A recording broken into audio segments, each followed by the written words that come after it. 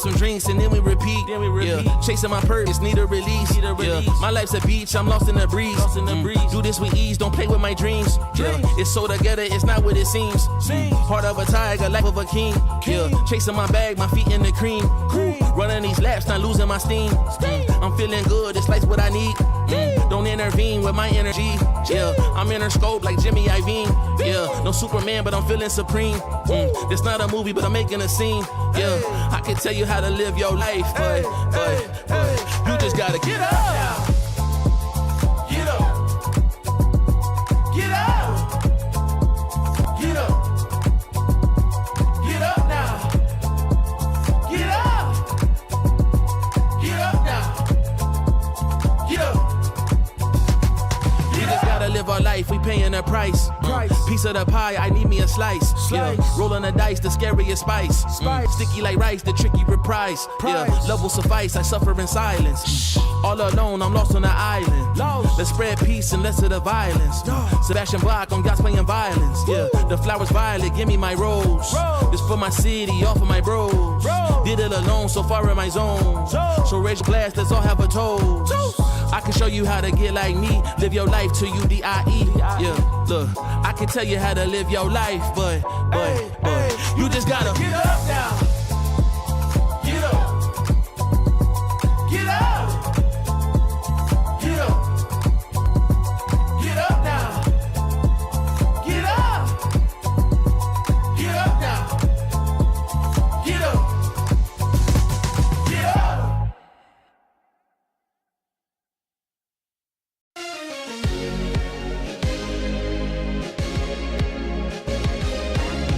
You keep me up all night,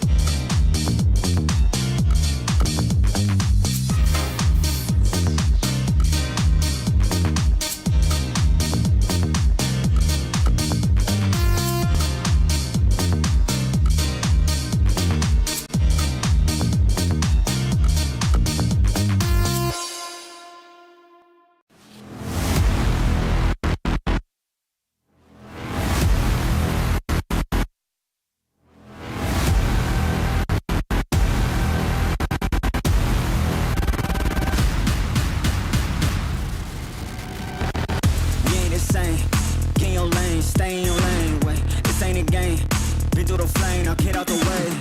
Whole lot of change, still been the same, put that on the name. I had to go through it just to get to it, look what I became. Elevate, level up, way to the top, headed to the peak. All them boys wanna talk, hit them out of law, but don't got receipts. I do it with ease, to you it's a burden, to me it's a breeze. You feel that? That witness degree, that kickback. You coming at me, boy, sit back. Came out the womb like this, hit the pedal in room right quick. Gotta get it, we going up, way up, might land on the moon. Who step in the room like this? We breaking the rules right quick. They killing the mood, end up in a few, might land in a tomb.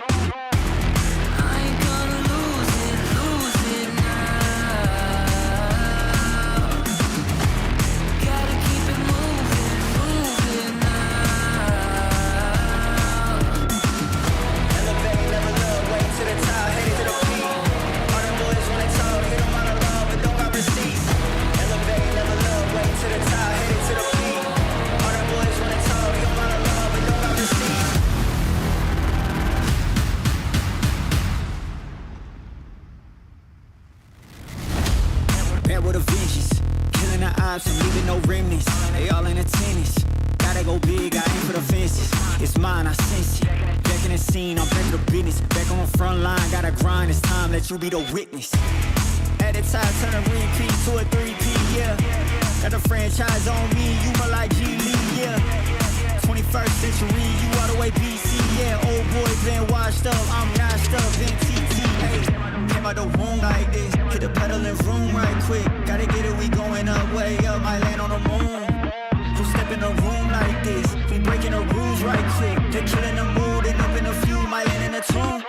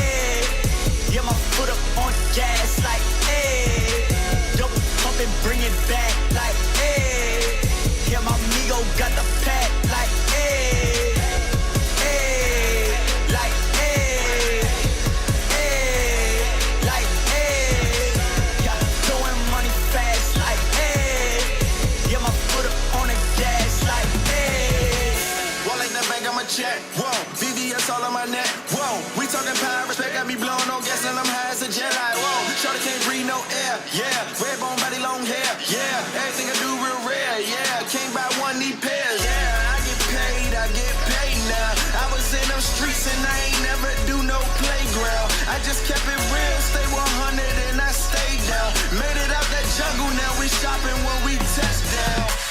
We riding round, my windows down and my loud. Hate my grind down, like my shine up when I'm carrying, no stopping, man. I'm certified, can't copy me. Got the bank like Monopoly. My tie fly, that's all design. I'm dripping shorty, know it's hard to see, but best believe life. Yeah, throwing money fast, like, hey. Get my foot up on the gas, like, hey. Dope pump and bring it back, like, hey. Yeah, my amigo got the pack, like, hey. Hey, like, hey. Hey, like, hey. Yeah, throwing money fast, like, hey. Yeah, my foot up on the gas, like, hey.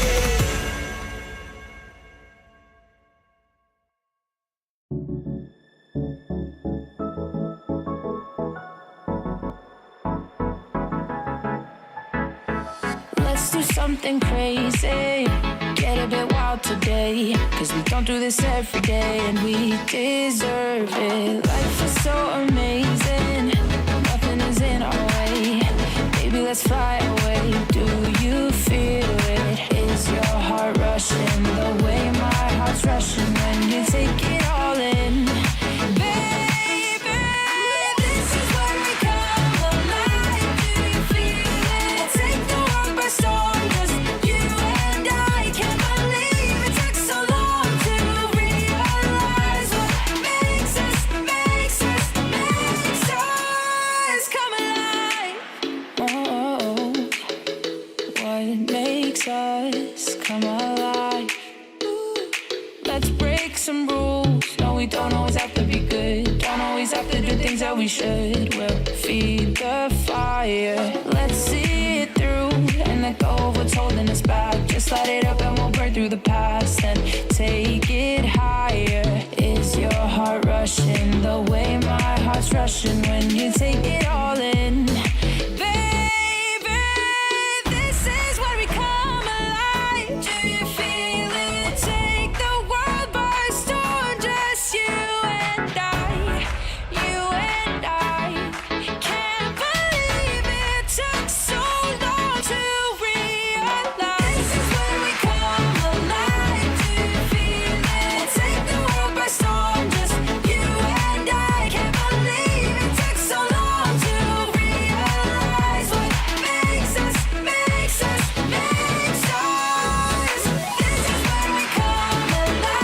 Do you feel it? Take the world by storm, just you and I. Can't believe it took so long to realize what makes us come alive.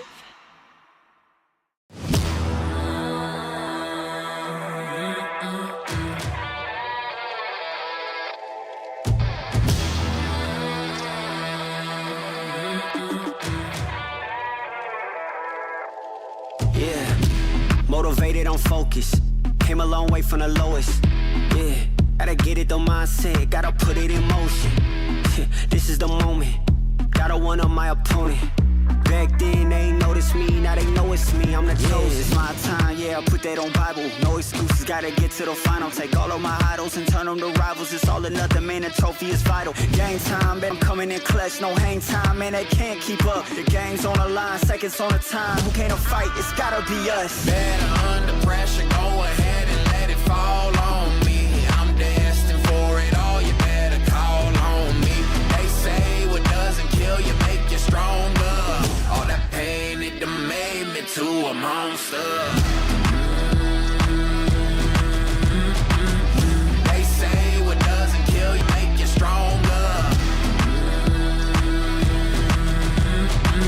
All that pain, it done made me to a monster. Yeah, whole lot of times they doubted I wouldn't be who I am without it. Sleepless nights, I counted.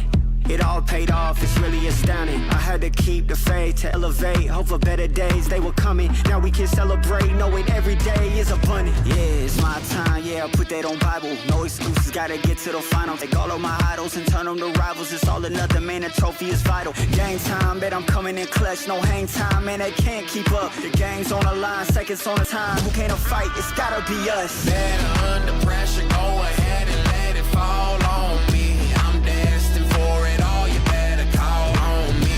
They say what doesn't kill you make you stronger. All that pain, it done made me to a monster.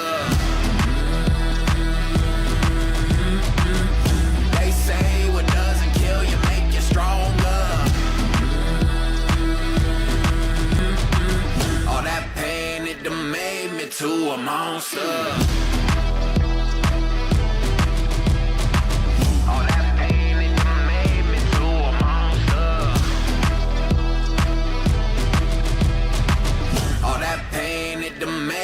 To a monster.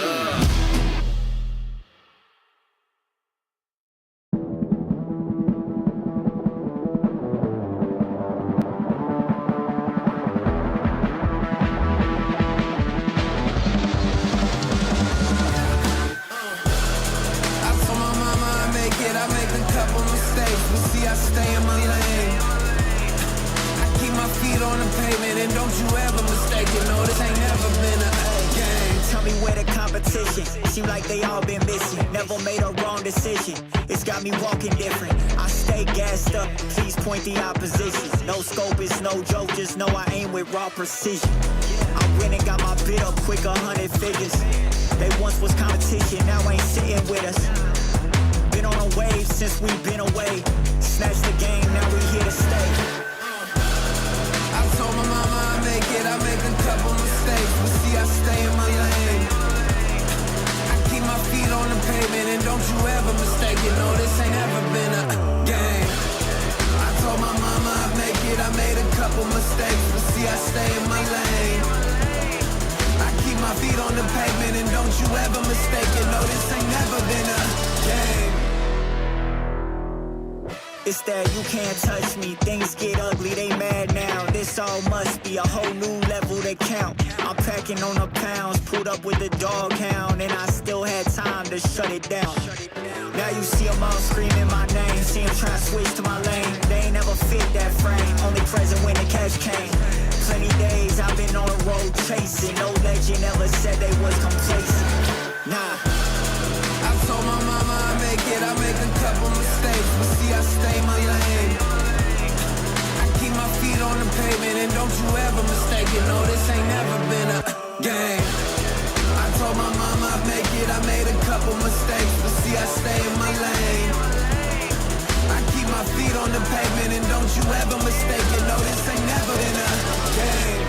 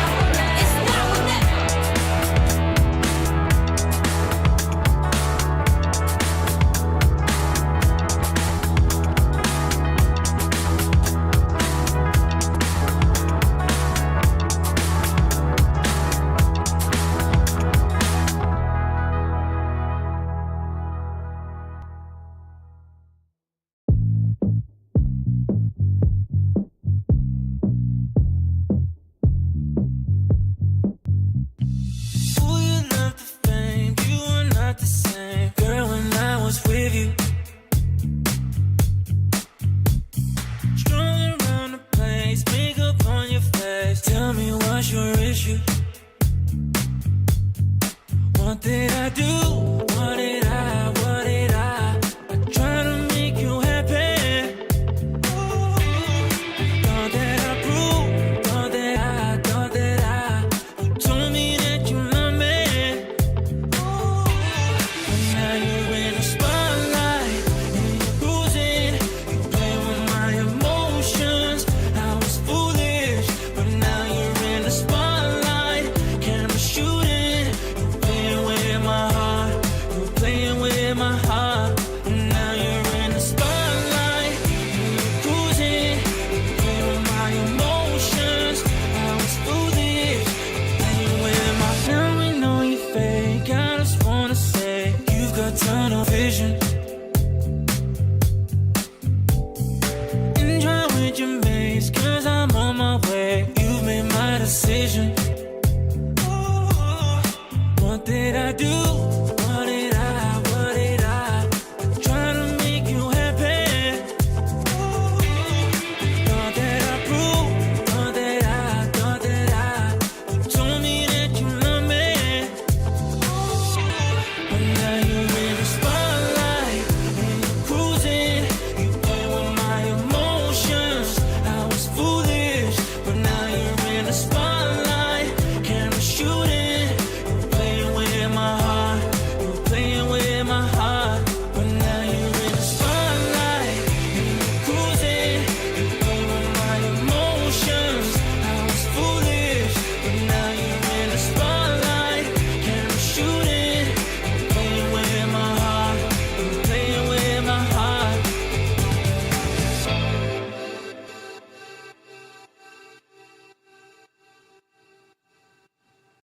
Let's take it up a notch. Running out the clock. I shoot my shot. I cannot be stopped. Let's take it up a notch. Let's take it up a notch. Let's take it up a notch. Running out the clock. I shoot my shot. I cannot be stopped.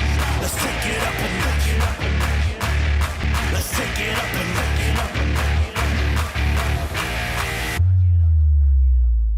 Let's take it up a notch.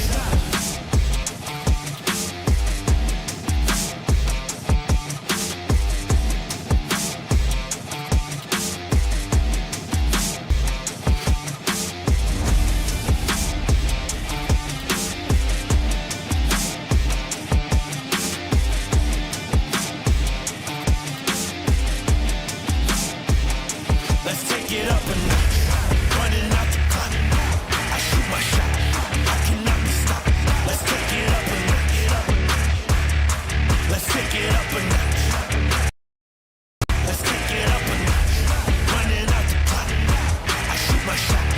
I cannot be stopped. Let's take it up a notch. Let's take it up a notch.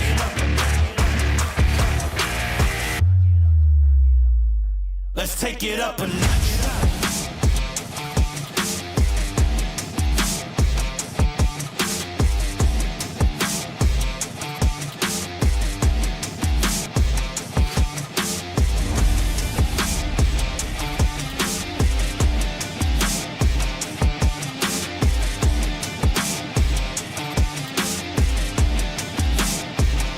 Let's take it up a notch.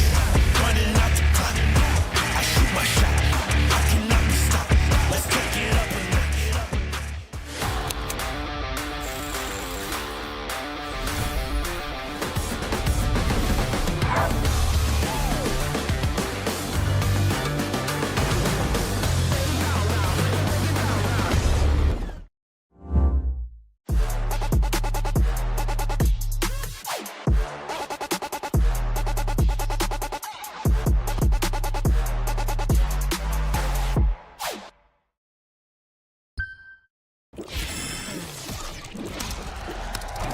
Red Bull gives you wings.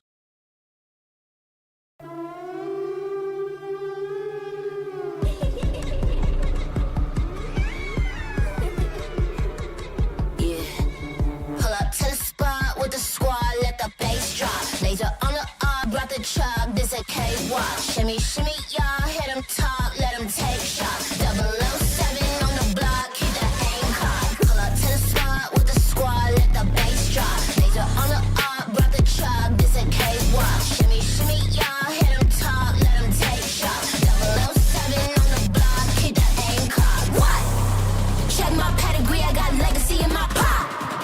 You playing hopscotch, I'm at top notch on the block.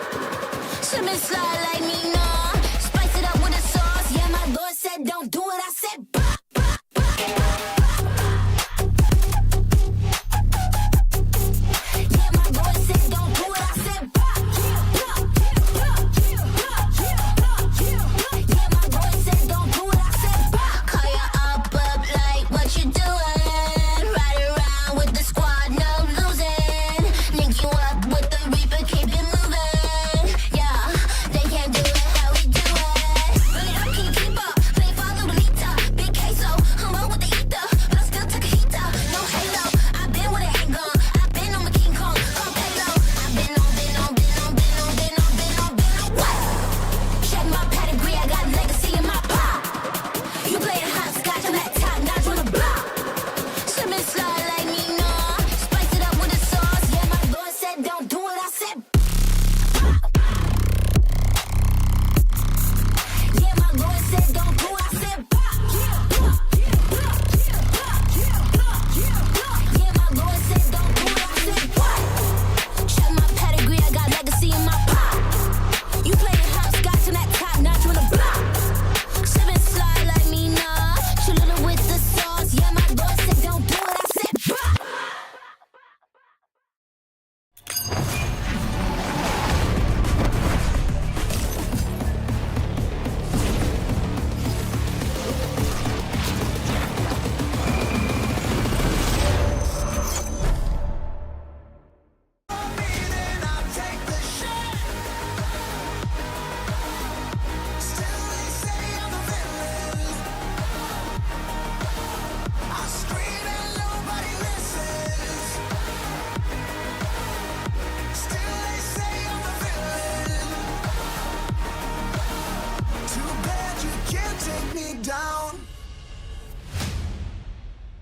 Hello everyone and welcome to VCT EMEA for the final day of week 3. 2 spots in the grand finals is up for grabs for next week, of course. And as the road to Bangkok continues here in the Riot Games arena, I'm your host Yingsu and I'm joined by Billy once again. And Tom, you must have enjoyed it the last time you were here. Now you're back. I think you just had the choice between who you had on the first day, which was me, and Mitch you had on the second day. And that's why I'm back for the third day.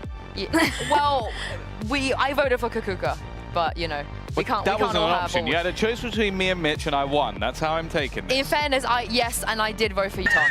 Out of those two, Billy, that's what we wanted. We're all second to Kakuka. Yeah. Okay. Sure. Everyone is second to Kakuka. Even the teams that were knocked out yesterday, by the way, because we should talk about that, because it was a bit of a brutal day. Definitely, it seems like the lower bracket, Billy, every single day we have to go through it. We have to go through it. Yes. And then saying that, though, I mean, we got some 2-0 days. 2-0 days all of this week so far. So as much as I thought that the competition was going to start heating up, we were going to have more competitive matches, it seems to be kind of one-and-done maps so far. Yeah, I think if you're a mate, you'd hate what happened yesterday. It was a bit of a rough showing, but it sets us up for one of our all-time matches, I guess you could say, in this region. It does. What about the other match? You don't have a pun for that one? No? One of them gets to have the L in their name, and the other one finally gets to be either BB Dub or T Dub. Oh, okay. Oh, Tom, we need some more time to work on it. But yes, of course, as you guys can see on your screens, we have 2 more elimination matches coming your way. And the first one is one for the ages. We've seen this game so many times over and over again. But this time around, though, Billy, there are some new players in the mix. I'm glad they're running it back with this. Oh, I need Crashies and Kayak to hug as well, and Kron's just getting left out. I feel like he's giving a Chad face though as he's walking by. I love that we get to see these arrivals every time though. Like, I love it, and everyone looks so excited. It's game day, you know. But like you said, some new arrivals on both of these sides. Zeus on foot, and then obviously Fnatic. We've been ranting and raving about their changes with Crashies and Kayak. So yeah, no, I'm looking forward to seeing these 2 come up against each other. I am as well. But before we get into our game, I know you guys have some burning questions questions at home, such as who writes the script? And I can tell you right now, revealing it for the first time in VCT EMEA, that we have a wheel, and the wheel is indeed how the script is written. I am going to ask the Well, it wheel. only works if it lands on Boaster for that.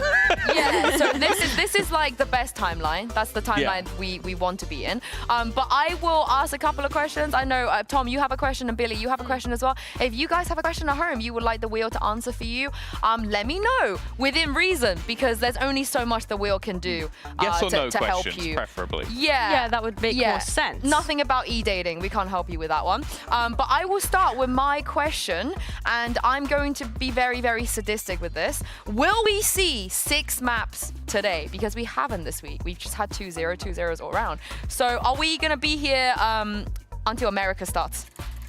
There we go.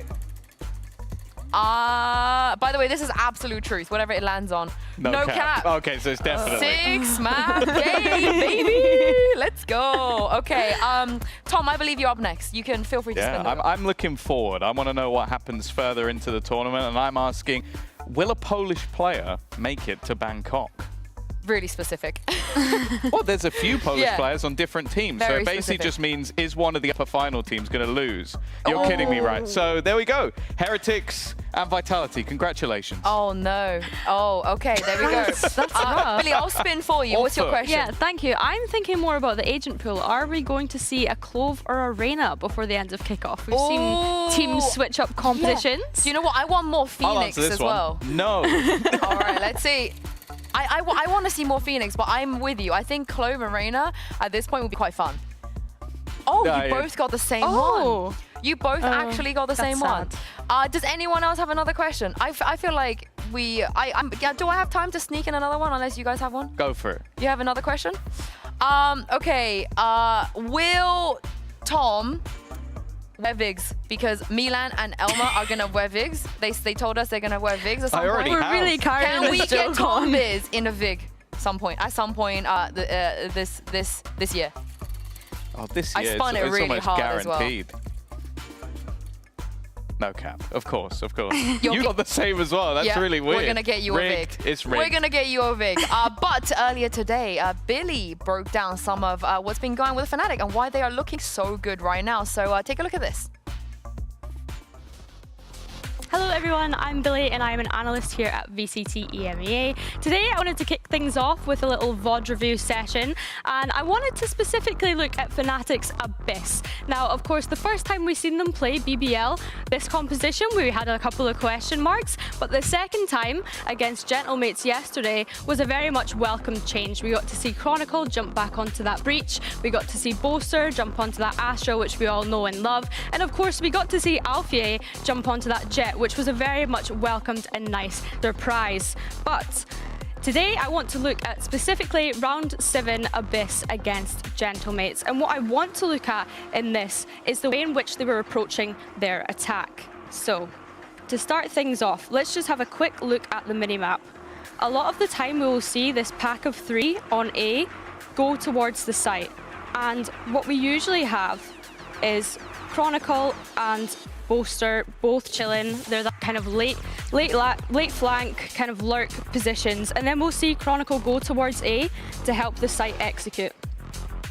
Now, what happens on A site here is they're just able to absolutely go crazy in on it with that double duelist. And of course, what we've seen a lot of the time is we will see Kayak and Alpha usually taking that backside control. However, in this round, Crashes gets that plant down, and he is the one that decides to go backside there with Kayak, just being able to help support him. And of course, Alpha, he's got that heaven control as well. So now they're in their sort of post-plant positions for this round.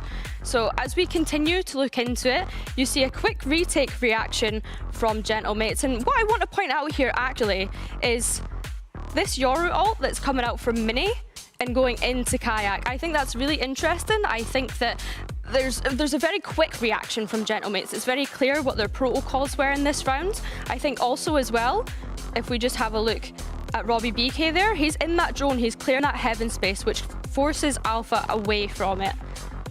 But the most interesting thing for me about this Yoru ult, and this is a great individual moment from Kayak, is that he just decides to flash through it. He recognizes the timing of that Yoru ult. He's able to capitalize off of the back of it. He flashes into CT. He takes that 1v2, and it's no longer a 5v5 post plant anymore.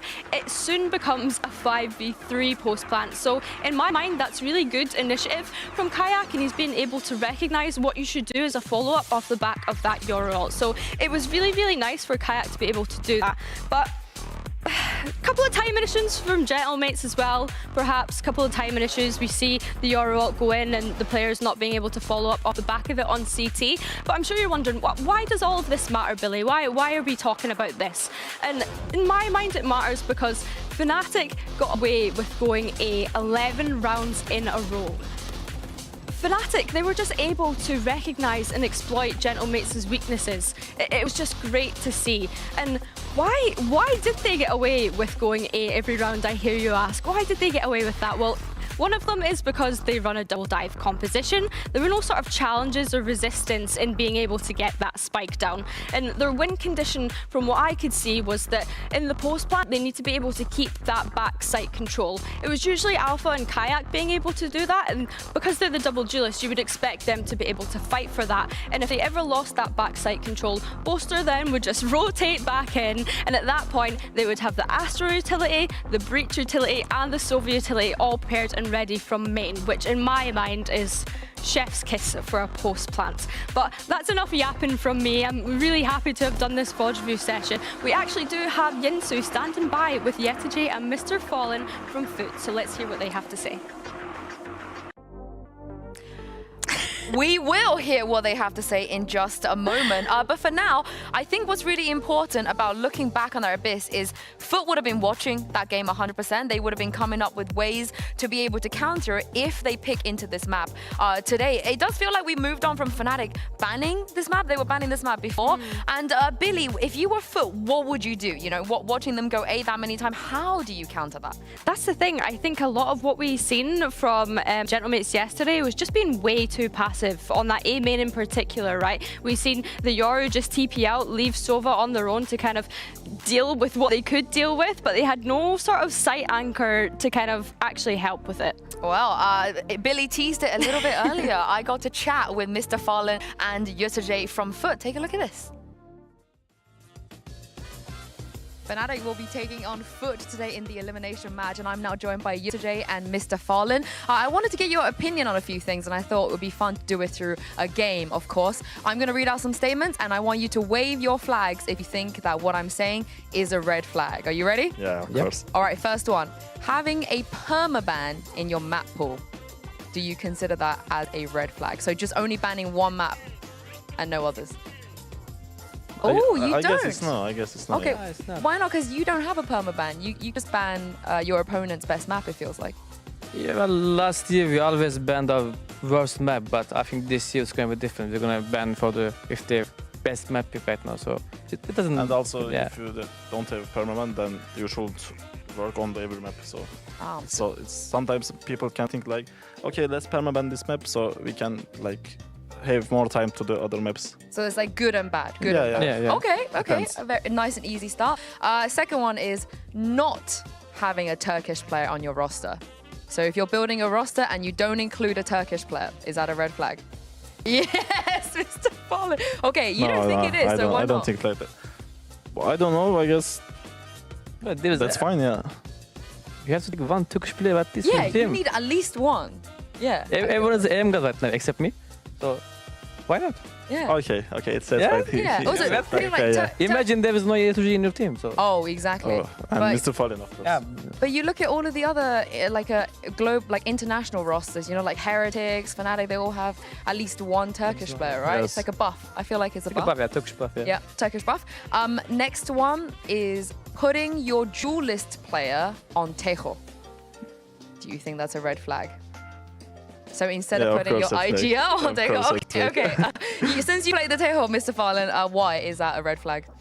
I think entry player just probably more focus on the aim. So in Tejo you have to just open your thing and molly everywhere and just start. Yeah, you also it doesn't have matter. to support, Either support on entry, just only behind the people, like 4 people have just covering you behind, and every time just giving secret for you entry. So Yeah, if you try something like yeah. that, then it's just look like liquid on fracture. Okay, so do you think maybe Fnatic putting Alpha here on Taeho is a little bit of a red flag?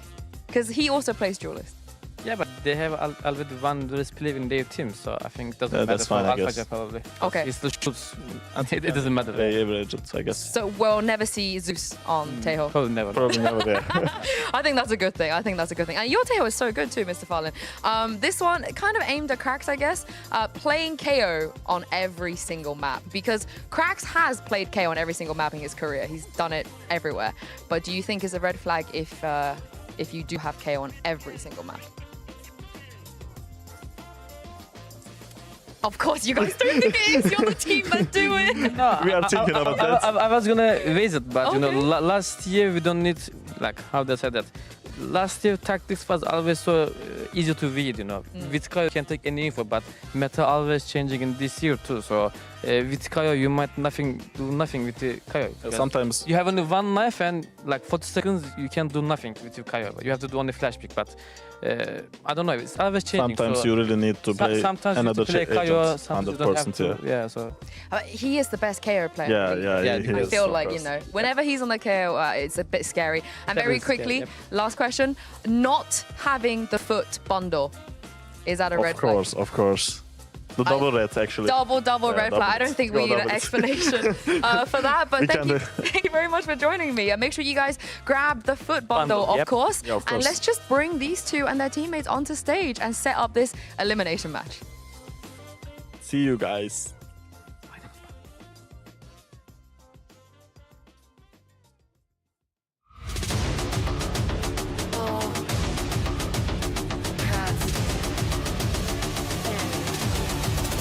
With me.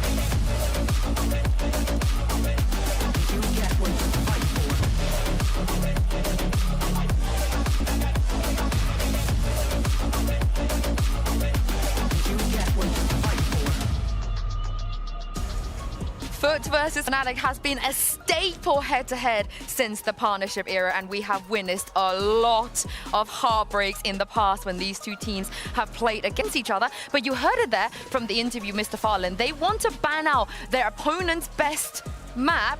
And Billy, unless they know something that we don't know, a split certainly doesn't seem like Fnatic's best map. Yeah, I mean, maybe they were kind of teasing us a little bit there. I'm not entirely sure, but Foot actually choosing to select into that Abyss after we got to see Fnatic run that double duelist composition yesterday is very interesting to me. And the fact that we get to see Fracture as well, I mean, no surprises Fnatic picking into that one, but both of these teams have played Fracture. They both enjoy Fracture. So for me, my mind thinks it could go either way.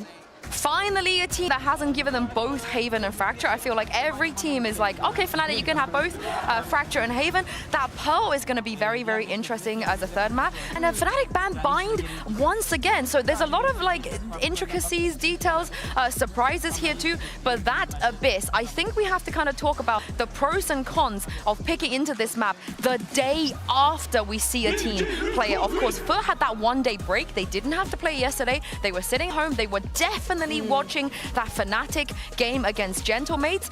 And I guess the pros would be, you know exactly what they do if they want to go A. You know exactly where Chronicle is stunned. You know exactly where Boaster is going to be hiding. I'm sure they would have seen the heat maps as well. But the cons is, Billy, they don't know anything else about Fnatic. They haven't seen Fnatic go to anything else, change up their strat at all. So how deep do you think Fnatic's strat but would even have to be for them to be able to actually beat a team like Foot here? Well, it's not just that. We barely even got to see Fnatic's defense on that Abyss by the time it swapped sides as well. And I think a big thing for me is why on earth have Foot let Pearl become the decider? That was a map that was very strong for them. I thought that they would have picked into that first instead of Abyss. But going back to your point about about Fnatic, they're a team that play off of fundamentals. They play off of each other so well, so I think that could carry them through here. But the agent select. Yeah, I mean, we haven't seen Foot play Abyss at all. You know, the last time they did it was CNET on the roster, Zeus is coming in, picking up by Yoru, and Yutaje on the Vice.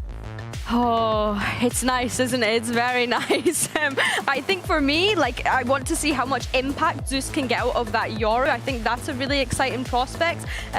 We've only really seen him play it once on the Pearl, which of course is one of their strongest maps. So I want to see him doing some fun things down mid on the defense. I want to see him with an operator in his hands potentially. And I'm also looking forward to seeing how Krax and Mr. Fallen are going to be able to help support him. Oh, 100%. And Krax going for the fade here instead of the KO, where, you know, you would normally expect him to go, is also interesting. But Fnatic will start on the attack. They were 12 rounds A yesterday here. You would think if they go to A, if they want to go to A at any point, Foot will be able to figure that out. I want to see them be able to give us better flanks. I want to see them to fight mid a bit more as well. And I want to see your casters for this match. It is Mitchman and Tombiz.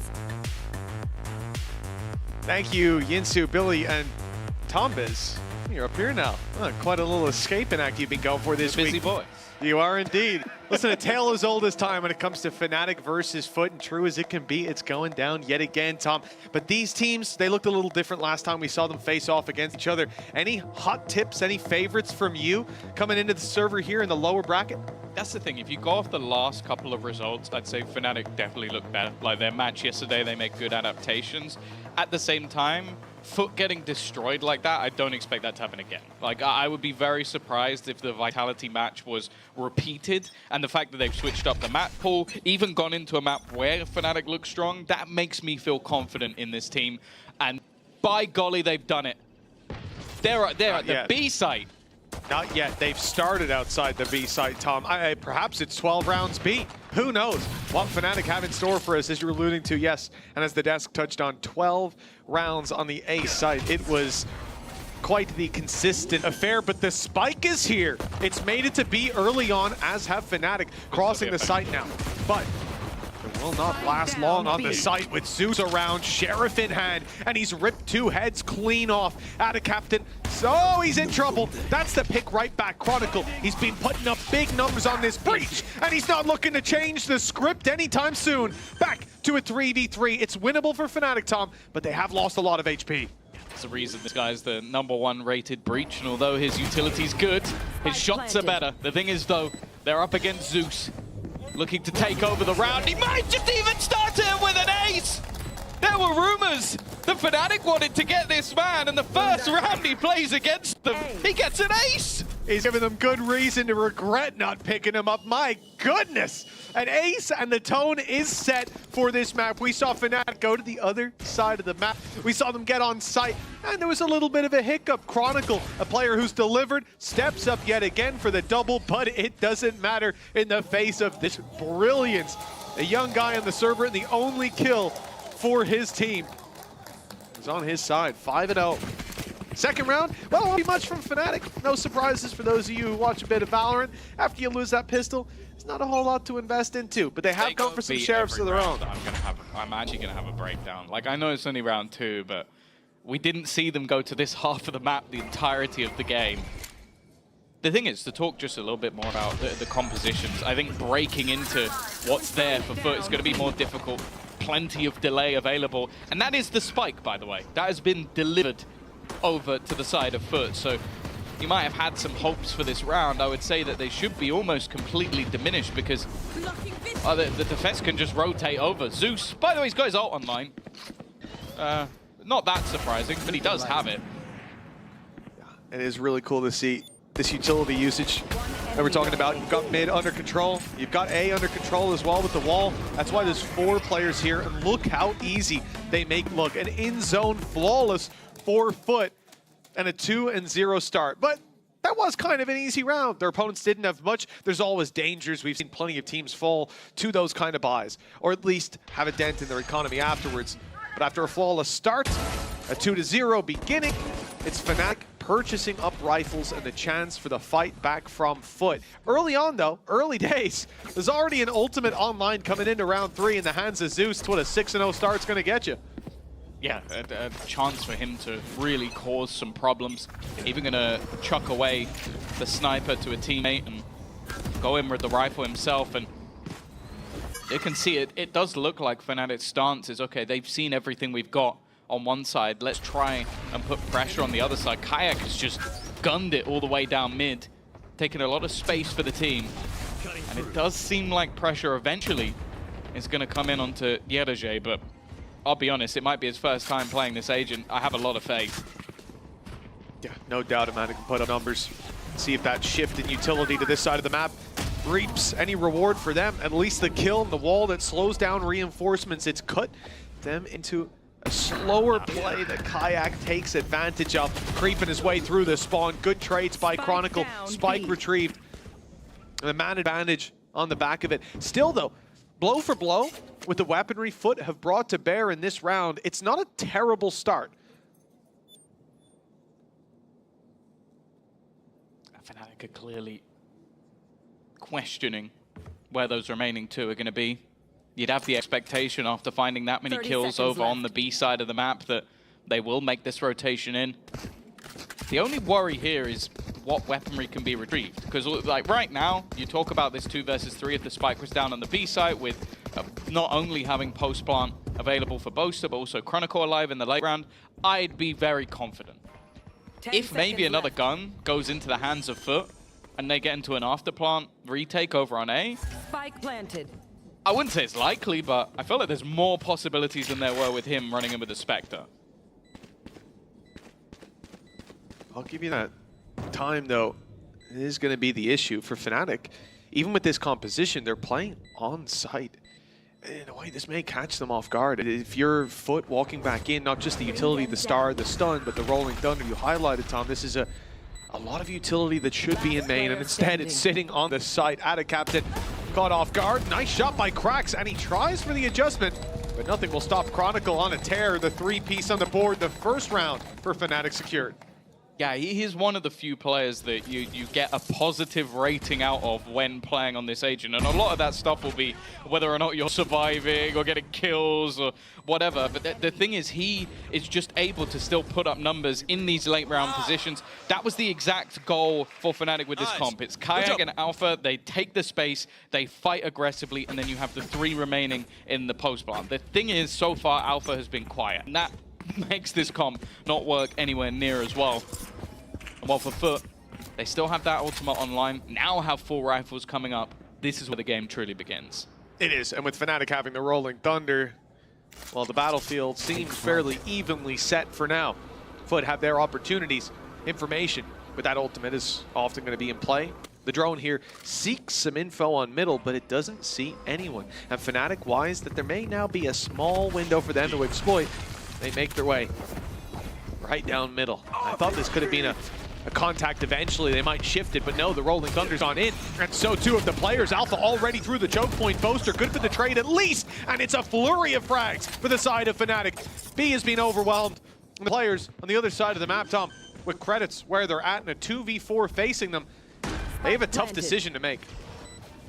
Yeah, well, I'm not even sure it's that tough. I think they have to hold on to the guns. Like, going into this, 2 players down. We know what the Fnatic post plant is like. They've also not had to use much utility because of how pacey it was through mid. You still have Chronicle with what will be everything online in just a moment's time. The stars already placed within the site. Like, how are you even planning on getting back into this without losing the round?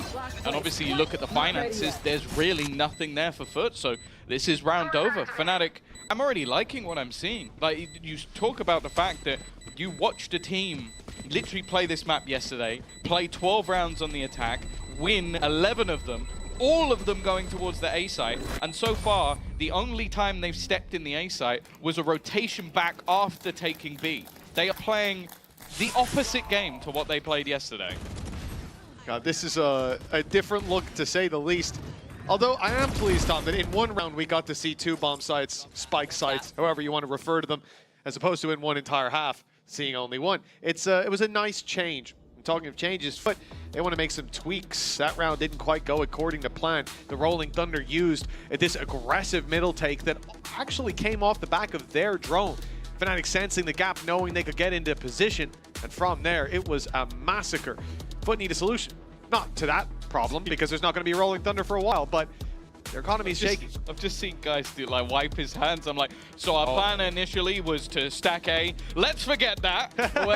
We now have to play the rest of the match. Obviously, they will have had other plans in place, but that's the thing. They've come in with quite an obscure comp. The only people who are playing anything even remotely similar in EMEA is Carmine Corp, who you've got Sadak as your IGL. He always plays fairly obscure stuff. One of the only players still sticking to Harbor, and that's the only difference. You have yourself a Sova instead of a Harbor, a solo smoke with extra initiation power.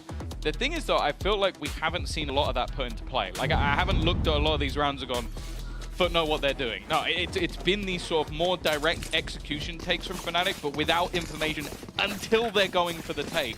And that means we haven't seen early gambles, we haven't seen these rotations, and in that mid-round, you could see that it was uncomfortable for Foot. Now, as we come back into things, and the barrier's soon to go up, still that ult for Zeus. I don't see a shorty purchased up, though, so I'm not certain that it's going to be used, and if it is, it will just be for point of contact info. In a round like this with 2 rifles, though, you're going to have very limited ability to follow up on that information. So perhaps it is best saved for the future. The gate crash for the rotation, but these players are miles away. It's Yedajay, the only one with a rifle on this side of the map. He's going to have to put up numbers. Does well to take Alpha, and Wall buys a bit more time. The smoke that they have to walk through, but they've caught an angle and taken him down. With Boaster and Chronicle both putting numbers up, the B site almost uncontested as players in the spawn have rotated in. The shock darts tickling a few players up, but for the most part, it's just one rifle that they're up against. It's an ult from Zeus, not likely to be thrown in unless major damage is found. Already not going great. They do manage one, and Krax is still standing. Always a chance he could turn the round, but not in this case. This Kayak to come up with a double, and I have to say, I'm massively impressed with him over the last couple of matches. It was a case where I think we looked at this squad and go, oh, the Durka replacement's not really the Durka replacement, but I think in yesterday's game, you could argue he was up there. Now, of course, facing off against Zeus, who has had a very good start to the game. An ace in the pistol, you can't really write much more than that. I'm waiting to see what he has otherwise, because that ult's now been online. It's been online for 3 rounds in a row. We haven't seen any sort of set play around it. Have to expect that's coming. You really do. Zeus certainly has a set play in mind. It was just a straight up aggression, but perhaps the mid-round is where they want to pad the gap of that information. Perhaps it's on the retake that we'll see Zeus activate the ultimate. It's certainly not the early round. And, well, by the, oh, okay, it's going to be now. Just before the spike goes down, clearing the site, confirming there's players here. One snuck right underneath. Spike's gone the other way. The spike's out of here, yeah. It's just a ruse. Like, they sent all of this in alongside the Cosmic Divide to try and open up the A site. Again, Yedajay has been put under pressure, but he's done well. He's used those vines to delay as much as possible, and there's still the wall that they have to get past. Fnatic almost have to time this together, otherwise players are going to be trapped, and that has happened. Boaster left outside the site, and they can isolate these battles, leaving Crashies alone. And well, Boaster now with an operator, still with the spike, but they know that there's still potential of this being a B hit. Even if Alpha was still on that B site, if he was still embedded, the chances of them getting the spike down, not looking too good. With an operator in play, not looking like it's worth the risk either. So, with 25 on the clock, and I think with closer to 40 on the clock, the save has been called by Fnatic. They'll pump brakes and wait, see a foot push into them. And if anything, they probably hope that they won't. Although, you know, if you take a couple of foot players down right now with where their economy's at, it would definitely be worthwhile putting that dent in the economy. That's why you see Foot sitting back and waiting patiently. No, I also like the way that Foot are taking these gambles at the moment, because I think, like, you look at other potential solo site anchors, like a Cypher or a Killjoy, and although you can have aspects that delay for a few seconds, the Vice is very different. Like, the Vines mean that if he pops both of them, you're running through and taking a lot of damage. Okay, maybe Alpha can get over the top, or you could have the TP through as well. But then, if you go, you're trapped. There's no opportunity. So you could see what Fnatic were doing. They're like, okay, we all need to step over this wall at the same time. We know where it's going to be. And one player didn't. I think that might have been to plan. I think Boaster not running into the site as expected. Looks like, though, might get an early battle outside this A site again. Yeah, never seen this one from Fnatic, except for their entire last game. Looking at the A site, same sort of control. Boaster watching the B push up. He might go to cut rotations late, or likely playing the spawn around the post plant. This feels like they'll commit in. And with Kayak having the ultimate to clear the way, it could be a logical choice. The stun online for Chronicle. An ultimate could spot a player, the stun could go in, and oh, we've all seen what happens after that. For now, though, they definitely are biding their time, perhaps just waiting for that extra element of Alpha to come around. I like this as well. If you look at some of the utility on the other side of the map, they have read that your ultimate is online because their Vice setup is passive. They are expecting to have to play retake, so they're on a retake setup over here on B, and then on A, they're playing more heavily aggressive so that they could potentially fight this one back. Foot are reading that ultimate is in place. It's just whether or not those two players can hold the line. Kayak, well, he's not getting past that line, and Zeus has stepped in to help from above. Sure, they found their pick with the Hunter's Fury, but no access to site for now. Fnatic are left outside of A. At this point, 25 seconds. If they're going to go somewhere else, which it looks like they are, they'll need to be fast. They'll have Vice utility to contend against, and Vice just around the corner. Yedege even activates the Thorns just in time. 15 seconds, why not? Put it down now. Smoke for Heaven at least going to be in play, but Boaster has to bide his time. He won't be helpful in getting this spike down. In fact, it needs to be planted here and now. No time. If the spam works, it could be the end of the game. The end of the round at the very least. But out of Captain, punishing Boaster, not caught out by the flank, a 3v2. The advantage is still there for Foot on the defense. There's going to need to be a shot connected. See the defense already locking them into the site, but that's where they already were. Crashy's trying to get up close, but he's been spotted. Leaves him in no man's land. It's all left onto Chronicle. He's been fantastic with this breach operator. Not something I thought I'd say before, but can he win them the round? Two players still standing, watching his angle. He lands another. And in fact, he knows the player's not on the spike. He's got the aftershock to delay them completely. A 1v3 on a breach with an ARP. For sure, the final shot won't go his way, but it matters not for Chronicle. At the end of the day, the Red Bull clutch is all they need. Live or die. The round falls to Fnatic, the lead with it.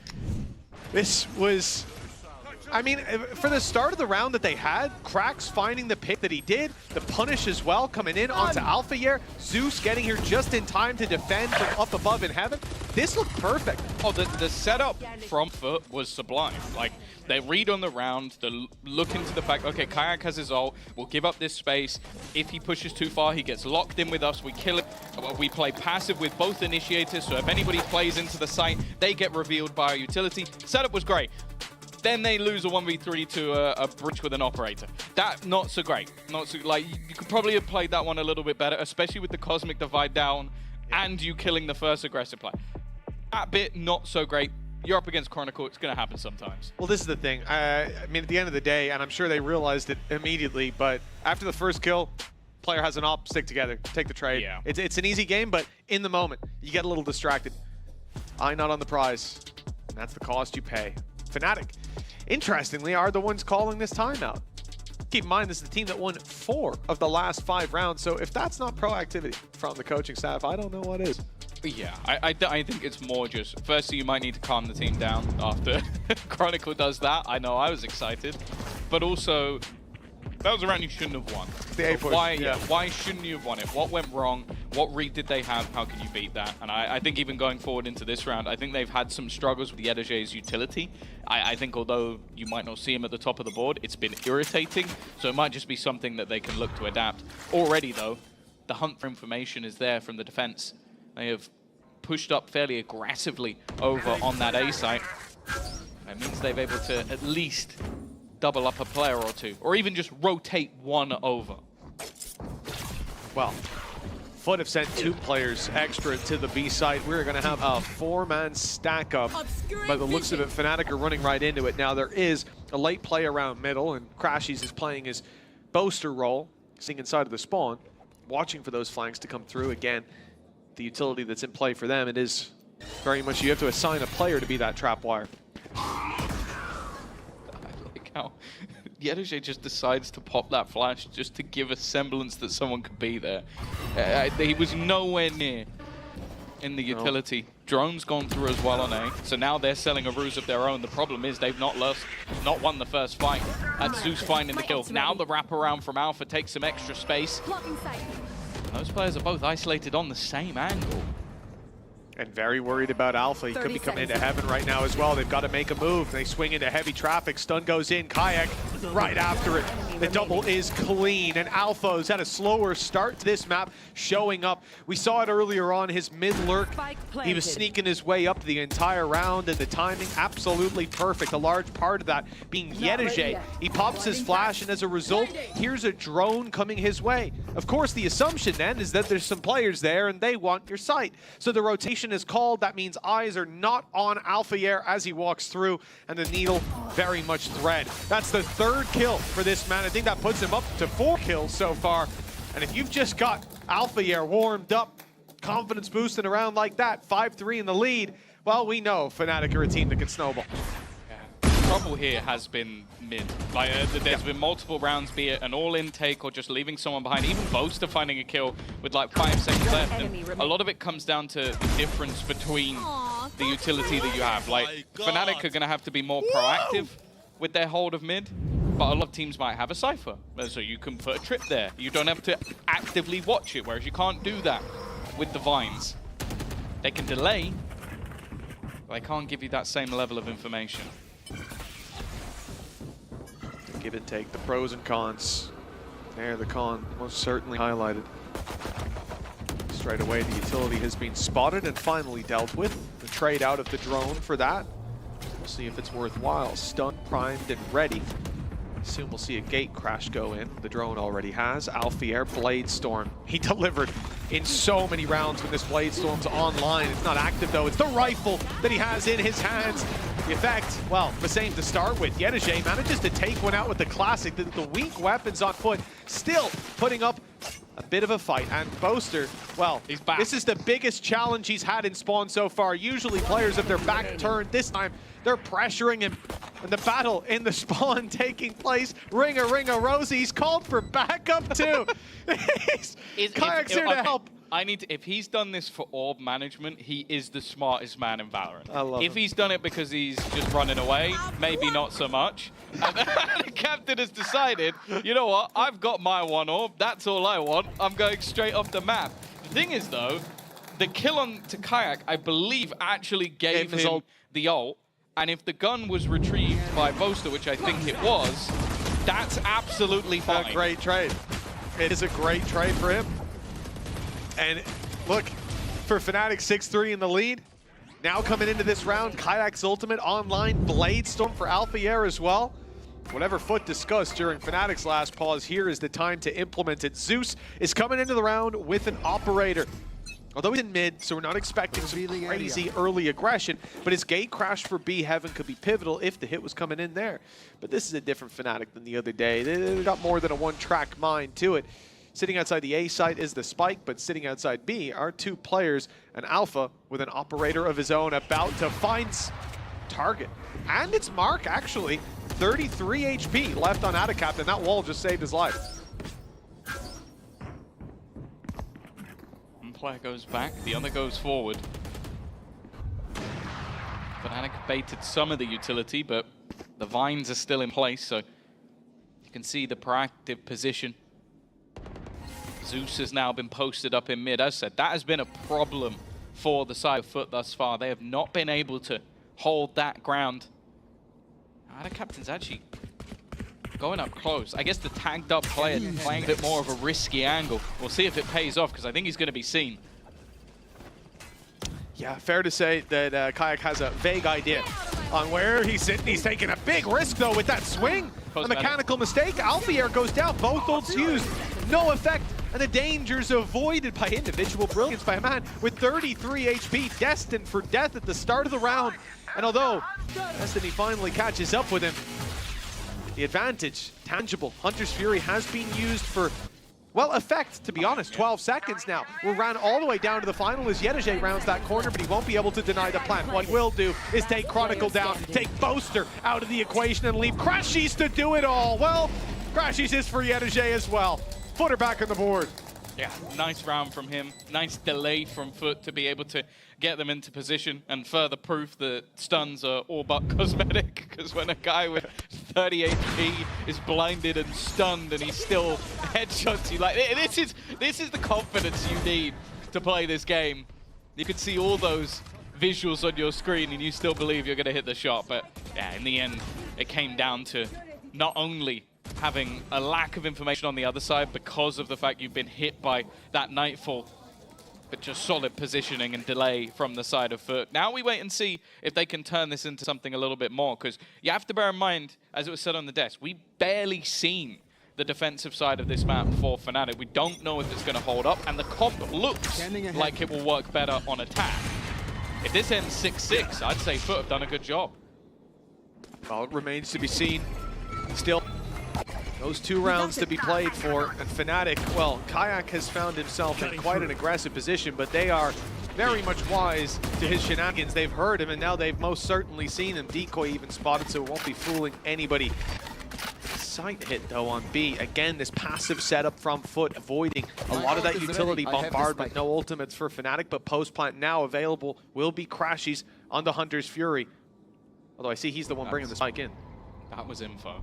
I think that jump spot from Mr. Farlin has still caught that aggressive position.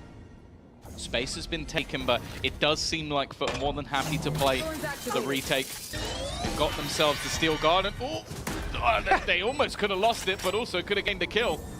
Nonetheless, for Fnatic, they've removed some of that util. It's just whether or not they can get into a more aggressive position. I am looking at Kayak, though. That late flank could be everything, but you can see they are constantly checking for this. I mean, it wasn't that long ago, really. And we saw the impact from Alphier being able to run up on that flank. Now the ult activated Kayak uses that as his trigger point to start stepping forward. V-site overwhelmed, and players being pushed back by utility. Now, this is a big danger. The defuse tapped, and who can stop it? Hunter's Fury is the first port of call for Fnatic. Already, though, the defuse has gone halfway, but the players, well, they fall. Oh, no, they've fallen all the way down.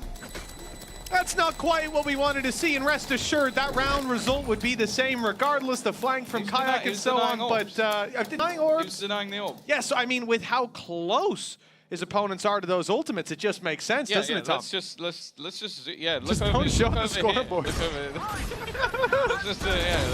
Just ignore the fact that none of the ults are close. He fell off to deny orb. I won't hear any. We didn't need a replay. We just didn't need the replay. I want the, this is the replay I wanted, though. Okay. He's not even phased. He's not as upset. Not even phased. Oh. Might be now. 7-4. Oh, he's not got the Vandal now. Yeah, Fnatic still with a chance of an 8-4 half. Still a strong attack side showing, but we will have to witness a little bit more of that defense. A very aggressive stack up from the defender. That's 1-2 spotted. They both run away. Do they plan for the third? Surely they do. Okay, well, I wasn't going to give Fnatic the credit for clearing the corner after seeing so many flee.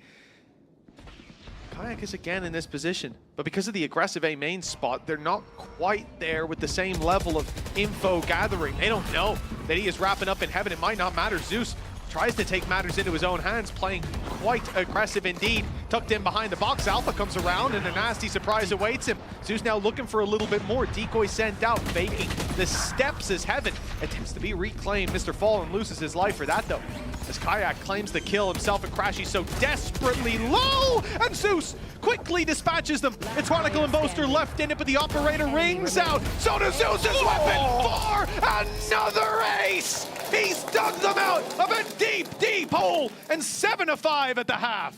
It took 2 aces for them to get 5 rounds. It really shows that this guy is on a different level in terms of the individual ability. But I'll be honest with you, Mitch.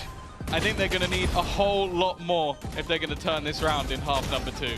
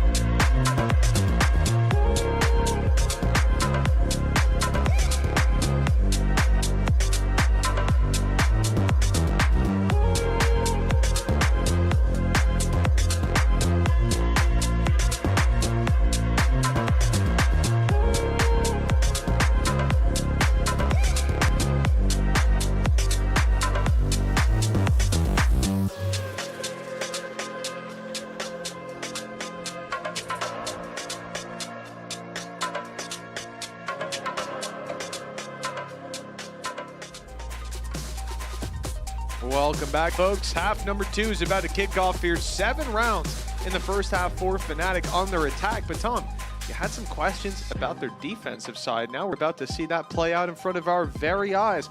Did how that half ended dissuade you at all? Or are you expecting 2 more aces coming in from Zeus? It is insane. Like, that's the thing. There was a reason that this guy was a hot prospect, but having 2 aces in a singular half. I know that we talk about, I think it was Safe, who's been able to get 3 in a map, so he's potentially looking at an EMEA record. I'll have to wait and see. Take flight. Maybe they'll need it. They are still down by a couple of rounds. Pistol would be nice. And well, hey, he started it off strong. Not again, surely. Well, let's see, Fnatic. Well, there's a bit of pressure put on Crashies. He is trapped in this corner, spotted and taken down, but he will eliminate Zeus for... Worth it. Yeah, perhaps. A 4v2 that they're left in. Remember, none of these players on foot found a kill in the last pistol, Tom, so that's because they were all taken away from them. Kayak and Boaster, all right. That's not a bad shot to start with. Yedajay's tagged down low. I wasn't expecting this to be that competitive, but there's still quite a chance for especially a player like Kayak. He needs the first clean, and he won't find it with a quick trade from Yedajay. 7-6, if you believe in the comeback here on the attack side. Well, it's already underway, 1 away from their opponents. Yeah, I'm going to be interested to see how Yedajay makes this work, because we haven't seen him play this agent. I also think on the attack side, it can be a little more dicey at times. Good post-plant utility, definitely. But you got to get there in the first place. And then almost the opposite side for Fnatic. Is it going to be like an old school split where you're just super aggressive, you're sending that double duelist in to try and take space away? Are we going to see just aggressive positioning with a get out of jail free card? Who knows? Or are they going to play more retakes and have that dive still available to them? That will be the question, because their attack wasn't, well, it wasn't really possible for it to be as strong as last time, but is that a necessity for them to win this map? Oh, very patient play from the side of Foot as we've seen barriers go up, and Fnatic with very weak weapons. Again, we saw this in the last half, as expected. And Foot were trying to avoid any sneaky plays from their opponents. That gate crash, it's not spotted. Okay, so Kayak still unknown. They've cleared all their corners. They've played as a unit. They've played it slow, and finally they've dealt with Kayak. I thought that could have been a beautiful play from him. Foot do well to shut it down. It was still probably going to result in maybe 1 kill. He was only playing with a classic, but any damage that can be done will be nice. All moving as a unit. Althea Crashies with some upgraded pistols, although that's quickly going to change hands for Chronicle. Doesn't seem to matter. This already starting to become quite costly. Retrieving those weapons is not going to be the easiest, especially if the spike goes off. So the question now becomes, do they have to try and kill the remaining members of Fnatic in order to retrieve some of that weaponry? Time's ticking. Fnatic, no pressure's on the other side. If you could take a few down with the spike, you would. It's not an option in the end. And a clean run back through for Foot. Okay, 7-7. Phantom got thrown off the map. Oh, it did, yeah. They've not managed to save it. There's a Phantom in there, but they've just bought it and sold it. Okay. That's not a bad, not a bad bit of impact at all. Yeah. I think they brought a lot less through into this round than they would have wanted to, and it's going to leave some serious vulnerabilities. So yeah, that extra kill or 2 is going to help out quite a bit. It means there's a couple of pistols online for this round, which for Captain, it really doesn't matter at all. Sometimes I genuinely wonder if he's better with pistols. What it looks like though is a very direct B hit. Yeah, Kayak's going to have the pressure on him immediately. Gate crash to get out, though, so if he can stick around, he can take a few more risks. Zeus, 10 HP. Kayak's already out of here. That's free damage, but converting on it will be different because he's still got a gun in his hands. Boaster will fall. Some of the utility now removed from Fnatic's retake. Weaker weapons in play for Foot, but if they can close distance and pick up that rifle, it'll be wonderful. Unfortunately, they're stuck on that site, kept back by the re-aggression from Fnatic. And now, with the weaker weapons in hand, they still, despite the even numbers, have an uphill battle on their hands.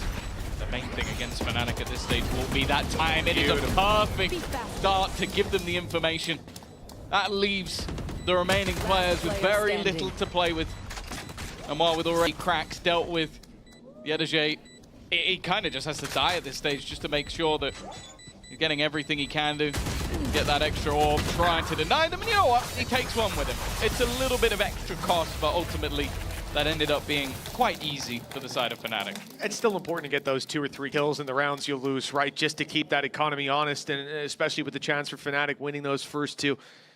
You don't want to be, with Foot winning the first 2, you don't want to be leaving the economy to run sky high. Now, what we've seen here, it doesn't scare me too much. The side of Foot didn't have a lot to battle with. It was 1 real rifle, a lot of pistols in there, a Bulldog. I really love the use of the stun into the dart. Because obviously, if there's a dart, you're shooting it immediately. If you stun first, they can't shoot it. They were both revealed. A little hard. Nice combo. He saw it on the backside. Those positions. Nasty. Zeus, big player, already down. Yeah, positions last time were based on the weaker weapons. This time, Foot could be a little bit more aggressive in post plans, but let's see if we even get there. Zeus has been taken out of the game, and who will fill his boots? This is what I want to see more. Yedige on that lurk. Kayak's not getting over aggressive, realizing already we have that man advantage. We have Hunter's Fury for a retake if we get there. Doesn't need to be the hero necessarily in this round. But that double push-up of deep control is definitely the most interesting piece here for Foot. Can they make something of this? Isolating Boaster would put Kayak in a tough position. And it feels like they have to go towards B just based on where the spike is. I think the idea might be for Krax to draw their eyes, so they try to push him out of position and walk straight into Yedige.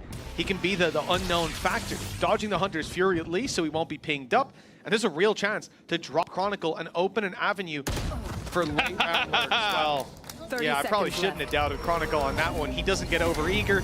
He doesn't have a lapse in judgment, just holds his ground and delivers the shot when needed. Foot need to find another solution, and the aggression of Krax seems to be it. He's up close to the smoke while his teammates fall back further while they set up for post plant. 1 away from a Hunter's Fury on Mr. Fallen. If he can grab a pick on the cross and bail out, it could be huge.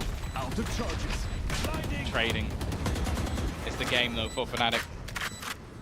All 5 players are going to try and take these fights together. Smoke going to be put onto the spike. Close range positions might not be expected. That one's easy for Krax, but already tagged down to 30 HP. And again, and a captain left completely isolated. Needed a quick fight. And he's not going to be getting it. Ends up being quite easy for Fnatic in the end. Plenty of time left. 4 players surviving. And I want to go back to what you were saying. I think if there's any other player, there's a chance that Yedige gets that kill. But if there is a man who knows his angles, it is Chronicle. He's not giving you any spot where you can peek him and you have an advantage. It's crazy because the longer you look at a player static like that, especially while there's utility and a hit coming in on the other side of the map, that player wants to rotate. They want to be there with their team, and most players are going to get a little itchy. They're going to take that step forward. All right, I'll start my rotation. And you get shot in the side of the head. Chronicle, he waits. He's like a statue. I think he could sit there for like 2.5 hours and he'd still be like, this is the right And immediately on the head as soon as he peeks. Reactions were impressive. Patience paid off. Fnatic 9-7 as a result. 3 ultimates for Foot. Weaker weapons across the board. They managed to put pressure on players up close. Alpha already having to give up some control of the site.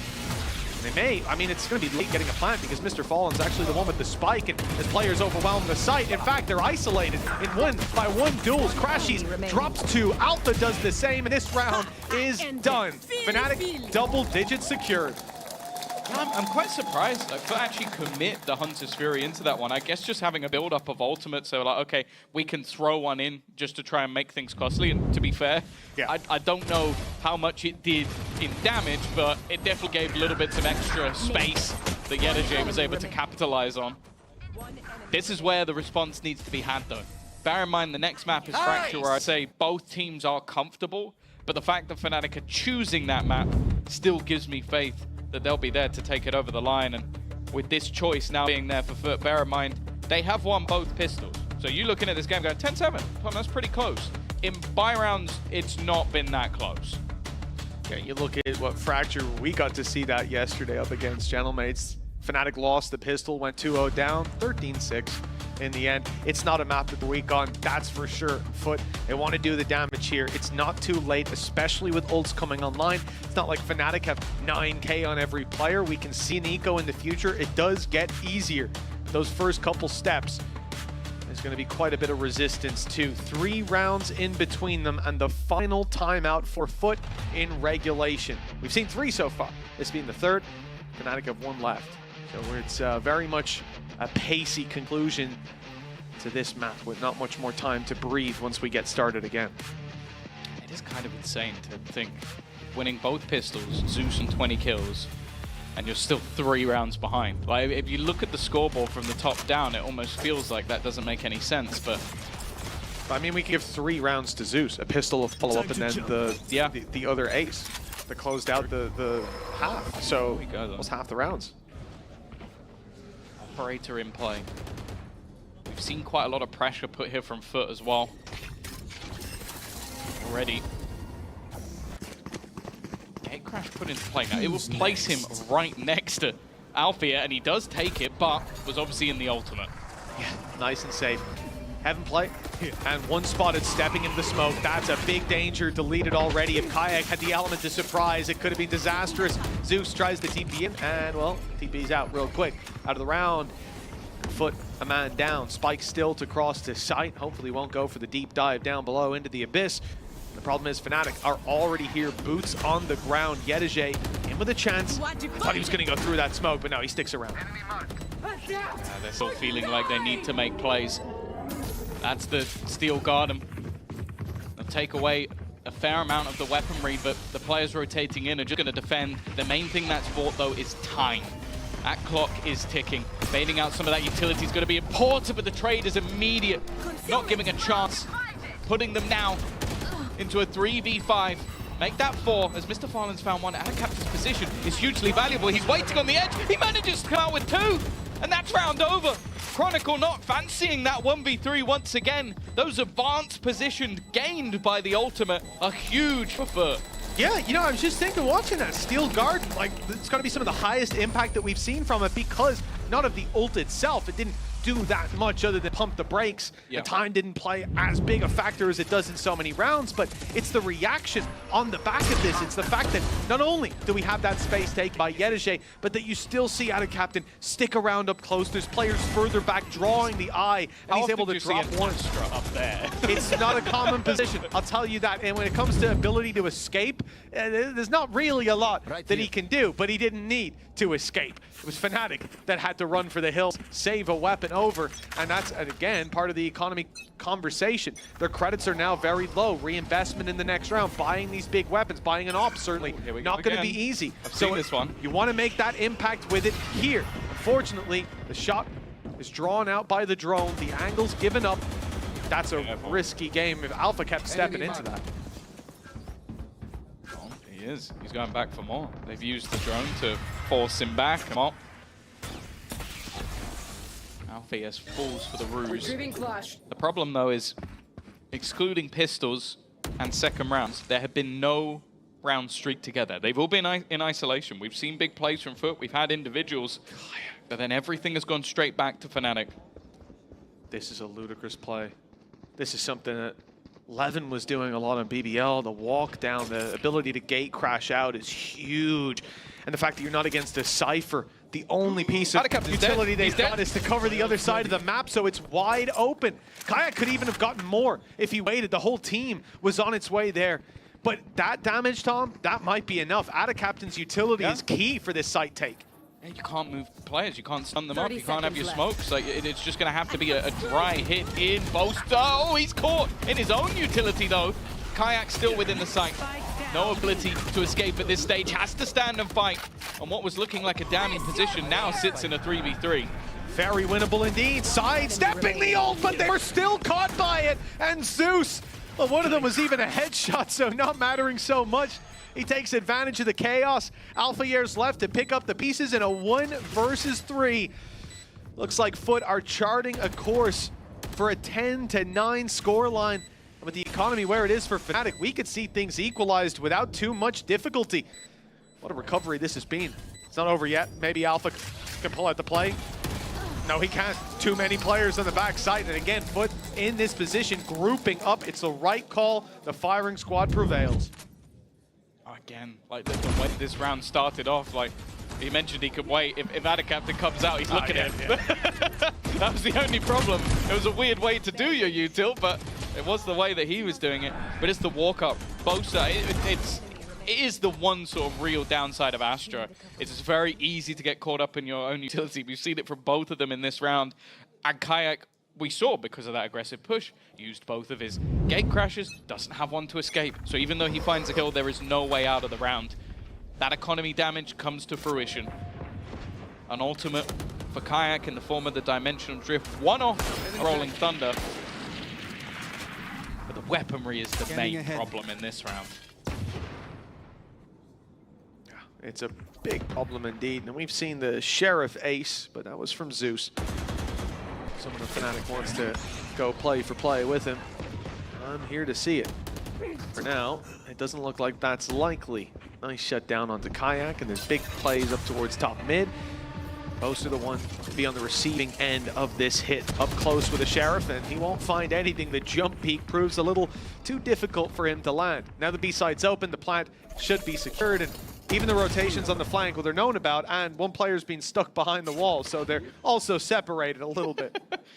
Oh, the captain, he's got to be careful. He might get caught in a very similar position, but I think he's just bypassed Alpha, who's actually going to go hunting, thinking about maybe getting that gun instead, something a little bit extra. The thing is, though, that time has been ticking. And now comes down to, does Althea want damage, or does he want the gun? Maybe even just wanted a gun for his teammate. You get that pick in an advanced position, it's an easy pickup.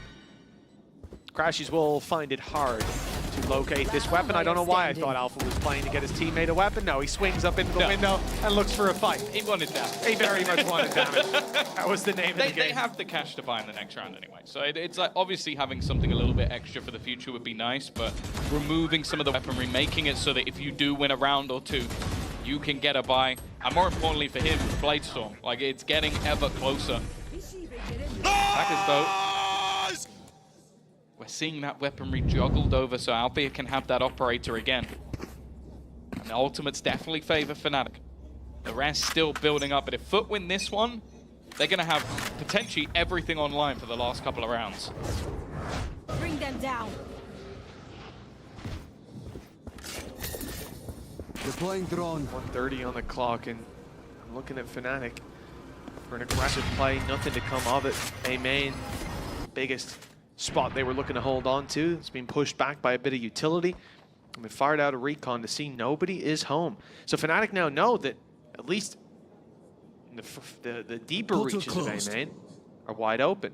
You start to think there'll be a rotation on the B side, but maybe they think they just dodged the arrow. They're going to find out pretty soon that's not the case. Heavy presence on the B side of the map. Wall to cover the walk-up on A. We've seen this before. And Yedege to cover the mid-push. The side itself has most of the attention, or the attention of everyone except Yedege.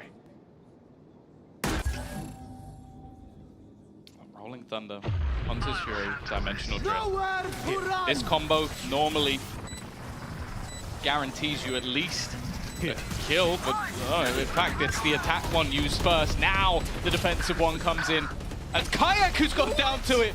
Oh, that's as bad as that could have gone. Friendly fire on the side of Fnatic, and Mr. Fallen in the meantime has managed to dance between the utility and find the kills. Now that knife in the back from Yedege leaves just one man standing, and not for long.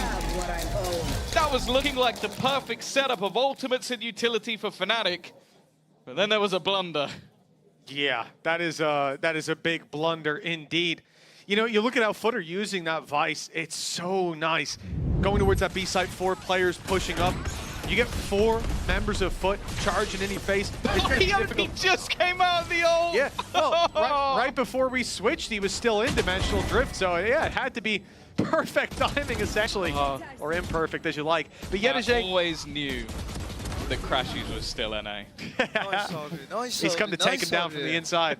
But this is the thing, man. You look at Foot, so they have buys. They've got a main push. They've got mid push with Yedege. That's one person dedicated to that angle. Everybody else moves in the other direction. Fnatic end up popping all of their ultimates, committing so much to that retake. You've got the info from the Dimensional Drift. You've got the Rolling Thunder to try to push them back. And you've got the Hunter's Fury to kill Kayak. So for Foot, Just a perfect round. Nice and easy. They've got a game plan. Their opponent's game plan doesn't work, which is even better. And now, look what that round has done. You can see it on your screens here. The bottom right, those weapons, not as good as the bottom left. And that should tell you everything you need to know. Fnatic have called their last timeout. It's 11-10.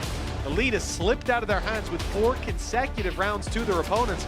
And after that last round, yeah, this is definitely the right time to touch base. The scarier thing is the fact that they used 3 ults. 3 ults and the recovery. 3 ults. The only person killed by the ult was their own teammate. Yep.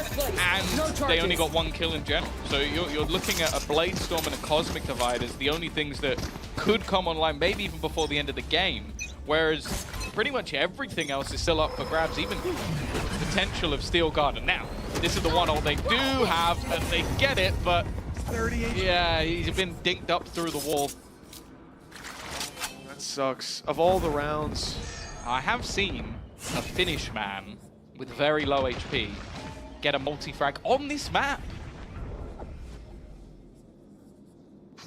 You're setting a high bar for Alpha here, Tom. Yes, of course. Setting quite a high bar. Let's see if he delivers. Turkish jet. Let's see if he can clear it. Damage has been done to Yedije to make it a little bit easier. Spike retrieve. That Vice Wall used for the A main push now covers their own A main push. Let's see who else is covering Obscuring, blocking, We're seeing big this left perspective. in Oh no! It's always a new tilt. I don't think our captain's ever playing Astra again after this game. It's gotta be so frustrating, man. Oh, the Blade Storm's done well to pick up the first, even with low HP. Your opponent doesn't have a weapon out. They'll find it hard to deal the damage. The Waldo is about to give away the info, the updraft instead, but Mr. Fallen was sat, ready, and waiting. Zeus up in an advanced position. No gate crash, though. He can't get out of here. He has to stick around, and then he will! A 3-piece, and the round put to bed just like that. Fnatic with 30 health. Boaster alone. A reveal on mine for Mr. Fallen. Time against him, and a player sat up top. This one isn't going anywhere near Fnatic's favor, and with Yedije closing it out, it is 12-10. 2 chances for a team who's been trailing for most of this map to take the lead. 1-0 going into Fnatic's map pick. I'll say as well, I think Yedije in the second half has been like god tier. Like the amount of positions that he's found himself in just to remove all weaponry at the end of the round, or in this case, I believe he took away all their guns. But it was from a side position, so they still didn't know where he was coming from. He's just been, well, he's been an absolute rat, but in the best possible way. 12-10. What was a decent position, a streak of rounds, and Fnatic looking like they could have had this over the line. Foot have found themselves at the depths already. This B site does have a stack up of players, but none of them currently within the site. Alpha's looking to push. And he's found it, or they found him at least. Through the smoke, he tried to back up, but there was no way out. A 5v3 emerges. There's a late flank by Yedije. I don't think he was spotted by Crash. He's pixel perfect on the timing. Just shallow enough on the peak, and his kayak falls. The site itself still contested. The flank definitely coming through. Mr. Fallen's ran in just to try to end it before Yedije can pick up any more kills. It's an in-zone flawless to close out Abyss, and Foot look fired up coming into Fnatic's map pick of Fraction X. Yeah, it has been proven to us as well that lightning can strike twice in the form of Zeus. It's whether or not they can take this in a 2-0 fashion. We'll be back with Magnum 2.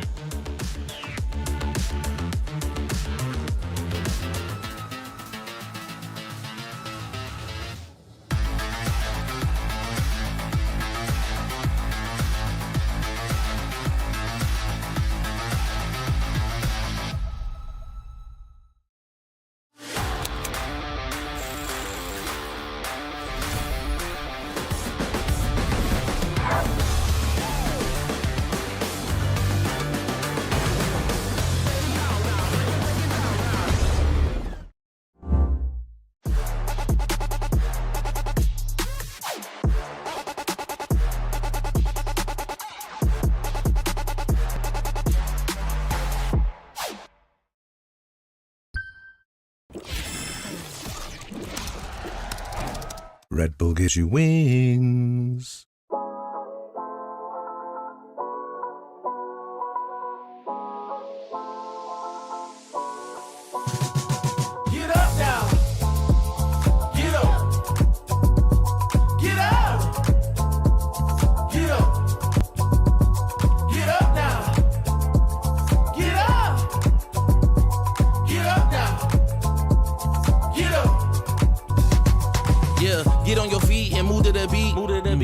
up some drinks and then we repeat. Yeah. Chasing my purpose, need a release. Yeah. My life's a beach, I'm lost in the breeze.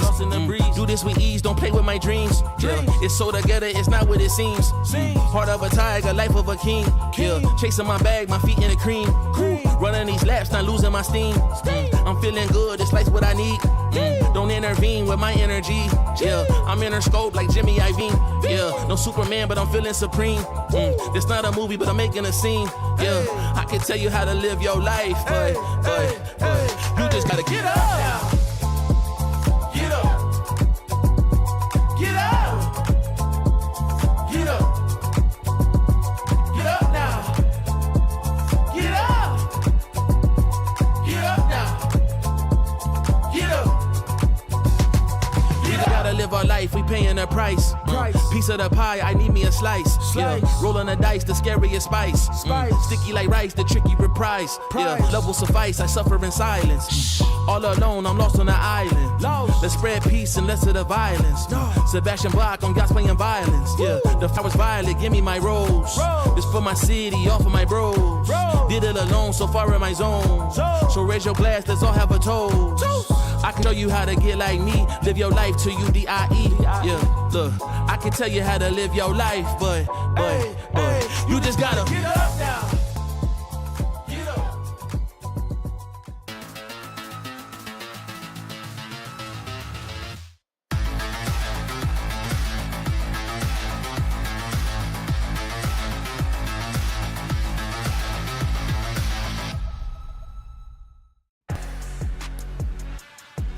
It's a great start for Foot here. They take map 1 in this lower bracket match against Fnatic. I'm your host, Yingsun. I'm back here with Billy and joined by Kakuka once again.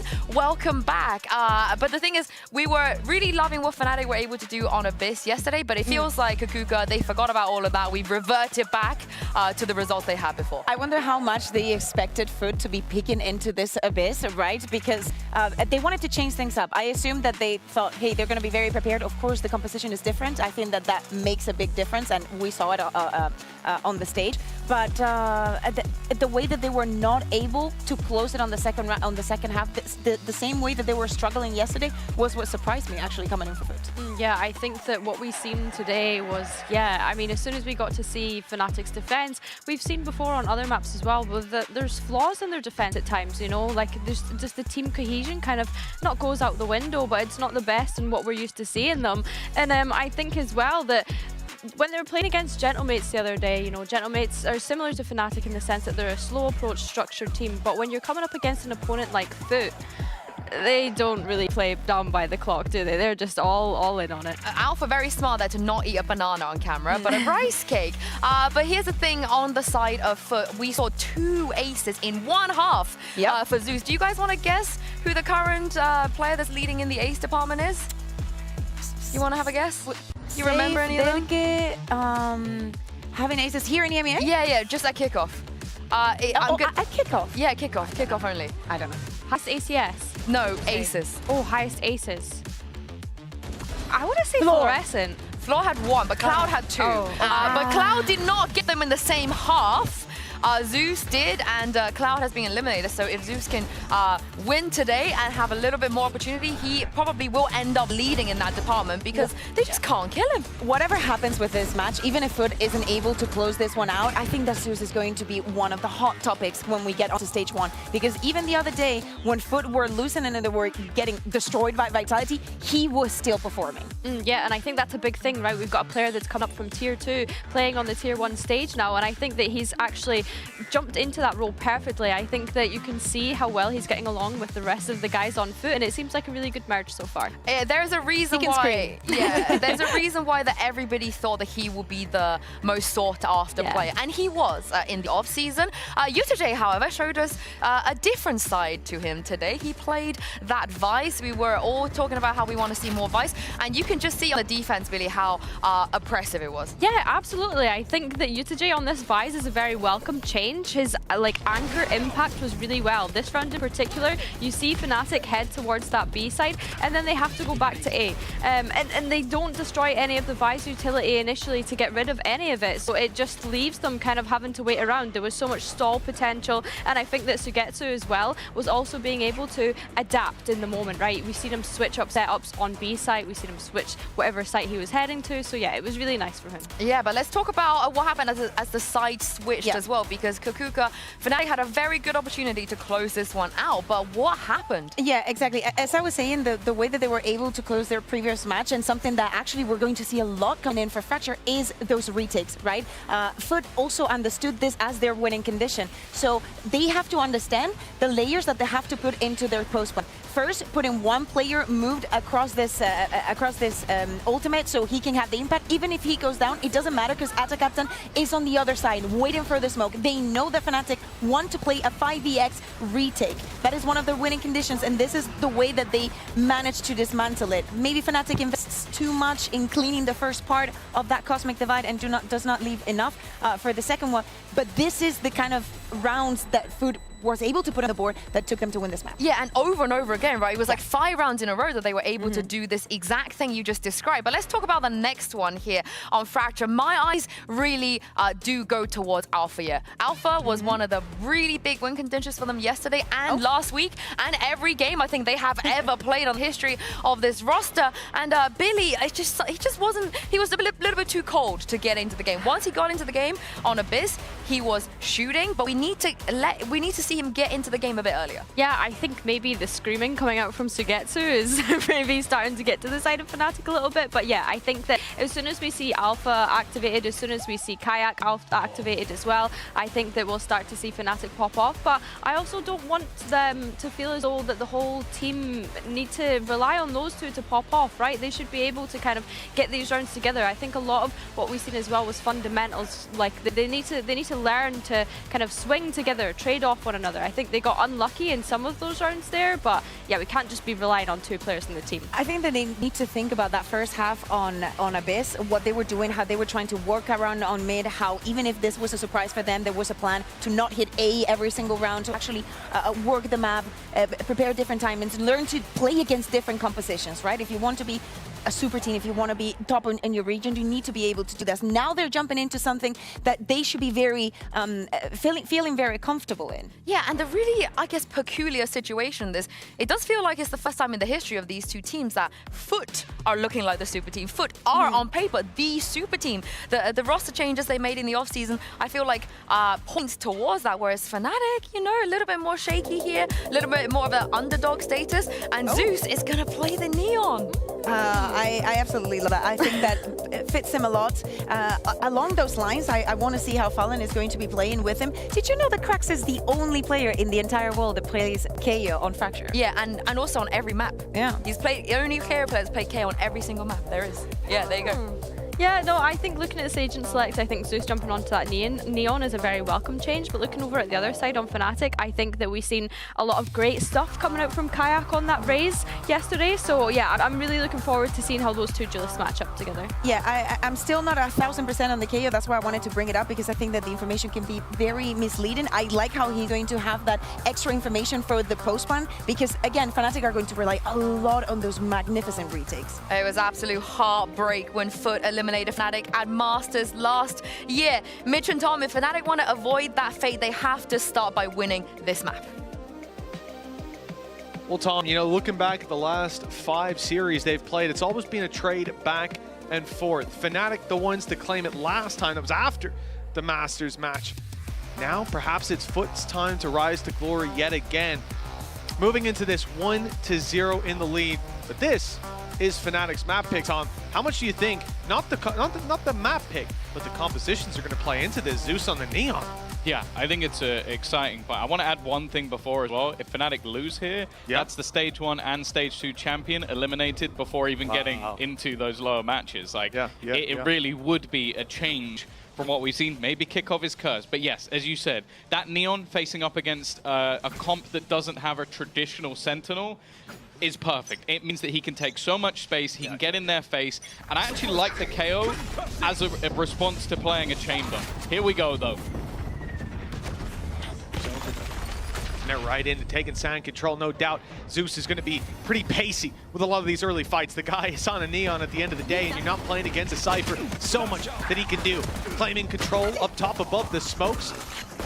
Looks like Zeus will have to come and join the pack. Krax has already ripped 2 heads off, and sight has been claimed. An easy plant and a retreat back to A main, defended by a trap wire behind. Although they lose Mr. Fallen on the way out and some valuable breach utility, this round will be very difficult to recover for the remaining Fnatic players. They spam up top. Yes. They got the aftershock there instead. It might not matter though! Surely we're not going to see another one for the side of Foot. Zeus has already proven that he is the master of the aces. Krax can't quite get it over the line. And now Crashies has to try and fight it back! He manages to get a couple within a second. And it's down to our captain. We talked about it last time Foot played this map. It was Yedoje and Ada Captain in late round clutches. And while I think he's already done what was needed of him, it will eventually move him out of position. And wow, he'll hit that final shot, but it won't matter in the end. Foot get it done, but oh, what an exciting way to kick off the map. Yes, indeed. Well, if it was 2 out of 3 pistols with an ace for Foot, you know, we're going to have to start looking into either how Fnatic play pistols or what the hell's going on in Foot. This shot was nice. The follow-up was sublime. Now, you could argue Chronicle and Alpha probably shouldn't be on that line together, but waiting for a flash, etc. Jeez. And even gets the final, but time. Hey, you know, it's cruel. This is Crashy's map. If you know, you know. Yeah. If you know, you know. Last time around, this is your map. 1-0. Foot with a strong start. And again, you're going to expect pacey hits. Zeus is claiming space consistently. He's not scared typically. You're going to have to at least burn some util to get rid of those Cypher tripwires. They don't exist. No issue then. You just run it down and take control, especially against these pistols. Taking sand and longer range angles should be a safe enough bet. But Alpha here, he's got the headhunter. Didn't find the head, but the body and Ada Captain is enough. And a 5v3 with the spike planted. This is a very winnable round for Fnatic. All of a sudden, and Ben, Alpha here's got another. And that is outrageous. This is starting to get scary. More than scary. The only thing now is that a lot of that weaponry has dissipated. No more bullets left. It will come down to trades. This is kind of where I want to see the Fnatic players group up. Look to play this one together instead. Some isolated fight, but it doesn't matter. They're going to win every single one of them. Maybe the most peculiar in-zone flawless I've ever seen. Everything's topsy-turvy here. That's just not making sense. They come into this with practically nothing. Although the headhunter always going to be there, a pay-safe card thrifty, an in-zone flawless, both, whatever you want to call it. It's a round that should not have fallen into Fnatic's hands. That shot there as well on the Krax. You just remove everything they've got left to work with, and the breach is on site. A smile on Alpha here says it all. We bumped into him last time he played Chamber. It's true. They won the map, and he went, bro, like playing Chamber, like it's so difficult. Like, and you're just like, shut up. Make it look very difficult. Like, this was in the map where he hit a Kalat headshot with the headhunter as well. Well, Fnatic have won a round clean. They never should have won at all. That is one hell of a dent for Foot to have to try and deal with. Now, one of the things that is a bit more interesting with that KO is the knife can leave Alpha here in positions where he can't escape. That's the whole sort of value of the kit, is being able to take really aggressive positions and then teleport right back into safety. If you can catch him, it makes things that a little bit tougher. For now, though, they're at least going to clear out that there isn't much space. Of course, the trap is watching, just so they can't take full control. Yeah, Alpha, very much the hot knife to Foot's butter. Nobody's wearing even light shields. Not that it would make a difference up against this outlaw. I think he's a little under pressure. A little surrounded. Players coming in heaven. Players coming from arcade. One in main as well, but Zeus only meets his maker right off rip, and Alpha gets out into the smoke. Nice little retreat plant, though, for the side of Foot, and perhaps a chance for their pistols to take some close range angles. That was a deep flash used, and a swing. It's a little disorientating for the side of Foot. They're not quite there together, but at least able to drop one. Some more would be great, but too big of an ask. So Fnatic with the defuse, they push up to 2. Alpha getting the defusal as well is actually important. Tour de force They've already got a huge bonus in terms of their economy by the weapons they retrieved in prior rounds. Now he gets a tour de force. They'll go into what is technically their attempt at a bonus. And they'll have rifles on every single player. And there you go. He's even gonna... Okay, that I was not expecting. He's bought into an op while he has one in his back pocket, dropped the other sniper over to Kayak. I wouldn't have gambled on that being the decision, but hey, I'm not... It's Althea. He can do what he wants. To each their own. And to Althea, most certainly. Whatever Maybe he wants likes. to, it's double sniper tech. Well, I mean, he's not going to use his ult, obviously, with Krax having his own ultimate. The null command would just immediately... That is but true. The double sniper is questionable for the side of Fnatic. They don't have it anymore. The Outlaw was, I guess, is a backup. It should be on the floor somewhere, presumably. Whether it's going to see usage anymore, well, that is the question. Not much of a question. I imagine it won't. Side has been taken by Foot, but a complete retake setup from Fnatic. They're far back. They're not looking to give any opportunities away to their opponents. And so they shall have to wait. Hunter's Fury is there. Operator for Alpha is there. Here. But with Foot getting this so quickly, they did burn up a lot of utility at least. It's still going to be quite difficult, but they've got a lot of positions that they're... It's a blind Hunter's Fury. It does clear heaven though. Doesn't get the kill. Dancing for his life. The rest of the players relatively passive. Pop flash utilized in an attempt to delay. Already going to have to try and dodge some of that utility thrown in. Yedaje has found one to sort of kick things off, and the trade's going firmly in the favor, and as that clock ticks, it gets tougher and tougher. A nice shot from Kayak to end it, but it will just be the escape from the remaining two. A bit of damage done in what was not really a bonus in the end because of how much they ended up spending. And for Foot, an all-important round, being able to break through those ultimates as well. Yes, indeed. This is a round where I think if the Hunter's Fury wasn't committed and we saw an earlier call to save, perhaps you'd think it was a bit more of a positive, but that ult trade out, that really is the bottom line for Foot, equalizing the scoreline. Weapons still there, obviously, for their opponents in this round. They're going to have to contend with that operator, the Althea saved, a 6-1 start for him and Crashies. It's not an easy way back in.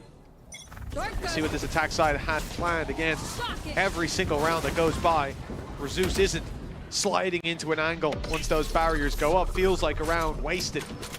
But he doesn't find any contact. This Fnatic are constantly wary of this, as you can see. They're falling back and taking them as they push in. Pretty happy. Just play on those angles, and for Zeus, this has not been the start that they've been looking for. Even still, though, it will end up with Foot in that post spawn. And a lot of the time, although there's a hell of a lot of utility for Fnatic, it can be difficult to get back in. Well, that's it. And they have to do well on this A main fight. Still a trap, protecting that backside. They'll know there's more players coming this way. Out of Captain to use this Cosmic Divide to make it harder to push forward on the site. The drone is being used by Crashies, but they come through sand, through main, and into Ada Captain. A nice opening pick to start with. Alpha tag down low. Time still ticking. They're going to have to take some risks now. Run forward into these angles and give the fights to Foot. The stun has caught Krax though, and with Yedaje down, the pressure's now on. Surrounded on the side is Mr. Fallen. He has to take them all down, and he hasn't quite got what it takes. The time though has ran too low. So even with the picks, they just timed it slightly too late, and a Red Bull clutch found, even in death. I don't know who you give that one over to, Mr. Fallen, for getting I guess. But I think they were already done from this point. Like, it was just taking that little bit extra to get past Ada Captain. I think that was the main problem.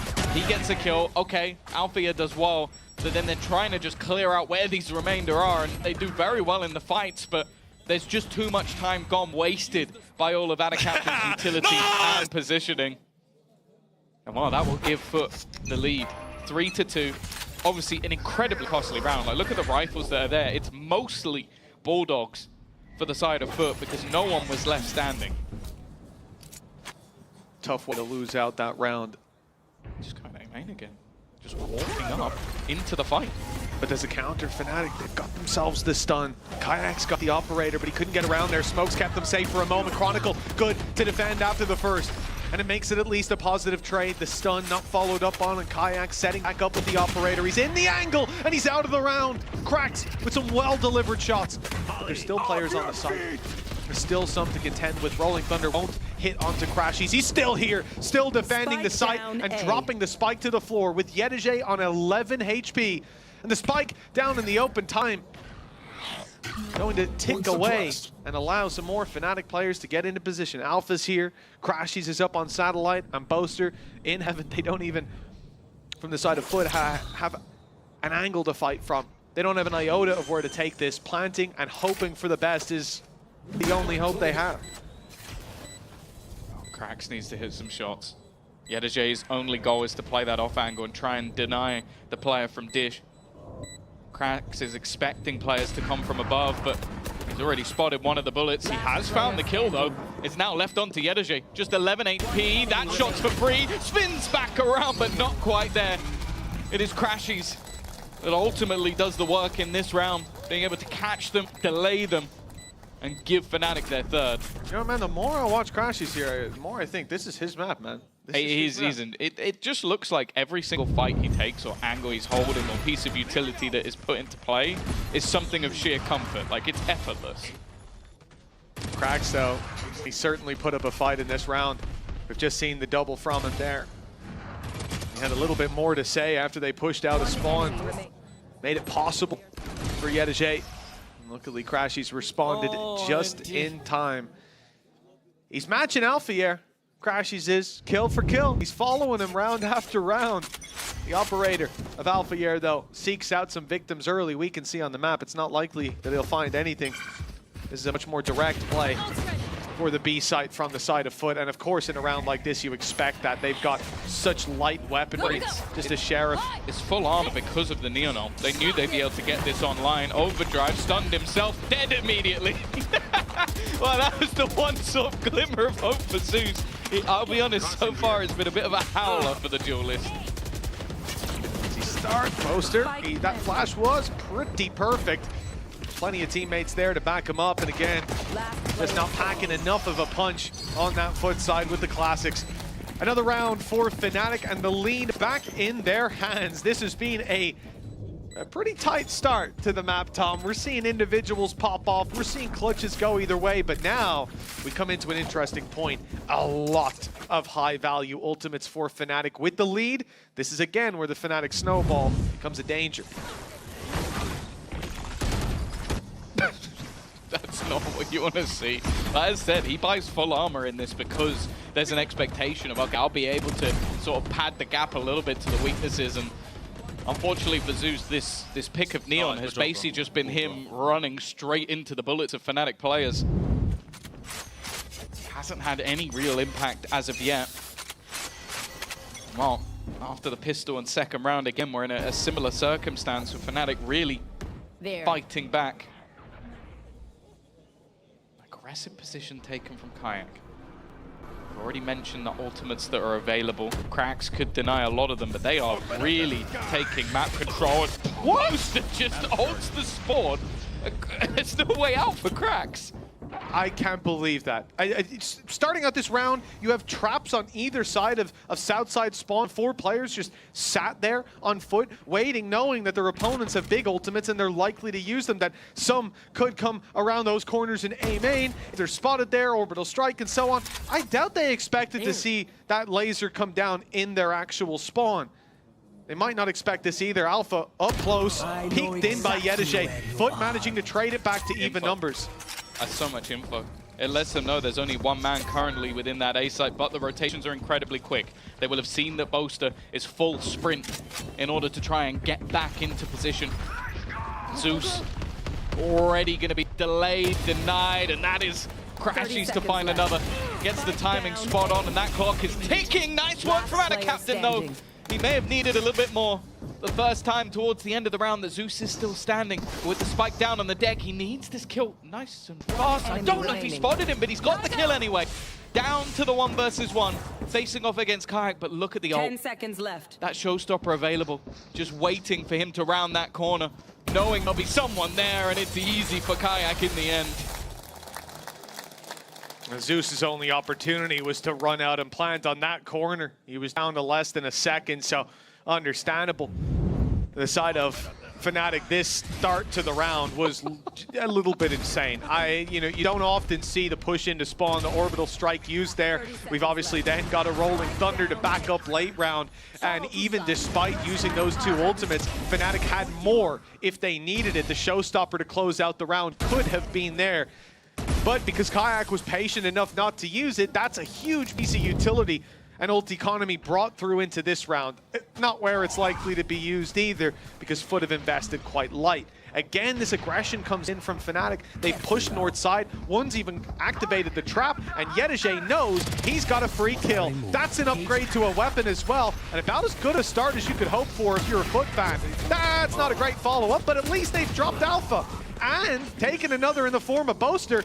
This has quickly gone from a situation where Foot think if we do damage, this is great, to we should win this round. Unless Crashies has something to say about it. We've highlighted him throughout the map. Someone that can and has been doing immense amount of damage. Finding an isolated battle is not going to be easy. Fakes the drop, knows where Zeus is. The shock dart is going to do a large amount of damage, but Mr. Fallen is just waiting for that contact. Sitting there with the stinger, and the time is ticking away. Nobody giving him anything. And while it's a pay save card through the second of the map so far, first for Foot, and more importantly, in my eyes, we finally had a round out of Zeus. Well, that's it. Quiet for quite a while. Finally, he's there, able to step it up, claiming the site control, claiming a big weapon for his own usage, I suppose, or to defend his teammate a little bit later on.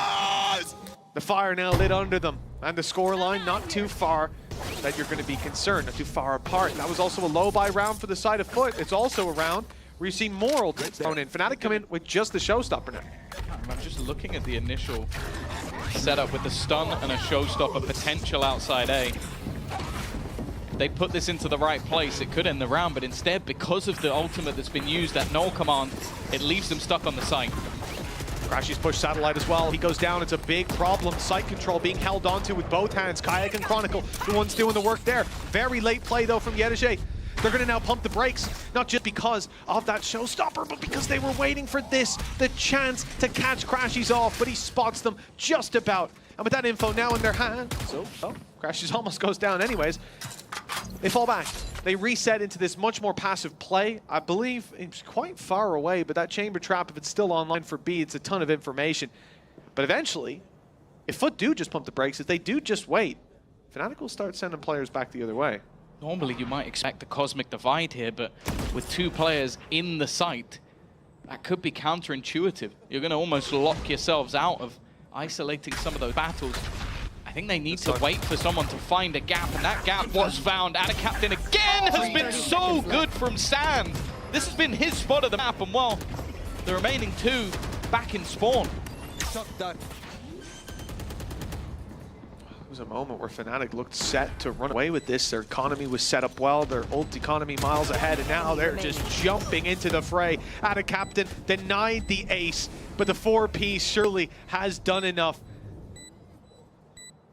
Yedege, well, he's around in the spawn. He's legging it, taking his time, taking the rope right now. This is risky. I mean, if Crashies lands the kill on Mr. Fallen, this could be the end. But Mr. Fallen is just dancing in and out of the angle, buying all the time. And he closes it out himself just as his teammate makes it there. When I saw him run to the north side, Tom, I'm like, is he getting his cam back? He knows there's not enough time. What's happening? No, he was rotating. Risky, but it worked out. That's the thing. I think with the post-spawn they had, unless Mr. Fallen did something incredibly silly and aggressive, the chances are he would have had the time to get back around and realizing that the plant from where he was sucked. Like, he would have had to take a hyper-aggressive position. Now, Fnatic's economy has been bitten. They're going to go for the Guardians in this round. Early knife. Trying to find out information, and it will. That's already Kayak spotted. He doesn't care, but maybe he should have done. Yeah, I think he might next time around. Zeus with the quick punish. We see still plenty of players here with the push-up from Alpha here as well, about to meet a trap. I don't know if he can go past this, and he's already put his TP down to play on the site. Okay, trap already broken behind them, but Foot aren't worried. They've got a second. window to spot a player if they do commit to that. Unfortunately on the site, they've already lost Zeus. Cracks though quick with the trade, forces Boaster forward and right into him in sand. The shorty picks up the kill. Can't quite find the rifle that fell further back, and the spam in the back takes him down. It's Alpha, the last man alive, but also the only man that they knew where he was. He broke both of the trap wires. At this point, Foot know he's in main, so there'll be no element of surprise. The doors may be open, but open and shut case when it comes to this round. Big play need from Alpha, and to be honest, big mistakes needed from Foot to give this one away. There's 1,000,001 sound cues. There's a Star already down, ready as a grab well. They need to pretty much kill these guys within the next second, and he doesn't even know that Yadajay's still here. From a slow few rounds for Foot, they have now been able to streak a multitude together of some strong individual plays, but also the awakening of their duelist again. Starting to have a couple of impact kills here and there. I'd also say I want to give a huge shout out to the way Anacat has been playing. I think he's genuinely dominated Sand, which is difficult to do because you have to open a door that makes one of the loudest noises in this game. And still it seems like he does it without people realizing. Yeah, he's had a lot of control there. This time though, it looks like Foot are casting their eye in a different direction, the B side. But the same plan is there for Fnatic with a 3-player push up. Aggression for the north side that will be not declined, not denied, but ignored. Movement comes instead towards the B side. Zeus's ult activated, and the Rolling Thunder, although it does stun them up, I didn't think it would play that big a role. Zeus gets caught, still up in heaven. The spike goes in the other direction though. This is a massive rotation from the side of Foot where, well, they've had success on Sand. Why not go back to the A side? Yeah, there's still crashes around though. A quick rotation, that's the thing. You can go through the middle of the map and get there relatively soon, and Alpha is the biggest point of contention up above. Teleport's ready. The one. So Mr. Fallen up close. Well, he has been dealt with, to say the least, and the reveal hadn't even found its way to the site yet. Cracks with a good attempt, but only the one to be found. The 4 players facing him down proved to be too much to handle. Had a captain, sure, had a star for the grab well, but they got posted up. There was no way he'd be able to swing deep enough to punish. This round goes to Fnatic, and it has been tough to separate these teams so far. That's why we need the second half. Yeah, for sure. A very much back and forth from what we've seen from them. And for Fnatic, a loss in this next half would send them out of Kickoff, eliminated at the hands of Foot. We'll see if that happens after the break.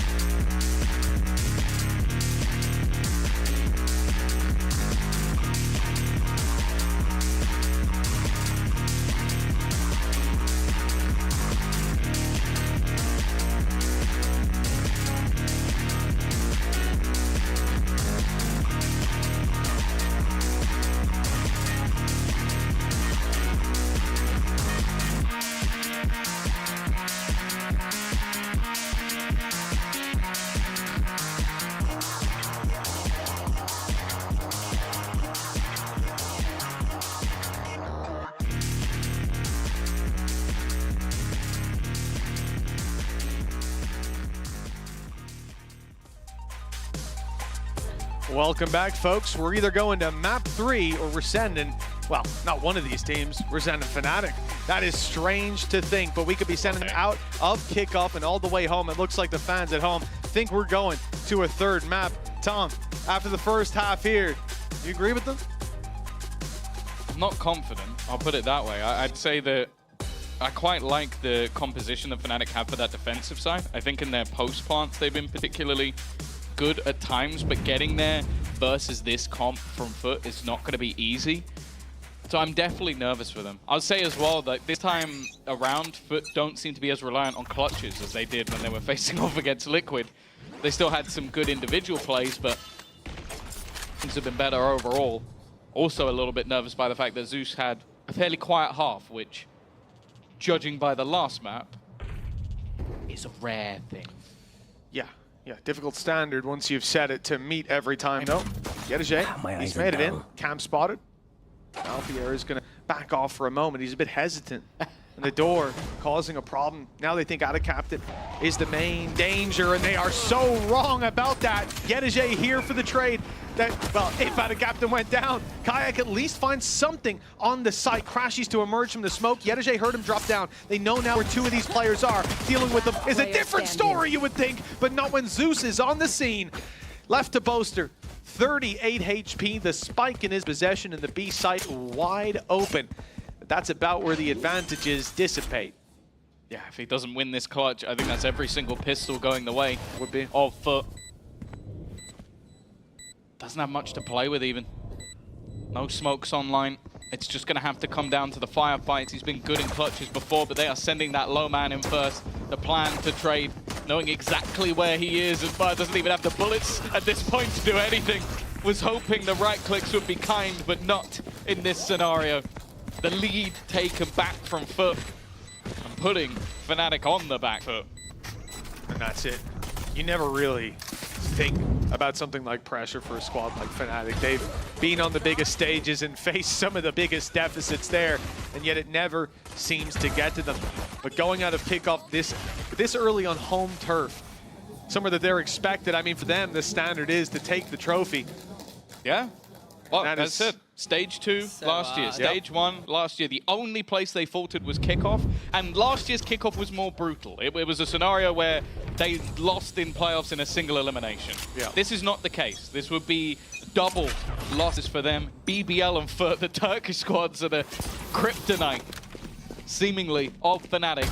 It's not done yet, though, but already, Yetajay is going to be kicking off this round. The expectation is to keep it clean, and well, after what happened in the first half, I don't think Yetajay wants to allow anything further.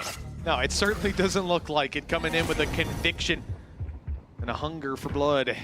At this point, 7-6, Foot looking at that 8th round, should be locked in.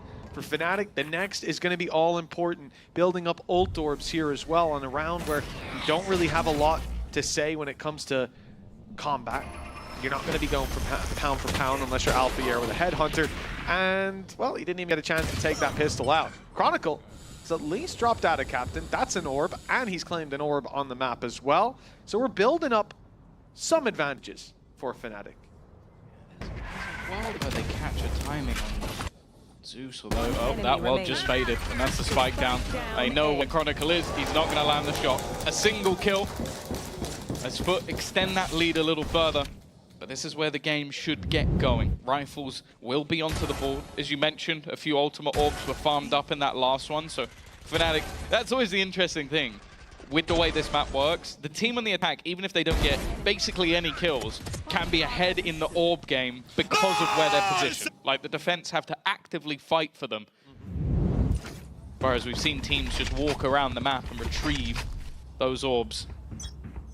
For now, though, do the defense go for something aggressive? It looks like the north side is their point of call. You have to. In a round like this where there's so many weaknesses brought to bear with your weaponry, this is where you make up for that with some aggression. Nice flash. Follow-up not quite there from Zeus. Not a captain putting his best foot forward, but he won't catch them. The reload needed. The rest of the cavalry, though, rounds the corner, and Crashy's 7 HP. He isn't long for this world. That's the spike. Boaster steps in, but he's into heavy traffic. It's a big mistake. And the 2v3 taking a 1v1. He hoped they'd be caught off guard. They'd be looking the other way, and they are now. Too little, too late.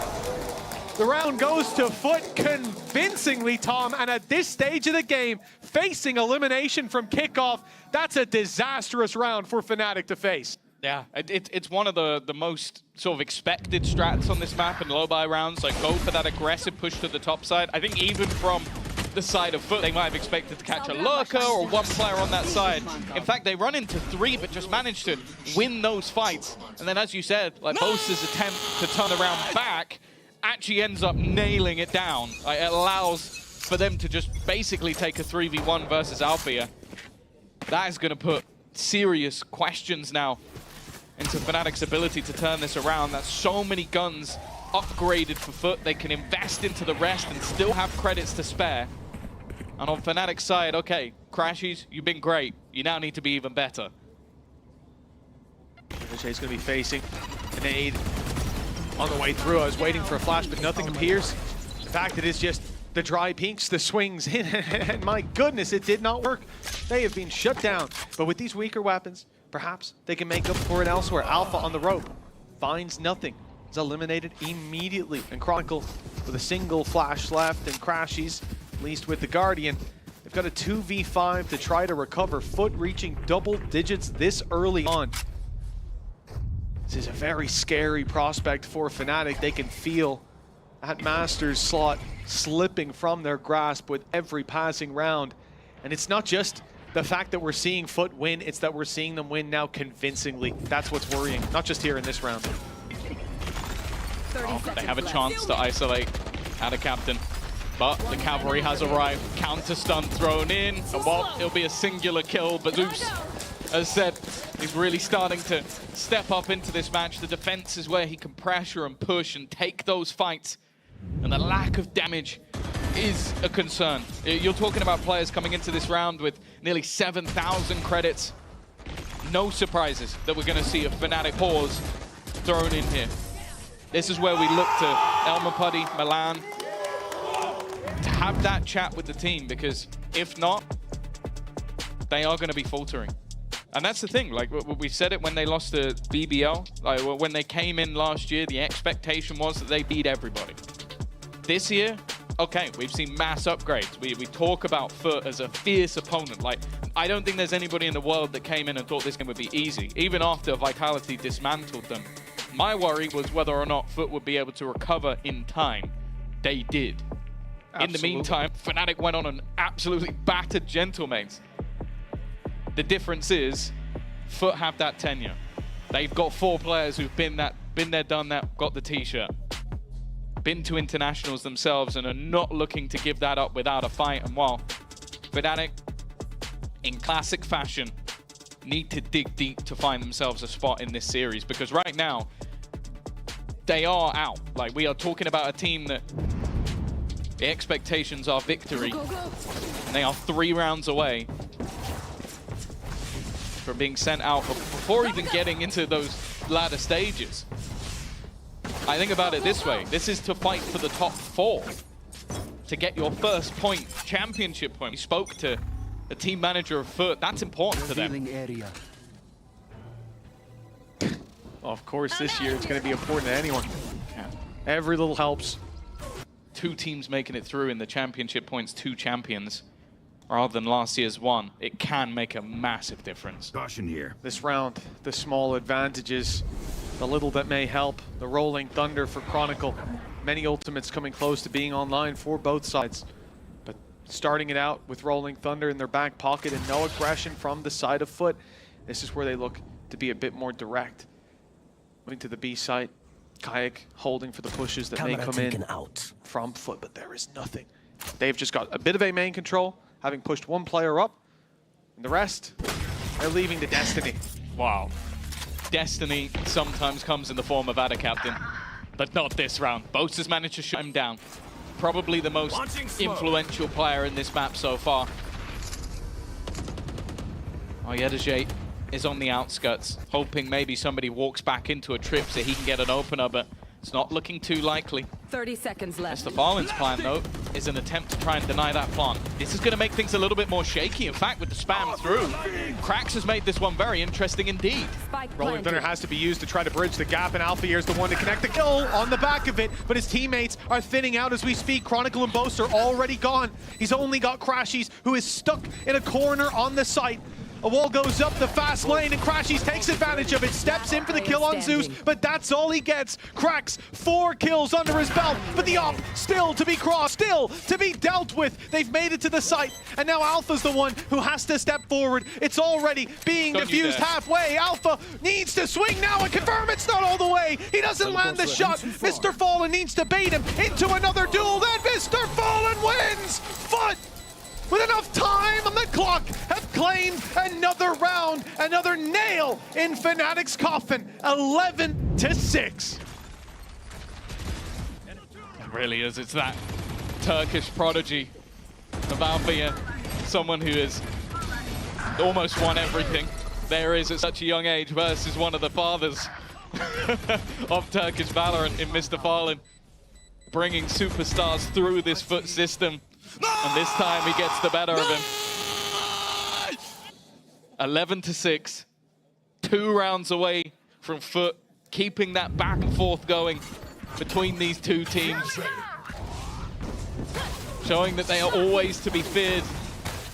And while Zeus has decided that this round belongs to him, already finding the open on to Crashies, the other 3 have been forced back. This is actually an all-in round as well, Mitch. This is not a position where they have, they've got a few light buys in there. They have spent everything and lost a man within 10 seconds. No one wants to go for the 6 in a row for OT. Instead, it's stop them here and now. And an ult from Zeus and a deep push takes down Crashies. Crashies, who had his Hunter's Fury online, a big help when it comes to clearing a lot of these positions. We've seen it used proactively. We've seen it in post plants. Now we won't even see Kayak make it to a post plant. The spike has barely moved. No ground really taken. The ground being taken away from them, players being removed, even suppressed, revealed as a result. The information is there, the weaponry, the advantages for Foot, and 35 seconds with 3 players coming in from the same angle with a cosmic divide blocking them out. Fnatic, we're talking about them being knocked out of Kickoff. Well, I'll tell you what, they may be locked out of this round. There is a firing squad waiting for them. Orbital Strike is not covering what it needs to. It gives a little angle, actually. Works as a smoke poster. Fires back through it, and color me incorrect, but 12 seconds left. The spike needs to be planted, and Ada Captain still here. Buying time, running down the clock, and running down the numbers of Fnatic. 12-6. 1 more needed, and 6 chances to do it. How do Fnatic come back from this? We came in at an even half. We came in a scenario where the game looked like a coin flip that could have gone either way.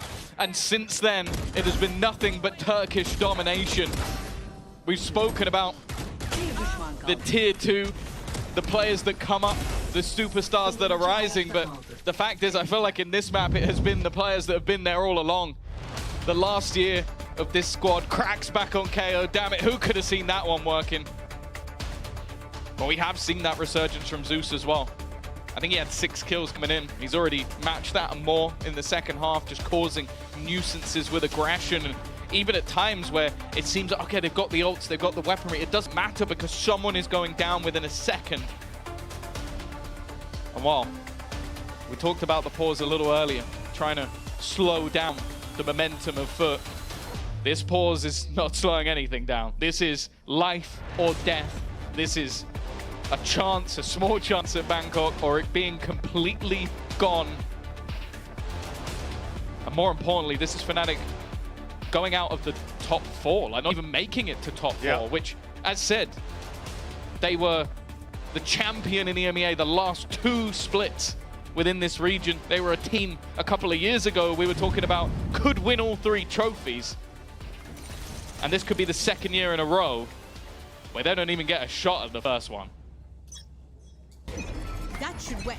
6 in a row. You know, if they win this, they'll be calling it the Alma Putty Pause for years to come. The Putty Pause. It has a nice ring to it. Putty Pause.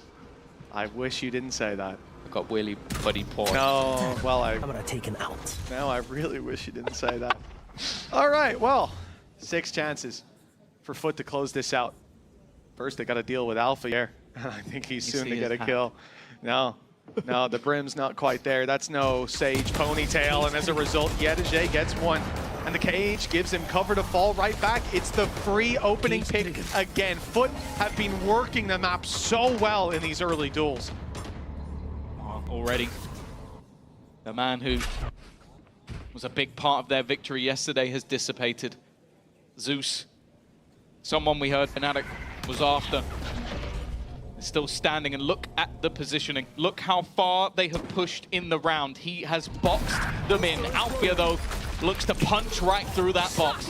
A first kill will set them up, but there is the man of the moment coming in from behind. Yedaji picking up another. It will be left onto Crashies, a master of the clutch, but this one seems a clutch too far. And it proves to be as well. Foot 13-6, 13-10, 2-0. They send Fnatic out of kickoff. The Kings of EMEA are dead. Long live the King. This is one of those matches that I think Foot are going to be very happy to go forward. It takes a lot to recover from a defeat such as what they had versus Vitality, the new super team on the block that they have had to sort of bounce back from, overcome, even going into maps that they knew Fnatic were good at in that first one and managing to take it over the line. Then you have this second map, a map that has looked very good from Fnatic, one of their most confident picks, and in the second half, it was destruction. It was a flawless half coming out from the side of Foot, impressed to say the least. And that's the thing, we always know that this Turkish squad is never going to go out with a whimper. The fact is, though, they now have to continue their way through the lower bracket. A couple more victories needed if they're going to be making it to Masters themselves. I tell you what, if I was Vitality, I wouldn't want this squad hungry for revenge. They're going to fight their way through that lower bracket. But for now, we have to say goodbye to Fnatic. That's a strange thing to have to verbalize. A squad we know this year is far from over for, but when it comes to Masters Bangkok, they'll be watching from home. But that's the thing. This happened last year. They were given the time, and as said, they made it to the last two international events, winning EMEA both times. So we know with time this squad will build into something special. The thing is, this squad is seeming like something special right about now. But with that bounce back, with the response, with the resurgence, and I think there's so much more to come from them. I'm excited from the new boy Zeus. I think showing that a bad half doesn't mean a bad game. And getting 2 aces, you know, in a half, it's pretty good in itself. I'm sure that we are going to get so much more from Foot. And, well, I know that our game later today, the next game, is going to decide who they play against. Once again, they now have the time to watch their opponents prepare for what's going to be coming up next week. That is always it. Sitting back and having the time to prep. We can't wait to see the level that these teams come into with next week. But the thing is, can't wait to see what Fnatic do with that downtime as well. It's quite rare we get to see them have that time to cook, and they'll come back to stage one, a terrifying beast indeed. Foot, though, proceed on. And I'm sure many a team will be scared to face them. Their next opponent will be the winner of BBL and Liquid. And no matter what way that one swings, that's going to be a banger. That's the thing, yeah. Liquid will be looking for revenge from basically being decimated earlier in the tournament by Foot.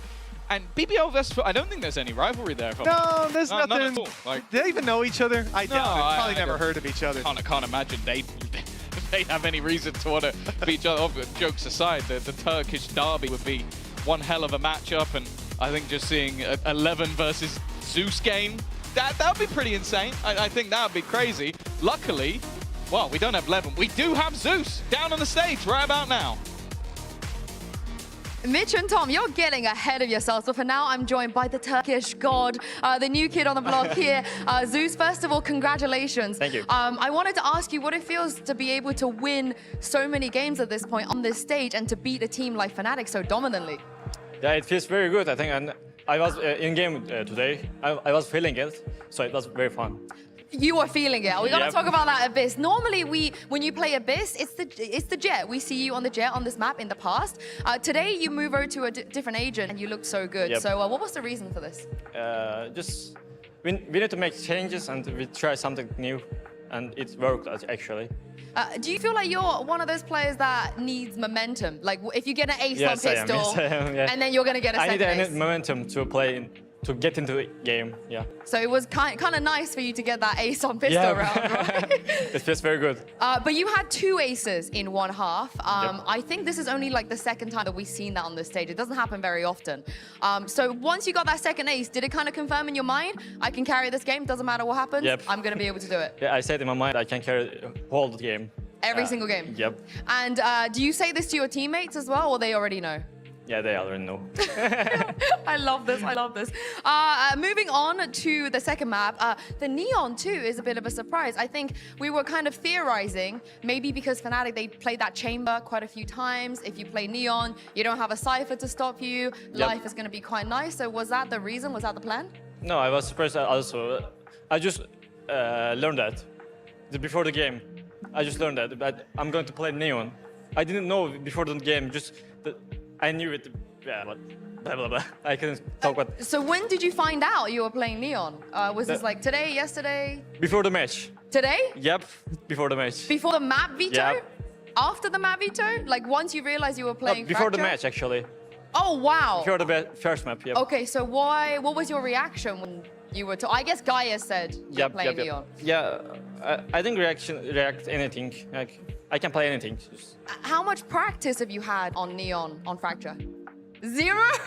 Oh my goodness. So that's my first time on Neon, on Fracture. Oh, is that why you accidentally stunned yourself that one time? Yeah, it happens, it happens. I think we forgive you. It's the first time we forgive you. Thank you. We forgive you. I think today what was very impressive is after your loss in the upper bracket, you know, it was a very dominant... It was very bad to lose, yeah. It wasn't a good loss, that you recovered so well. So what was the process this week? What did Gaia say to you guys? How did you manage to recover this well?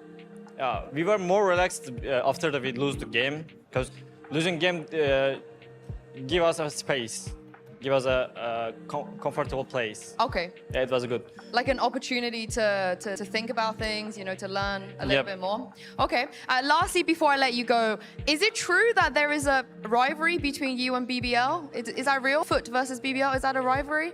I think so. You think so? Okay, so does that mean you want Liquid to win today? No, good luck to BBL. Oh, you're still supporting BBL. All right, okay. I mean, the boys, they love that. The crowd love that. I thank you so much, Zeus, for joining me, and we'll see you here next week. Thank you.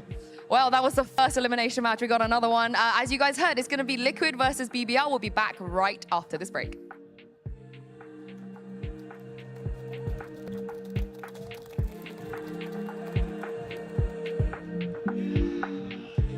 You too.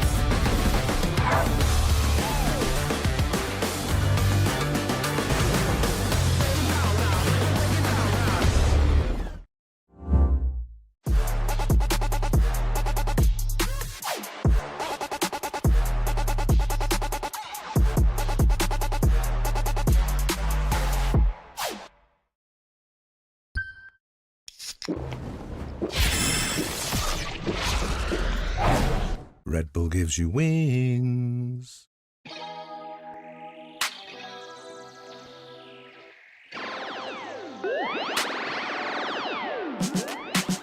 Feeling good, feeling great on my time.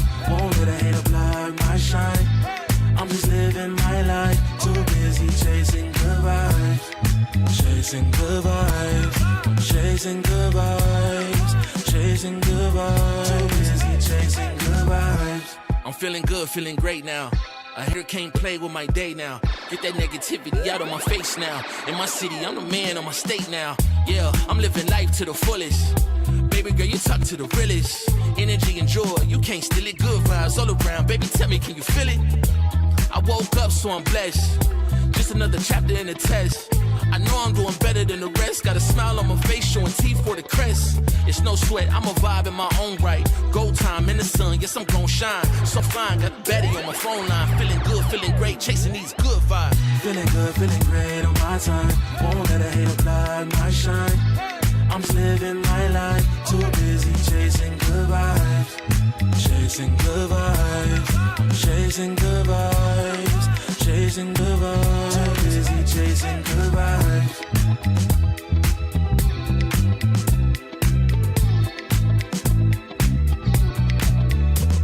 Put my soul on that beat, I'm ready to feast. Margaritas with some divas, I'm pouring the drinks. I'm living life to the fullest, the blessings in me. Don't really care what you say, whatever you think. Nah, unequivocal miracles with the lyrical. With the homies tryna pop like the cereal. Lucky Charms, got a model on my arm. Go watch on my wrist, garlic parm. No alarm, fireworks, I can feel it in the sky. I got love in my eyes, but there's money on my mind. I see passion and pride that despise all the lies. I've been around the world, so I'm down for the ride. Good drinks, good people, and good times. Fast cars, pretty women on FaceTime. More money, more fun in my life. I'm just chasing my shots with good vibes. Feeling good, feeling great on my time. Won't let a hater blind my shine. I'm just living my life, too busy chasing good vibes. Chasing good vibes, chasing good vibes, chasing good vibes. Too busy chasing good vibes.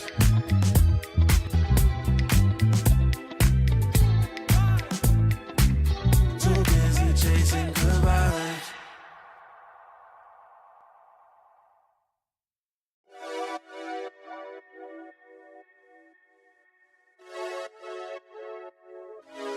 Friday night putting them plays in, but it feel like a special occasion. So let's go out, go blazing, hit the dance floor, let go frustrations. I might have a hidden agenda, but my intention's pure. I'll give you all that I got, and I hope that you don't need more. It's okay, just get my hand now. Yeah, me and sweat in your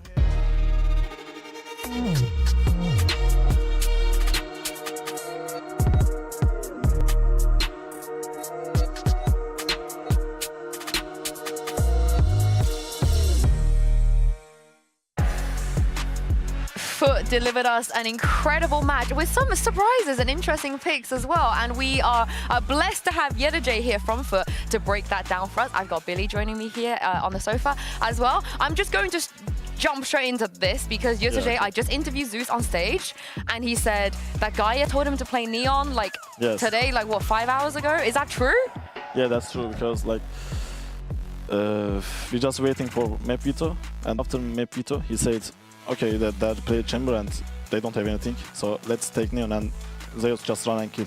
Do you know what? I thought it might be that because no one can stop it. But he did stun himself one time. It was, but it happens. Maybe, you know, it happens. Yeah, it happens. Your first time. So when did you find out? So did he tell all of you at the same time? Like Gaius came in and was like, by the way, we're playing Neon today. Same time. Oh wow. After map veto, he just came and said, okay, Zeus, we are playing on because they have chamber and they don't have anything more. How often does this happen that Gaius just does this? Not much, I guess. But it has happened before. Yeah. So this is not the first time. No, it's not. So maybe on Lotus, your Cypher on Lotus, like you know when you guys had that weird comp, was that also on the day? No, we practiced that. Oh, you play tested that one. Okay. Well, Billy, I don't think we could have ever imagined that was the reason they played Neon. Yeah, no, I don't think so. And it's not like, was Zeus expecting to be told? Because he's the newest member to this Foot side, right? So like, was he expecting this? Does he know that that is something that he needs to be aware of? That, oh, you need to play this today. Yes. Yeah, actually, when he came to team, like he just said, I can play every entry agent. So we said cool, because like everyone is saying when they just newcomer. Like I said, I can play any Sentinel, I can play anything if you want. Like, it's very funny that Zeus says that, because he's only played 5 agents, I think, ever. After that, the guy said, of course everyone is saying that, but we will see. Then it's happened. I'm sure Gaius would be happy though. He looked really happy on the camera. Because we really need this win. Yeah, and also you did give us a new Sentinel agent. Yeah. The pick rate of Vice is not super high right now, as you know. I think only 5 or 6 other players have played it. I think you're the 7th. I assume that you knew before today that you were playing Vice. Yeah, I know, of course. Yeah. Of course. We practice so much. Yeah, do you like it? What do you think about your comp and some of the things that you were able to do today? I guess it's so good. Like it should be default comp, I guess, for Abyss. But it's always hard to play Sentinel or Abyss. Like it's every time hard because like it's always just sides are so short. So it's always you try to escape from something. Yeah. You have to pay attention. Yeah, of course. You have to pay attention. Did you expect Fnatic to go B on Abyss today, or did you think maybe they would just go A every round? Yeah, we expect, of course, because we just watched the Gentleman's game, and we see like, okay, they're just rushing for A every time. And today, before the match, we was talking with Alpha, and he just said, you don't know what we're gonna do. You guys will not expect this. Yeah. I said, okay, yeah, we know you guys just run to A. But they just run to B, so doesn't matter actually. What is your relationship like with Alpha and also some of the other Turkish players in the league? Is it friendly, wholesome? You know, not like a, you know, we are toxic? not so much like friends, but at least just a friend, just an old friend, I can say. Yeah. We're not chatting so much. It's not like Wooten and Rians, I guess. It's not quite. It's not quite like that. That's the crazy thing, because everyone thinks like Alpha is a generation above you guys, but he's 19. So it's weird, right? He's not like 25 or something like that. But he's not looking like 19. Yeah. Oh, today. No. I feel like he suffered enough today. That felt like a low blow. I'm not gonna lie. It's okay. He's suffered enough. But we'll move from one Turkish team onto the other. It could be a great day for Turkey today because BBL are taking on Team Liquid. And I think one of the big stories we have to just talk about and mention is Yumpy will be playing against his former team for the first time ever since he moved over from Counter-Strike. You know, he was this wonder kid. We were so excited him to come over. He joined Liquid instantaneously, and he's got to play against his former team in an elimination match. So how much pressure do you think there is, Yetege, when you do have to do this? I think there is no pressure about him because actually when I play like against Foot or something, I will always just feel more patient, like more, how can I say, more feelings to win. And I guess he will just destroy, that's why. Motivated, motivated. Motivated, of course. I think, to be honest though, so I think going into this one, there is a little bit of pressure.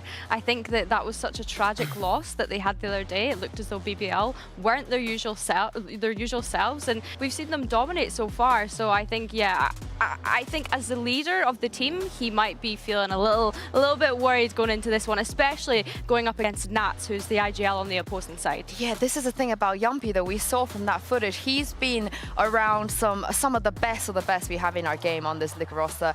He's also, I'm sure, learned a lot from the likes of Redgar. We've got Enza. We have lots of great leaders, but his new coach, however, feels like Yumpy is the best leader, the best captain. And we have a quote right here behind me, which is, this is one of the best IGLs, one of the best captains in the world. He is doing his job in a very good way, and this is the biggest change from last year with BBL, is that now they have Yumpy and other players don't. We hear it from everyone though. Everyone that's ever met Yumpy, I feel like, that's been on a team with him.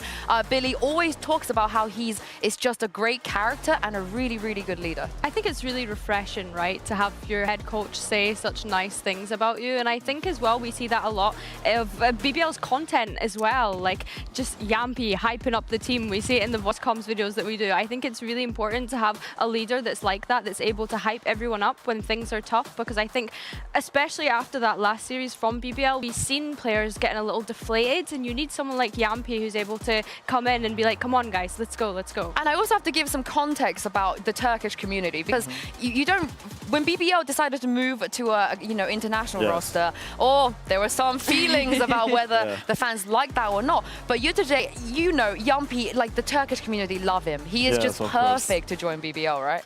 Yeah, I guess so, because like he has so much energy, like, and I don't know, he's so funny. Maybe that's why all the guys, like all the Twitters or anyone, love him.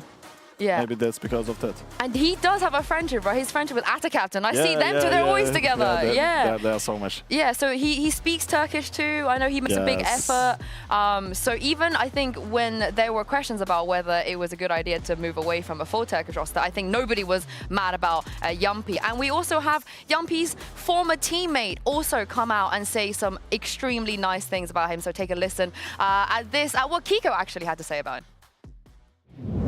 For sure, I think that he's a really energetic person. He's a good leader, and I think that his charisma and like sort of the vibe that he brings to the team is definitely someone that you can look up to as a sort of a younger player.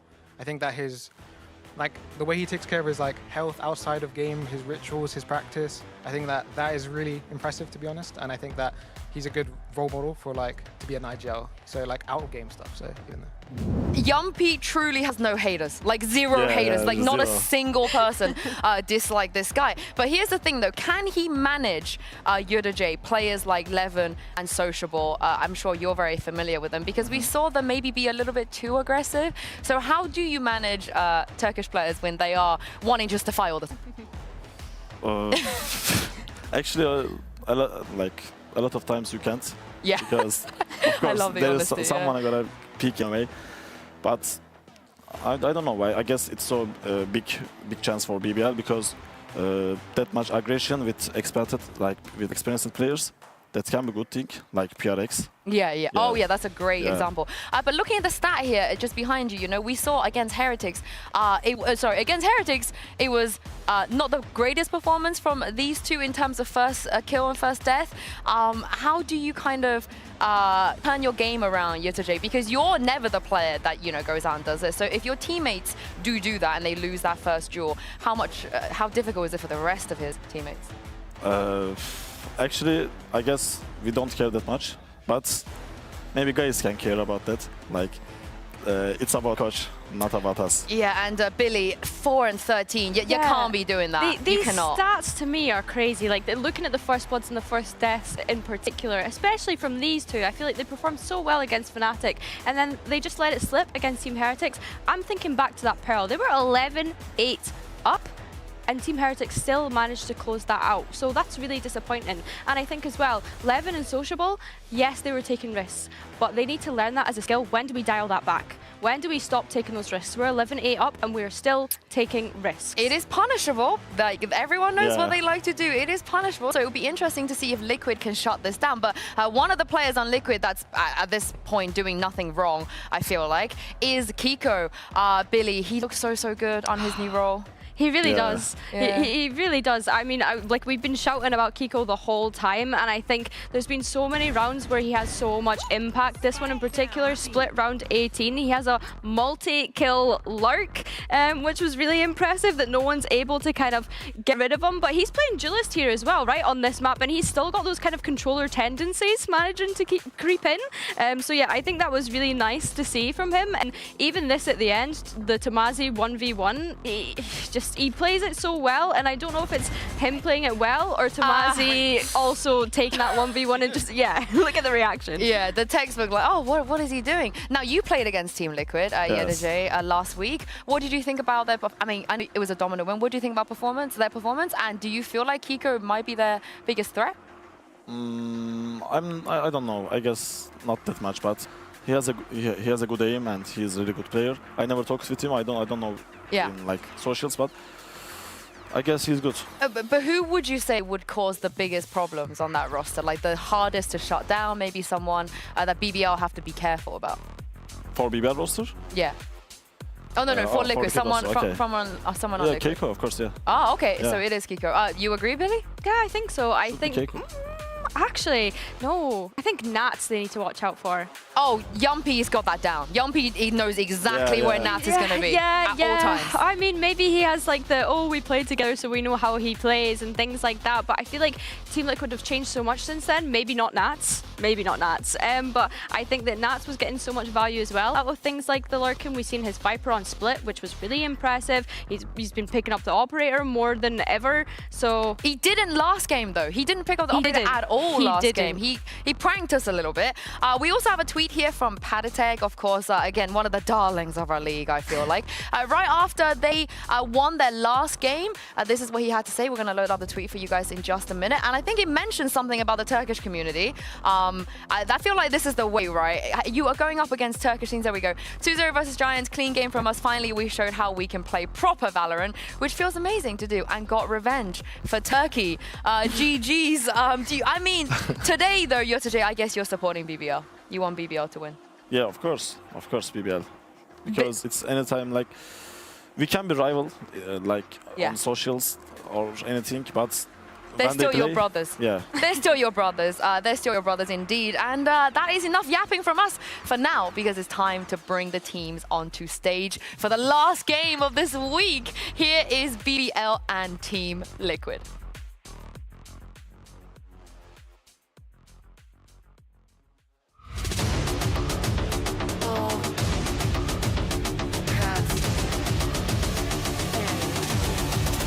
With me.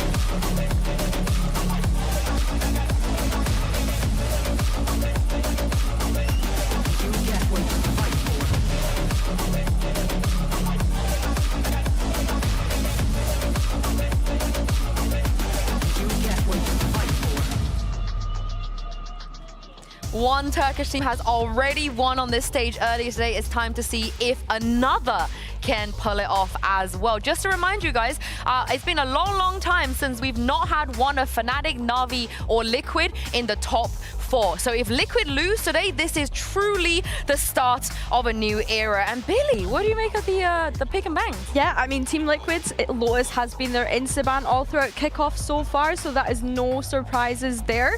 But going into Bind, we've not actually seen BBL play the Bind yet, so Team Liquid, I'm excited that you've picked Bind out for us, and BBL going for the Pearl. That's no surprises. Hopefully they've learned their lessons against Team Heretics and they can clean up whatever mess they had the other day. Yeah, and split being map 3 means we're going to be here forever. That's going to be like 5 OTs, you know, just like cancel your dinner plans at this point. But my eyes go towards that Pearl because, Yuta, of course, you already played against Liquid on Pearl. What do you think about their map and some of their weaknesses? I guess they are so readable. And BBL is so good on Pearl. So I don't know, BBL gonna win, I guess. Yeah, it feels like a dominant BBL win perhaps in map 2. Which means, Billy, then, this bind is going to be very important for Team Liquid. Yes, absolutely. Sorry, on you go. No, I agree. I think that the fact that we've not seen bind from BBL just yet is what's getting me a little bit excited. I want to see what exactly they've been cooking up in terms of agent compositions. And, of course, Team Liquid, we have already seen that bind, and it was a dominant win against Koi, 13-2. I want to see Levin ISO. Give me Levin ISO right now. Yuta, do you have any like inside knowledge about Levin's ISO? I don't know, but I guess maybe they can play Reyna, sociable. Oh yeah, sociable Reyna. Oh god, we're rolling back the years with that. And I guess 2 and 3, but yeah, it works on bind. It works on bind. I feel like you could pull this off. And also they're good enter players, so. Yeah, I mean, you put the Turkish players on the killing machines. I mean, we've seen it succeed with you guys, so I don't see why not it wouldn't work for BBL. So let's take a look at the agent select. We are not going to get the ISO. In fact, we're gonna get the complete opposite. Yusuf, what do you make of this comp? You know about Vice? Yeah, I know about Vice. Like, I don't know. It's so broken comp for now because we practice against Deldog Vice comps, and it's always hard to play against that comps. But I don't know if Liquid can read it. But it's really hard comp. I guess BBL gonna win as well. You think early doors predictions? Okay, yeah, I want to hone in on that BBL composition right away since it's the first time that we've seen it. Back on that Vice, we've seen what he's capable of. He was very, very good on it previously. Yampy on the Taeho, that's what I'm going to be keeping my eye on. He is this pack IGL that likes to stick with the 3 whenever they're going to execute into sight. So yeah, I'm really looking forward to seeing this. Yeah, Sociable plays many agents, but Sage is not really something we ever see him play. I think only the one time in the past. So BBL, they definitely cooked. Jay, thank you so much for joining us. Congratulations again. We'll see you next week. But for now, I'm going to throw this over to your casters. Have fun, Pansy and Kakuka. Thank you, Sue. I think we certainly will, seeing this sort of composition coming out. Bayo, what do you make of this? BBL just kind of flipping our expectations on their heads here. What's your first thought seeing this? At this point, I'm just thankful that there's a duelist. No.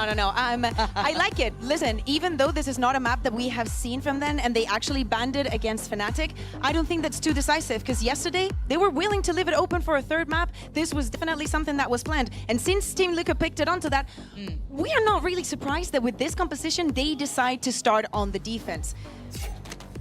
You have 2 Sentinels, as Yinsu was mentioning. Sociable, it's not like he has a lot of experience with Sage on the, well, on any map. Yeah, And Yampy, you know, they saw a lot of Taeho, but they still hadn't played it, and he feels like he wants to join that magnificent pool that we have of IGLs playing the new Initiator. Oh, this is wild to me, because we haven't seen BBL on this map, right? So it was kind of, you know, walking into this and even on the desk, they were saying how hard it will be to play against this sort of composition. Are Liquid aware of what they're about to have to deal with? This will be the question put to them. Are they up on their homework? Have they done their research? Can they learn on the fly? It's going to be a lot of information and a massive burst straight up through towards Zay. And we still have 2 players here. Shower control is still with BBL, but the site firmly under wraps. That's lovely. Priorities to be made. Clears out Showers. Yampy is surrounded. And he can be a bit of a magic man, but this is a lot to ask for. He's going to decide to wait for those rotations to come in. Yeah. That's just on the back. 4v3 now. And with the spike down, BBL needs to take initiative in this retake. Yeah, BBL need to start making a bit of a move here, taking back some of that really key space. Patatek just drifting behind. Lovely reposition. A little bit lucky on the top. Oh, Yampy, we're doing that to Kamik, are we? Okay, Yampy, I'm down for it. Give me some more, though. I asked for more, maybe I'm getting more. Yampy was fired up walking out to the stage, but Patatek will close out the round for Liquid. They're first to be gathered here. Yeah, exactly. And since BBL does not have the experience, Team Liquid wants to start with this very explosive and fast round. Yep. Pretty much off the book. You have that Viper wall, you're going to use the flash right across it and just walk onto side. No utility being used there. Yes, shower control was for the side of BBL, but it doesn't matter. Just as you were saying, keep the priorities clean, know exactly what you have to do, clear the rest of the map so you can play properly for that post-plan. Clean round for Team Liquid. Yeah, this is a good start for them. Get the ball rolling, right? This should be kept clean. You're looking at what they're willing to lose. Kamik just on the Ghost. Everyone else is upgraded and invested. And kind of stack in the right place for now. This is what we look at. Do they manage to clear this effectively? Yeah, and for Team Liquid is easy, right? Like they have some recurrent utility on the side of Kamik that they can use very freely. It should be theirs. Yampy and Prophet just got kills each. I'm getting a little nervous here, but Kamik could get the timing on Sociable, maybe? The TPs are heard. Sociable's gonna be on red alert now. Oh my god! There's no way they dropped the bullet! The wall! Outrageous! He stole time! That's so perfect! Now you're gonna have the rest of the squad coming over. This is so good! Camo and Kiko are probably absolutely shaking in their boots. Yampy has now the Guardian and they're just working in couples 2v4 scenario. And even though Camo has this Vandal, he does not have the information. The plant is going to try and go down. Spike planted. Okay, well, they've tried to make the best out of a bad situation. Site's going to be cleared out so they can start stepping back in. But they've not got safety even on the flank. You can see the nervousness here. Camo's trying to take some space towards CT. But still, BBL just have numbers here now. A little paranoid about U-Haul. Waiting for clear that. Smoke to go down. Pretty long lasting. Camo's position could be big in this. They can check. Oh, Yampy! He's found Camo! That's out! They are out of their minds here, BBL. Already doing this sort of thing, flipping this round. The stack works out. That is dreamy stuff for BBL, and Team Liquid will be kicking themselves. This is one of the things that BBL have been so highlighted for, getting the space safeguard thrifty for them on the second round, just playing that 4v2 to the best of their capabilities. Just wait, be patient, it doesn't matter. We have already secured enough kills onto side to just take our time. Yumpy already 5-1, he already has that Armageddon to play for this next round. But of course, the economy is not favoring Team Liquid. That, as we say, they managed to get that spike down, but just because of that brawl onto long, BBL were able to get on top of the round. Here's the thing as well, because unless we see this round going a little bit askew, which it may do, because the last one did, I have to highlight how intense Yampy looked walking out to that stage. Seeing the guy with a fire lit underneath him, it works for a player like him. He is a bit of a confidence player at time. That mentality is perfect. So if he does well here, this could be big. But already, Team Liquid do draw first blood. So taking away Profek and getting themselves towards sight. That needs to be careful. I think he got a little bit lackadaisical about that, forgetting who's on the other side. Liquid in the last games has been solo better and better. Now, with a player advantage, that is... I'm putting a question mark by this round. This could be a huge round to find stability in for BBL. Yampy gonna pop the ult straight through. Again, not gonna find much really. Nat's gonna trade out Sociable, leaving Yampy and one more to try and do anything, holding the smoke. That, from Liquid, was a fantastic turn as well. This game has no stability yet. 100% prepared. We see Nats using that Viper wall onto side, just fragmenting it in 2 different parts, so they can use all the utility to gather the side, just jumping in through hookah, as we're seeing, just with this weak weaponry. You have that first layer of utility clearing up the sides. I think that Kamek and Patitek are playing amazing. Yes. Nats, of course, is going to be on the flank, just gathering that, and just with the smokes pretty easily, just playing those close quarters with the Frenzy, with the Spectre. Very well played for Liquid. A little bit of a sloppy start for this game. I'm going to say like in the terms of purchases of what we were expecting, but it seems like they're 100% on the game. A little bit of a miss from the early util. So there's still going to be comfort back and forth. The moment that you highlight something, it just goes to trash. Yeah, exactly. But spin it. It's not the same start here. It does look obviously like they've got a heavier investment towards that A side, but there's a massive rotation on this. They've completely left that B side alone. And when you know you've got someone like Nats on the other side who is going to be lurking quite actively, I'm waiting to see if they actually just decide to hit a rotation on this to head on back, because I don't know. I don't know how I feel about them going for the 5-play stack. I know they've got weaker weapons with 2 of the players, but still, this feels very all in. You get rewarded for it if, honestly, Liquid don't wait for Nats to explore further, but there it is. There's the call to hit those rotations back around towards B. You might think they might hit some difficulties just having the Astra as a solo controller, but that combo, also just using the slow with the nade, you're forcing them to what you want them to be. Now, the only benefit is they are back here fast, but the site's already got security. Nats has taken this completely on his own pretty much at this point. The rest of the team's there now. Plants in place. And you're looking at the poke plant potential, it's huge. You've got ults galore here. They're in a really comfortable spot, but they've taken an active fight. A little risky, but the reward is right. Sociable, though, on a 2-man trade out between Nats and him. They've just put up numbers, down to a 3v3. Profek's still with just a classic, though, and Kamek gonna do the damage. Res now removed. It's eyes on Vac, really. Profek's only got that classic to work with. Is there a push and pull? No. So far, Profek at least gets the trade, but how do you get rid of these last 2 players? The answer is you don't. Palitek and Camo survive, and Liquid get to start building a lead here. Yeah, good adjustment there for Liquid to just rush onto side, as you were saying. Nats just having control of that B side, just playing a little bit more ahead. Being very eager, right, when they use the Thrash, to not let it be that first point of contact and actually spearheading that aggression so you can get the kills while they're waiting to see that little guy. Nice, beautiful. Beautiful. He's happy enough with that. Did you think? I still think it's crazy that we're seeing Yampy IGL and Nats IGL in this head-to-head. It's wild. It makes me feel old. I feel old all the time, Bayer. That's nothing new. Oh, hold on. That was a pixel. That's unlucky, but a great start for Paditek there. Yampy now has to deal with a lot more pressure potentially up towards B long, but lovely bailout from Vac there. Takes a pretty risky fight and gets the reward on towards Nats, which makes you feel like you're almost reading into the round where Nats is probably not the end goal. Yeah, Kami used his utility to clear the Razor Vine. Jumpy's gonna be forced, but just for a second. Oh, Jumpy on an operator. Give me any agent. Yep. And what do they do? Jumpy's got his nice little angle to play from. Wait for the next wave. Yeah, Dizzy Flash just coming back up now. Sky Flash sent in. You don't want to mess with this man. He's going to be good for his. But he's actually going to rotate a little further back, maybe take a glance here towards Hookah. That's a pixel. He got completely outdone. Kamek caught him off guard. They don't know about Prophet towards the site, but does get cleared. Good trades coming out here from Liquid. They've got site control. They've got the plant in place. There is a res there for Sociable, but does he even get the chance to bring it in? Yeah. 2v2 scenario, as you're seeing, the rest, it doesn't look likely. At this point, smoke's going to go down. They have to decide how they want to fight this.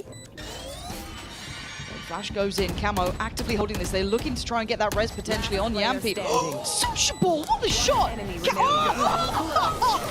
Anything you can do, I can do better. Kiko with the Red Bull clutch. How did he get 2 there? How did he get 2?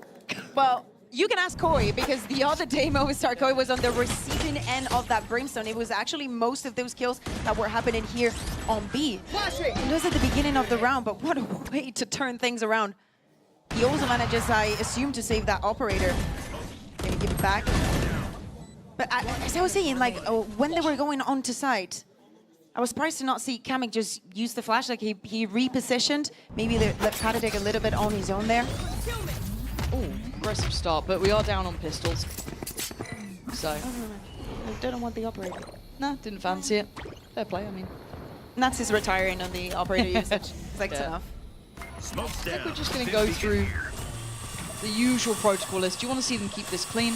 There's a lot of ults that could potentially be that instigator to a round conversion if a couple of things go their way. But I doubt we'll see it. I want to see a clean round here from Liquid. Find some real stability. The scoreline's starting to look fantastic for them. Already starting to clear through U-Haul. Camo kind of left, I don't want to say ahead of the others. He's still got Nats there. He's still got players with him, but you can easily get overwhelmed here. Nats gonna go down as well. Sociable. Yeah, now here we go. That's what we're saying. This is the fuel to the fire that suddenly turns the pressure up. Oh! The Prophet, big shot as well. Whoa! Sociable, what a round from the man. Got things started, closed it down. The fuse is there. I wanted it to be clean. I didn't expect a loss. Thrifty. I'm just enjoying the Forza BBL coming here from the stage. The audience has turned up to support their team in what could be the craziest run that they've had here in EMEA. Yes, it's just this retake that we need to just keep believing. I was really looking forward to how this retake was going to look with the wall and the effect that it can have. The take barely even needed it. Now, these have happened, though, in 2 kind of weird rounds, right? Like, almost like anti-eco rounds. We've had it in the 2nd, now we've had it in the 6th. These were sheriffs. These were rounds you shouldn't be losing like that. I want to see if BBL can convert that into traditional buy rounds. And as we're seeing, 2-6, Levin still has not found a kill with that race. It doesn't matter. Things are very close. Just look at BBL now. Trying to do a little bit of aggression. Not finding anything. Okay, trying to slow down at least one of the 2 sides of the approach.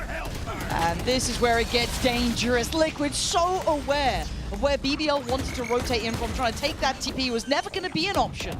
Prophet, Sociable, and back, the last 3 standing. Plants in place. Liquid have good control here. Viper's hit as well, just really adding insult to injury. So clean. Now into the buy rounds, into these gun rounds. Liquid look absolutely locked in on it. Back has no option but to save. It's going to be a flawless round, and we were seeing the orbital strike just used as at the same time that they were using the thrust. Keeping in mind the position that they were put in, especially after Sociable uses the wall and forces them into that situation. If Jumpy would have had the Armageddon and used it onto Showers, it would have been a different scenario, a different situation. Hush up. Back, keep this. Okay. He's putting on a little show for the people, at least. Getting some orbs. Nah, no, not going to be able to keep the rifle, but still farmed a little bit. Oh, we got a little bit of space. I feel like we're missing some context here. There's a little bit of something. Ask the players some questions. We need to know this. I like it. But I've got to say as well, something I do want to highlight as well for Liquid, I like how proactively they have been implementing these ultimates, right? Yeah. Fight around, guys. Keep it up. So seeing them actually kind of use these quite, I don't say necessarily aggressively, but being willing to use them, not sit on them too long. The amount of times we've been critiquing teams for kind of sitting on ults, not really using them, they have them there. I love seeing this proactive approach, just cycling through it. And it's completely put this back into place here. Now, there should be a buy, I'm pretty sure, for BBL. I don't think they're in too much trouble financially. But you're looking at BBL struggling to find stability here. They haven't been able to hold back this A hit that's been coming in. They've been struggling a little bit on getting plays in the right place, it feels like. Yeah, and we know that this map is mostly about the attack, but BBL, they decided to start on the defense, look at the composition that they have with the double sentinel. The spike getting down was going to be one of their priorities when they swap onto the other side, but this composition should have lots of stopping power. Exactly. And you're not being able to stop them. From the beginning of time, before even this roster was like this, Team Liquid was the team that thrived in chaos. Like, I still remember seeing them running as 5 on split, like madness, right? Yeah. But if they're able to get that from 4 years ago and still do it now, being so reactive, staying so on point, when the pressure is so high, they stand more than a chance. I'm a little bit surprised at BBL struggling to stop Liquid as it stands. Patitech and Kami are playing so well. And that is absolutely true. Like, those two are absolute highlights right now, but this whole composition feels tailor-made to be able to have masses of stopping power. Now, we do have a lot of utility on this side. You've got two of the kind of big proponents of that slowing, that controlling approach. Now, I think Camo's got a good idea of what's on the other side. Do they then cancel their plans here and potentially lean away? They wait. They trigger a little bit of that utility also for Jumpy to use this drone to gather the information on what they are, and they're just waiting. And so is Jumpy. If they start moving, it's time to stop them, but with salvos.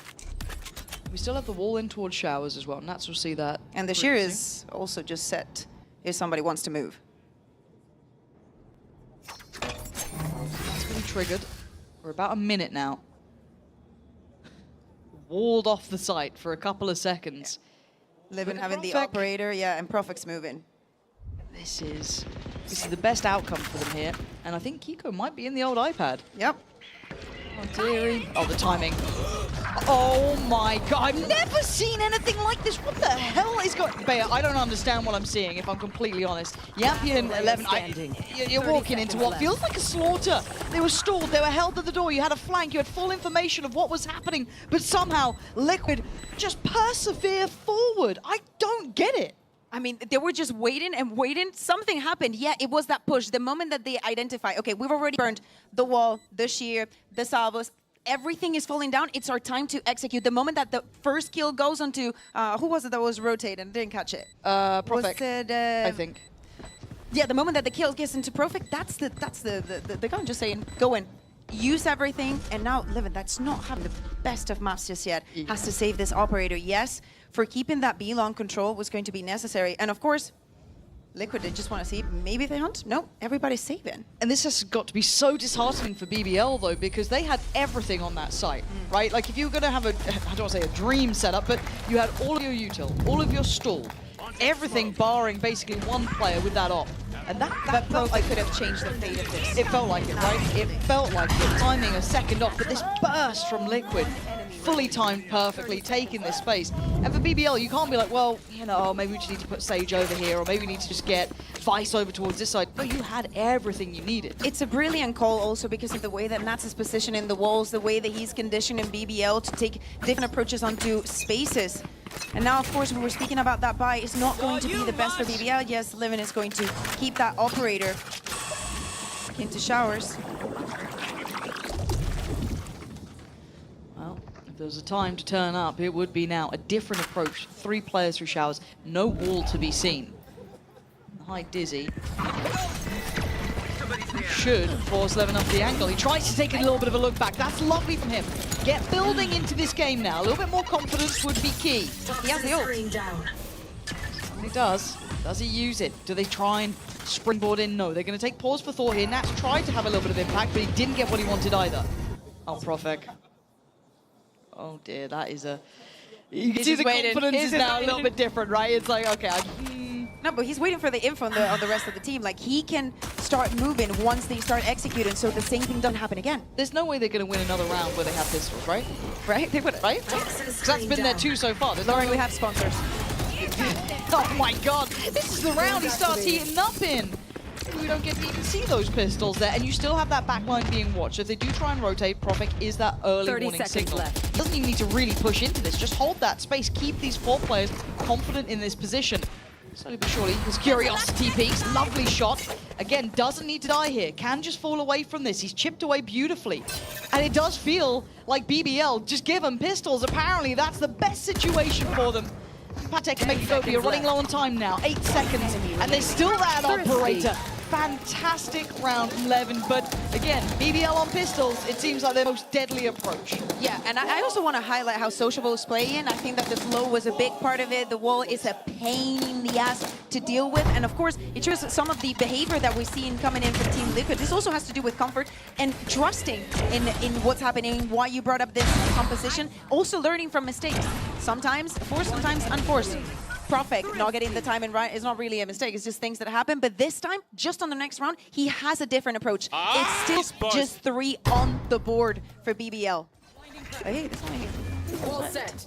Further defense. This could perfectly be a 6-6 half. It could be, but now they've got weapons, Bayer, which has been really the issue. But I like that they're taking some active space, right? They've actively taken Showers control here. It does mean that they leave a little bit of a gap open towards A short, but as it stands, they're in the right place for this. A little bit of a different beginning. And dog up towards long, bit of a trade out of the, I guess, drones, one mechanical and one a little less so, but Patek getting closer. Spot out where that wall is. Does he get punished on this? It looks like they might try and get a little bit more proactive, fight for the space now. Enough. No damage done, and I honestly feel like Cameron and Patek are doing so much, just triggering all of this, forcing them to use a little bit more. Now they have to keep an eye on this. They've been 3 players and the spike already walking. Oof.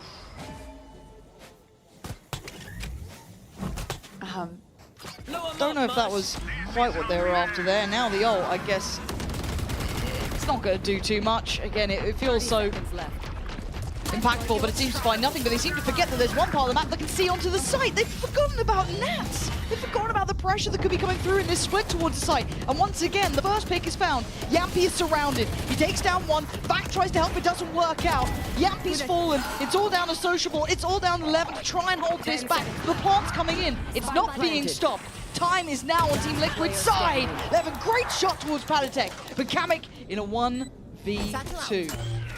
He's going to know where at least one of these players is off to. He's taking a risk here.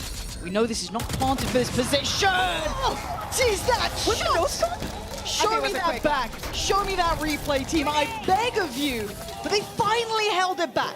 Finally, we're seeing Levin firing all cylinders. We're seeing them holding the line here. The idea from Team Liquid also, again, them only having that one controller, there's only so much that you can throw, there's only so much that you can defend and stop the rest of the team. Getting the spike down, beautiful. I want to see that last shot. Pretty please. Have you got it?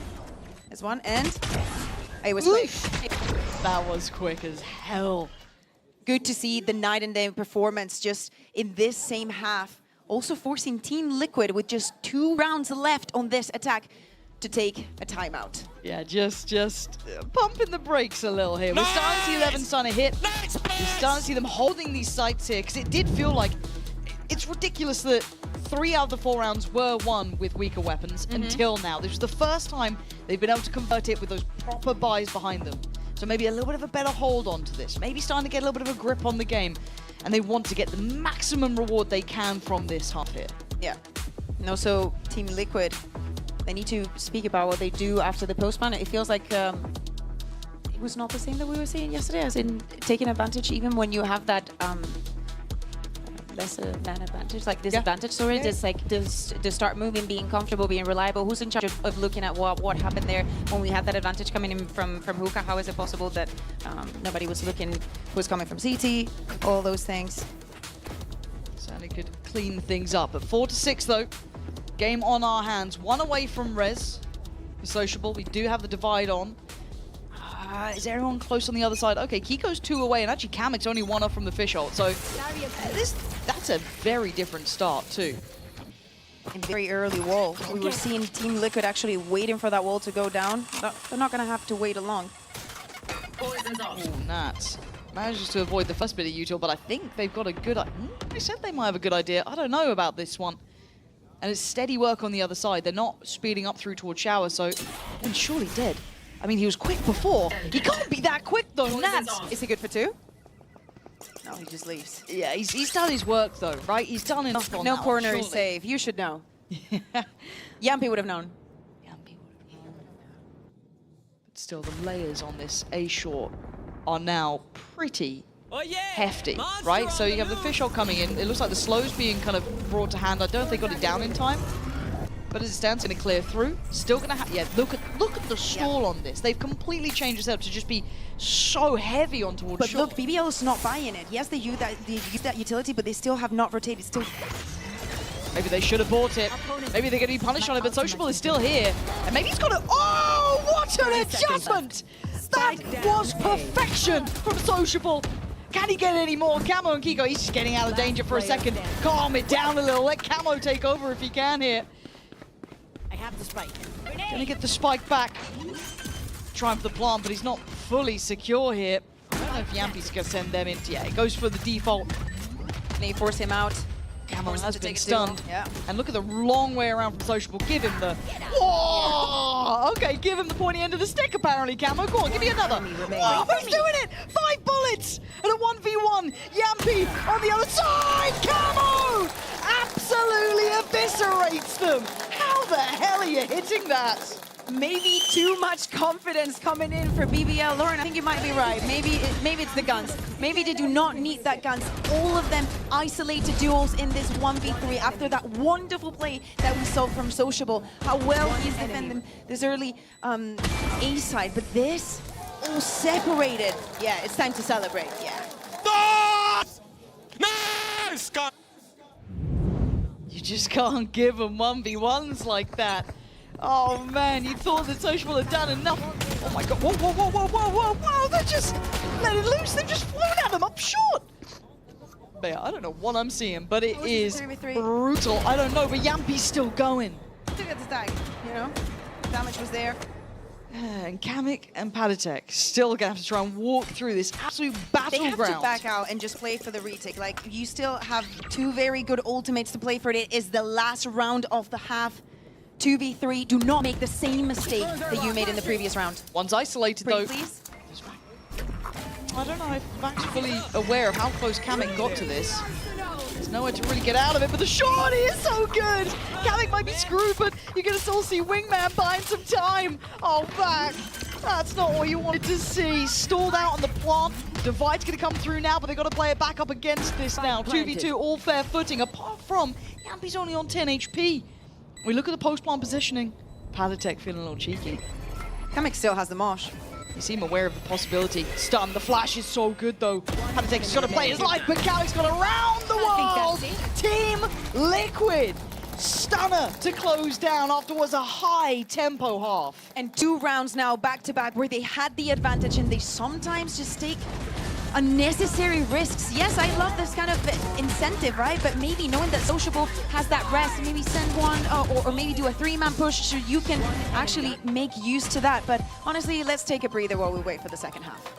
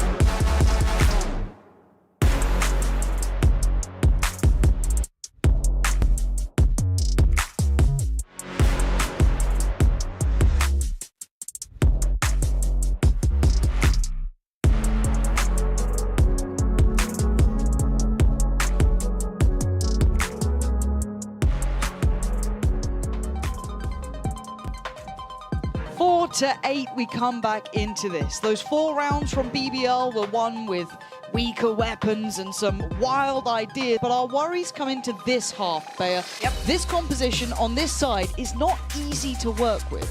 Yeah, exactly. You don't have a lot of initiating power. Yes, you have the Tickle, but you only have the Arc Rose from the Vice as an actual flash in comparison to the Sky and the Gecko.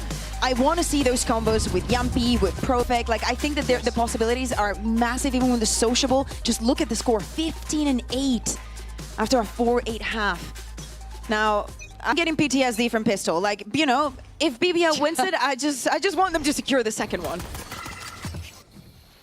I do feel like we've been having so many of those back and forth sort of rounds. Nats, oh god, whoa. Spike down. People running through the snake bite like that makes me so nervous. But for now, they're just willing to take straight fights, just walking on forward. There's very little util being kind of burned to do this as it stands. No plant? Okay, just taking their time here, securing sight. Kama's already walking onto them. Planted. Perfect playing in long.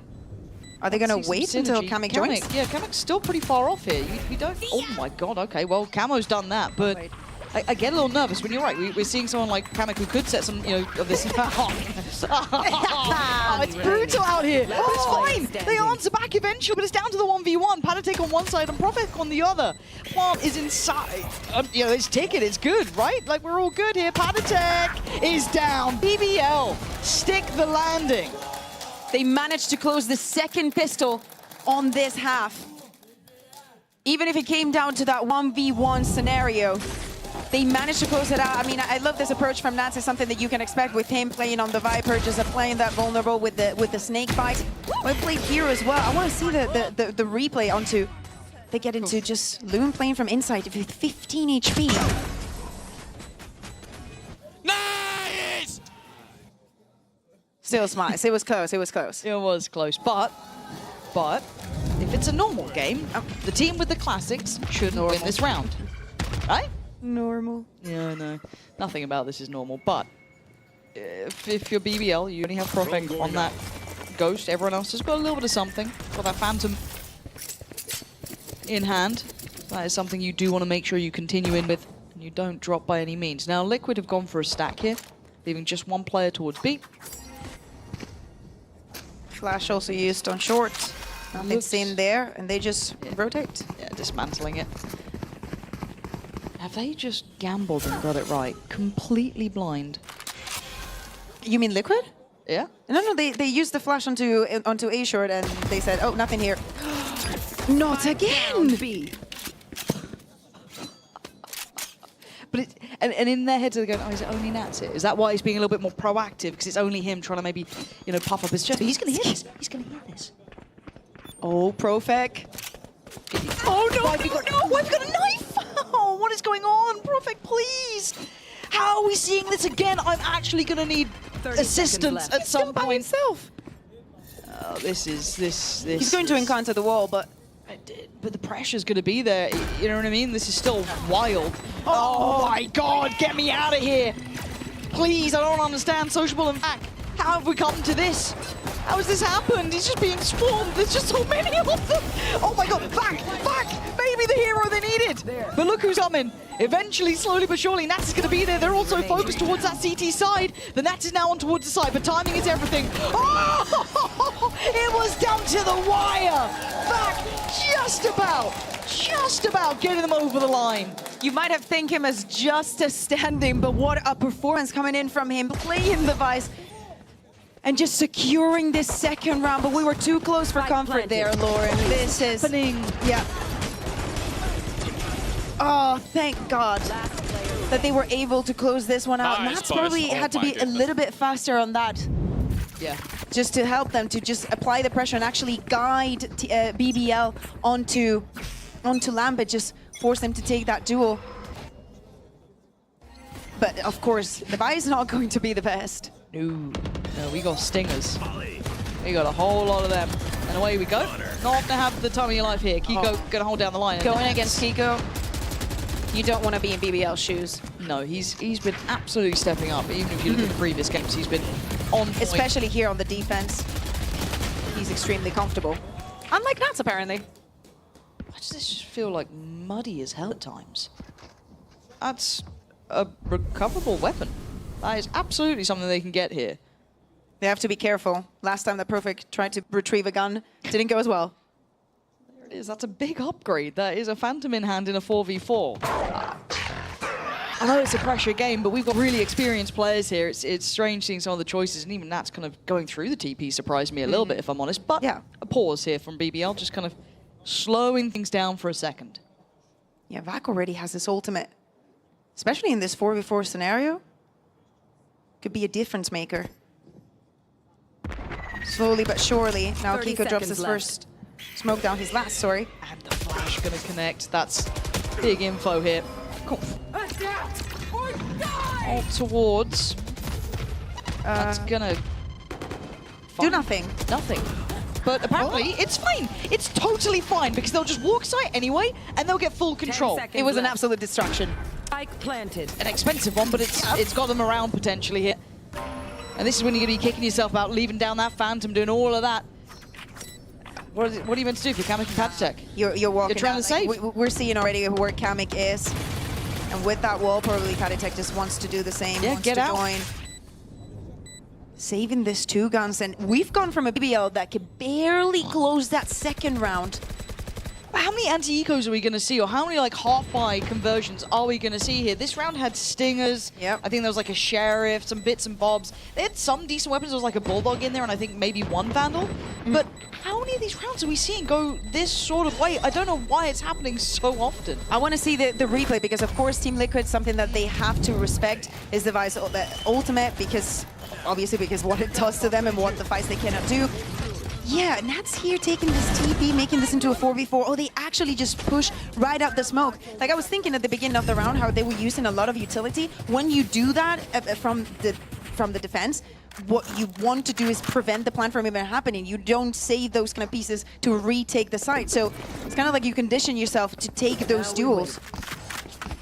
Social 18 and 10. He's having a game. Man. He's having a game. I'm still not sold. I want to see more of this executes. I really want to see how they structure them. Well, look, by everything we've seen so far, this should be a great round for Team Liquid. They've only got 2 weapons, so everything should be fine. No, that's BBL. No. It works both ways, apparently. It works both ways here. It is only Nats on this side, though, and he does have... I've never heard that anyone use that sentence, actually. But look at this as well. Like, look at this positioning. Look, good info. Now, they can't get fully through by the wall, but there is still time to apply this pressure. Liquid have to respect that the site will probably be taken, at least to the close front side of the site, so the plant's going to be in. That's fine, but the flank is going to be there with 2 players. Now, they're going to know about 1. They will not know about the second. Oh, chip damage coming in. See what I'm telling you? See what I am telling you? The team who has the worst weapons wins the round. It's simple mathematics. How has it come down to this? Profek is the last one alive, and I'm losing my goddamn mind. I don't understand this. Someone please help us, because right now Profek is left to deal with everything, and he's done really well on the first try, but he's got a player to the right. He's got 1 to the left, and it's 1 too many. The defuse is there, and once again, we are seeing the topsy-turviest rounds I've ever seen in my life. I want to see a replay because, of course, we were just looking at Kiko he was rotating. I want to see actually how Kamek got those first 2 kills. Very well, also waiting for the people that have those guns. We're just playing duels. Just 1 and 1. Of course, the wall is on Tetrix. So yeah. As we would say, or as you would say, if you were trying to meme Spain, no bueno. No bueno. No bueno. No bueno. I feel like I've entered a strange reality. Coming the operator. I'm surprised that it's not Nats picking it. And they found it so early as well, which is super nice info. To then they maybe speed up on the other side. Do they feel there could be a stack behind it? I want to see how BBL try and decipher the puzzle of what's on the other side now from Team Liquid. Yeah, I'm looking at the beginning of the round and how Yumpy and Sociable are sometimes trying to combo the utility. We saw it on the pistol, but I'm still not surprised, you know, as to see, oh, this is the reason. Into the jail Valorant we go. Oh! Nats would have... Damn! That's brutal. Okay, so it looks committed, right? Camo, got to evacuate. Cool. No sweat about that. Patatech there to at least take away one, but back going to find the trade out. But now the side's been slowly crept to, but you're going to see the Seekers come through and a drift through. The smoke doesn't go too well for Nat. So the plant's going to be in. BBL have the numbers, and they have the time. Yeah, exactly. Keep one away from his ult. Sociable getting 11 up. This surely calls for a save. Team Liquid's already thinking about it. Sociable, make sure that all the entries are secured, closed. They used all they had, but it was a clean round for them. Team Liquid now forced to just save. Love just dropping that up onto Vox so he can log that side. Also building up that economy for this second half on BBL. Sociable, you know, there's not many occasions that you're going to be able to safely use that rest, so use it when you can. You know that this has been muddy, sloppy at times, that you're losing rounds that you shouldn't. Man, use it, you know, build up your economy, put yourself in the situation that you might need the money in the future. 8-9. There's nothing like an extended muddy affair, you know? Why let us out of here with minimal pain? No. Take us the distance and see who survives. See you not being chucked around there. I want to see who goes for it. I think Yampy, yeah, priority on Yampy on that. See where he goes for. Everybody's picking up the op on BBL. Man, I have to say, Forza BBL has to be one of the best chants. Like, whenever I hear the crowd say it, it's unreal. I've always wanted, like, kind of football chants to come in, you know what I mean? A little bit of something to it. Yinsu knows a lot of those. She does. She is an absolute hooligan. It's wild that people don't realize it. Yeah, I can't repeat any of them. They're really not appropriate for Rare, but I feel like with, you know, the Heretics kind of top shagger conversations, there could be something built around that. Oh my god, Kiko. Nearly makes it out. Patatech. And they're pushing. Team Liquid is pushing every smoke that BBL's putting down. Am I watching Billy again, perhaps? This just feels like the maddest game. I don't know how to describe it to people. Hopefully they have eyes and they can see it for themselves. But 5v4. We have 2 on the B side. Give me Kiko. No. I'll take that. Yeah. I like this view. Just waiting on that smoke to go down. Well, he's just waiting for someone to probably walk it, honestly, at this point. Does anyone check on this? I mean, especially with like with Kamek still able to like. He doesn't lose this. No, apparently it doesn't. We've seen those clips from it, but again, the dropout was still there. Team Liquid still going to have the man advantage. It's solid from them. Yeah, and just being held at the choke points. No way in for BBL here. They had no impact towards the site in the end. Nice hold from Liquid. That felt like the first stable round we've seen. When people look at Bind and they have the question, like if you haven't seen a lot of Valorant or if you haven't been following, like why is it that the double controller is so effective? Is that, yes, you can, like the executes are very harsh. So as long as you can delay them and try to put the attackers in difficult situations, the better, right? Yeah. That is when the smoke from Kiko and the wall from Nats were doing in Garden. That is the T of these, what makes them, you know, allow them to separate this and just to delay them constantly. And of course, after the rounds that we've seen, and only with Team Liquid getting 2 on this defense, calls for a timeout on BBL. Okay, BBL. It's an important round. It is. There's some big ults too. They have Razor's ult, and they have Teo's ult. So some pretty explosive ults. Kiko's got theirs on the other side of Brimstone, so we've got some there to work. It's important to discuss what you're going to invest into what. Like we've seen that every single time that they would try to take hookah, either if it's Kiko or if it's not, it's like a molly is going to be put. They're going to try and fight that. Also, they try to use that combo. We saw it in the previous round with the Salvos as well to try and do some damage. But Kiko found that small gap to play around. And this is a very, very important round for them. Both sides.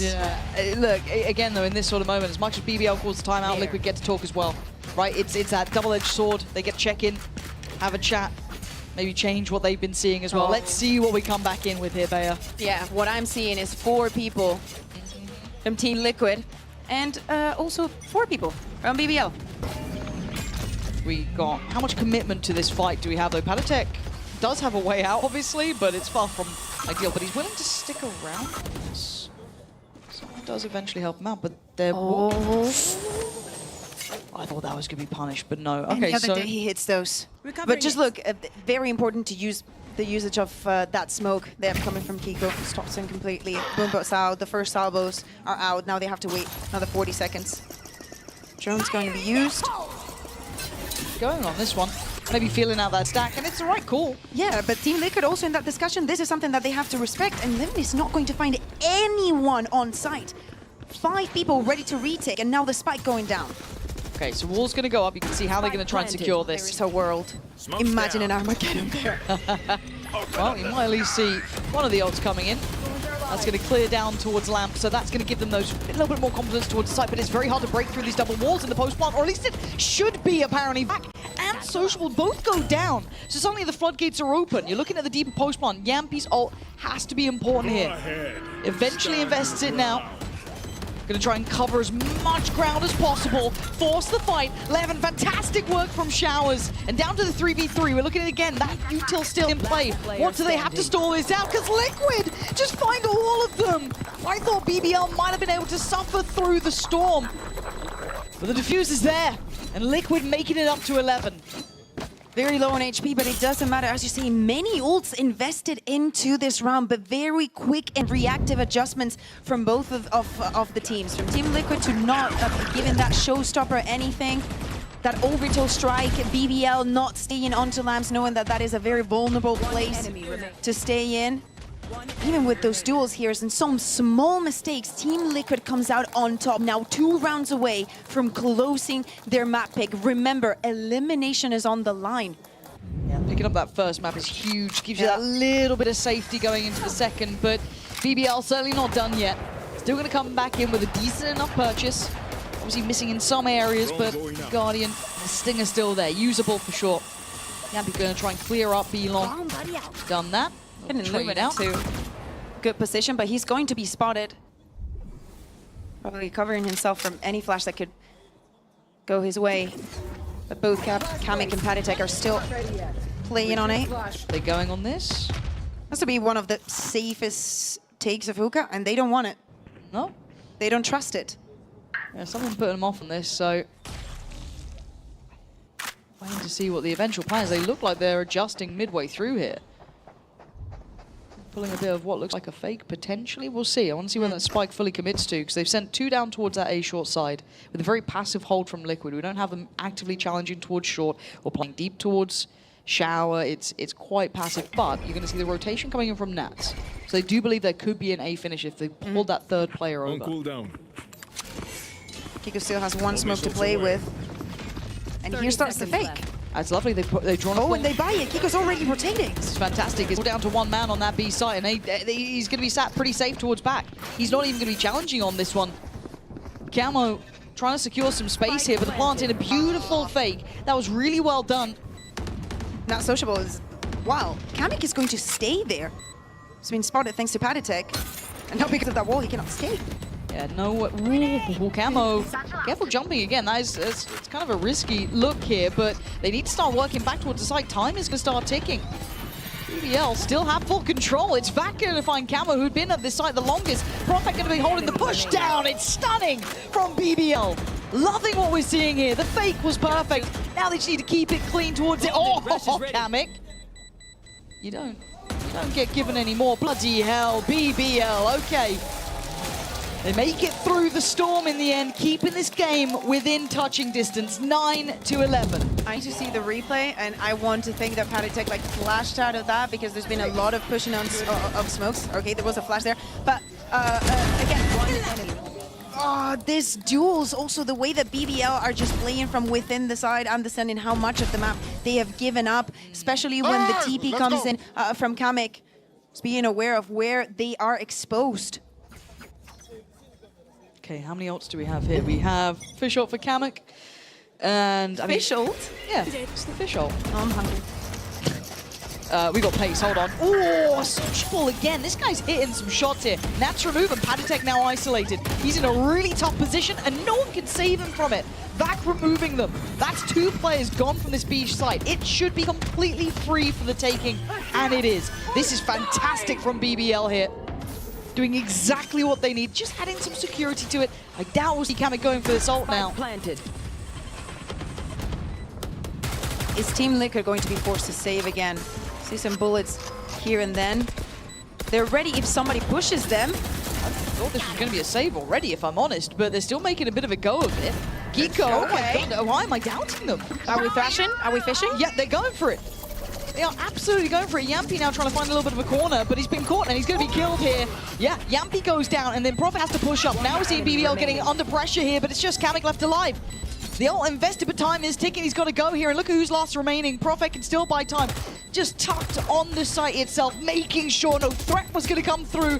Trying to catch him in the heels. BBL suffering through the storm. Liquid thought they had a chance on it. And Profik is being an absolute hero in this map, as we're saying, playing the solo controller here, having to do with the initiation also here from the attack.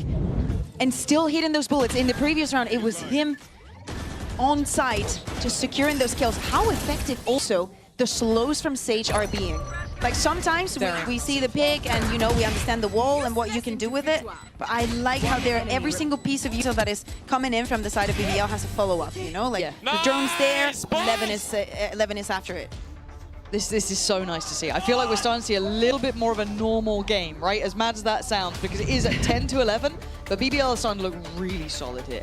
Sociable doing really well. We've got Profek starting to really heat up too. Have to highlight that. And this hasn't been a big game from Yampy, really. He had that great start. He's been quiet, but he's doing what he needs to. I think he's focused on using the utility, following and making the calls. We can understand that. And actually, I'm looking at him right now. He was just taking a lot of time in this timeout to talk to the rest of the team. I think that with such a specific composition, I like that the individuals are very on point. I think that they're 100% into what the priorities are. But for Team Liquid, the purchase, it's not going to be pretty. I know, Lauren. yes, I know. But still, especially with the performance that Profik is having, please tell me that he gets it. Okay. Seeing that Cosmic Divide, Sociable again, so close to that res. I'd like to see a very explosive round now. It would be nice. After a timeout, it's classic. It would make sense, wouldn't it? But let's see. Again, you do have to be a bit careful on these because we've been seeing so much value in these lower purchase rounds. You don't want to be going into stacks. I want to see them at least do their kind of diligent default, right? Going through the process. Sociable does now actually have the ult ready to go in case something goes wrong this round, and the stack from Liquid is towards the safe side. Champion with the judge. What year are we in? Jesus Christ. It's a real throwback. Attacking judge. Don't doubt him. Dejo. Don't doubt him. I know. I'm trying to understand. I never doubt. You can't doubt Sociable either. That absolute stunning shot, and that is the keys to the B site as well. It's giving me Cena flashbacks on Ascend. When they used to play similar-ish composition. Really, most of the agents weren't even out. Yeah, long time ago now.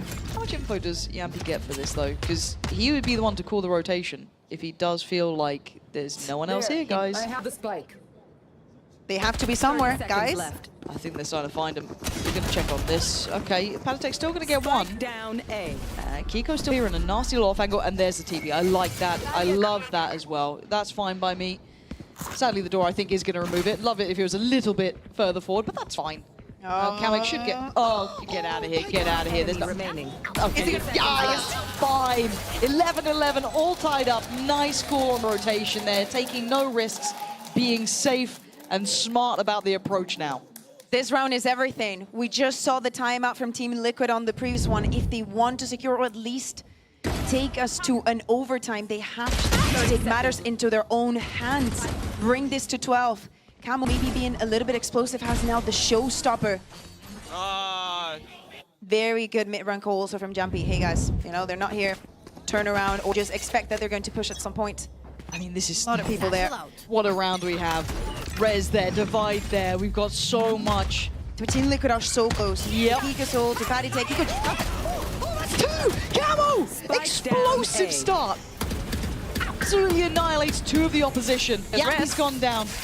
Levin's gone down, but you're right. Sociable still standing is huge. Who does he prioritize here?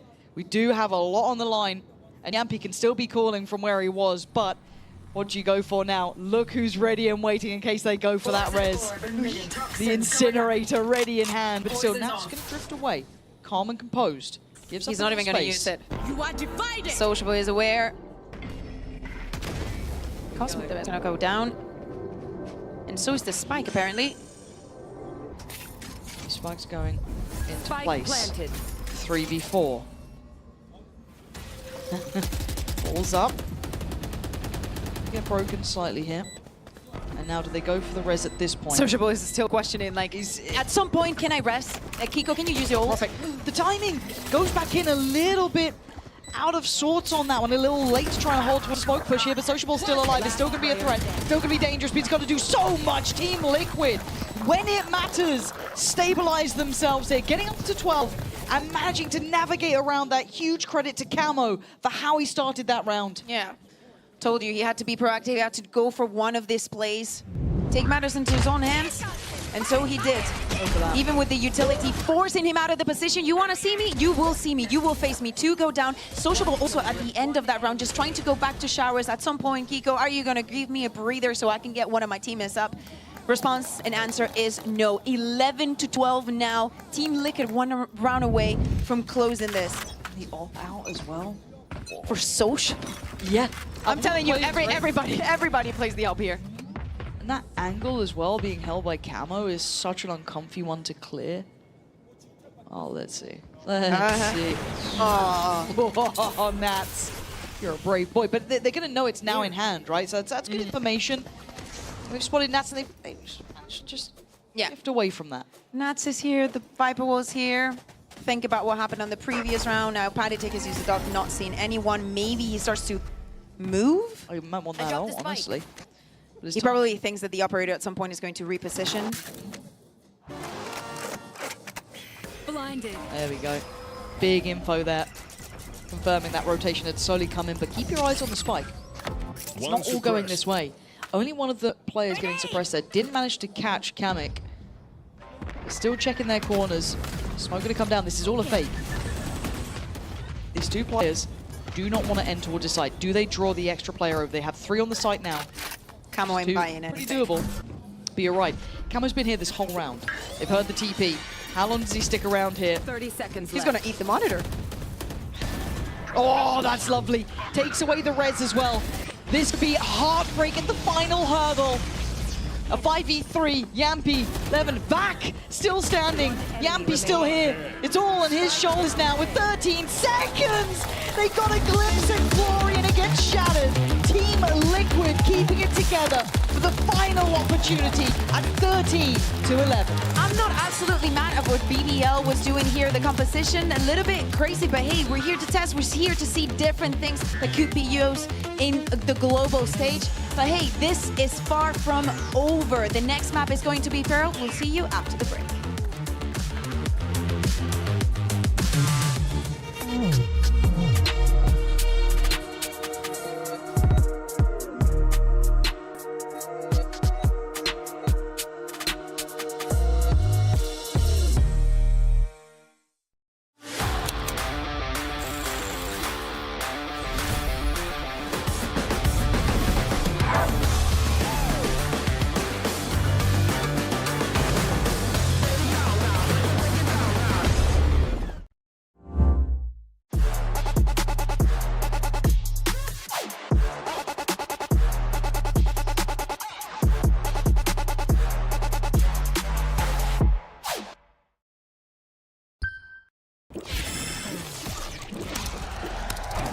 Red Bull gives you wings.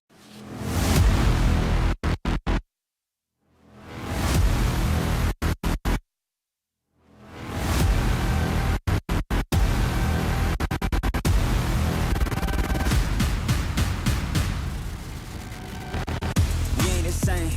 Get in your lane, stay in your lane. Wait, this ain't a game. Been through the flame, now get out the way. Whole lot of change. Still been the same, put that on the name. I had to go through it just to get to it. Look what I became. Elevate, level up, way to the top, headed to the peak. All them boys wanna talk, hit them out of love, but don't got receipts. I do it with ease, to you it's a burden, to me it's a breeze. Feel that? That win is degree, that kickback. You coming at me, boy, sit back. Came out the womb like this.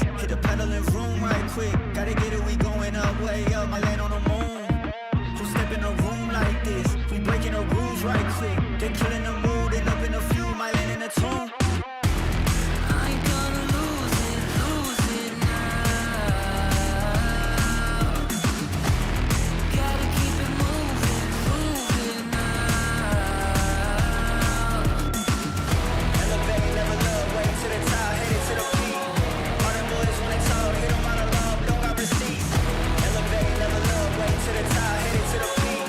All them boys when they talk, hit them out of love, and don't got receipts.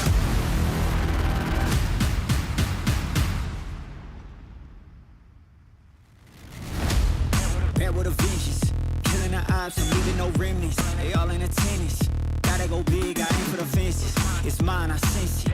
Back in the scene, I'm back to the business. Back on the front line, gotta grind. It's time, let you be the witness. At the time, turn a repeat to a 3P, yeah. Got the franchise on me, you more like G League, yeah. 21st century, you all the way BC, yeah. Old boy been washed up, I'm nashed up, been TT, hey. Came out the womb like...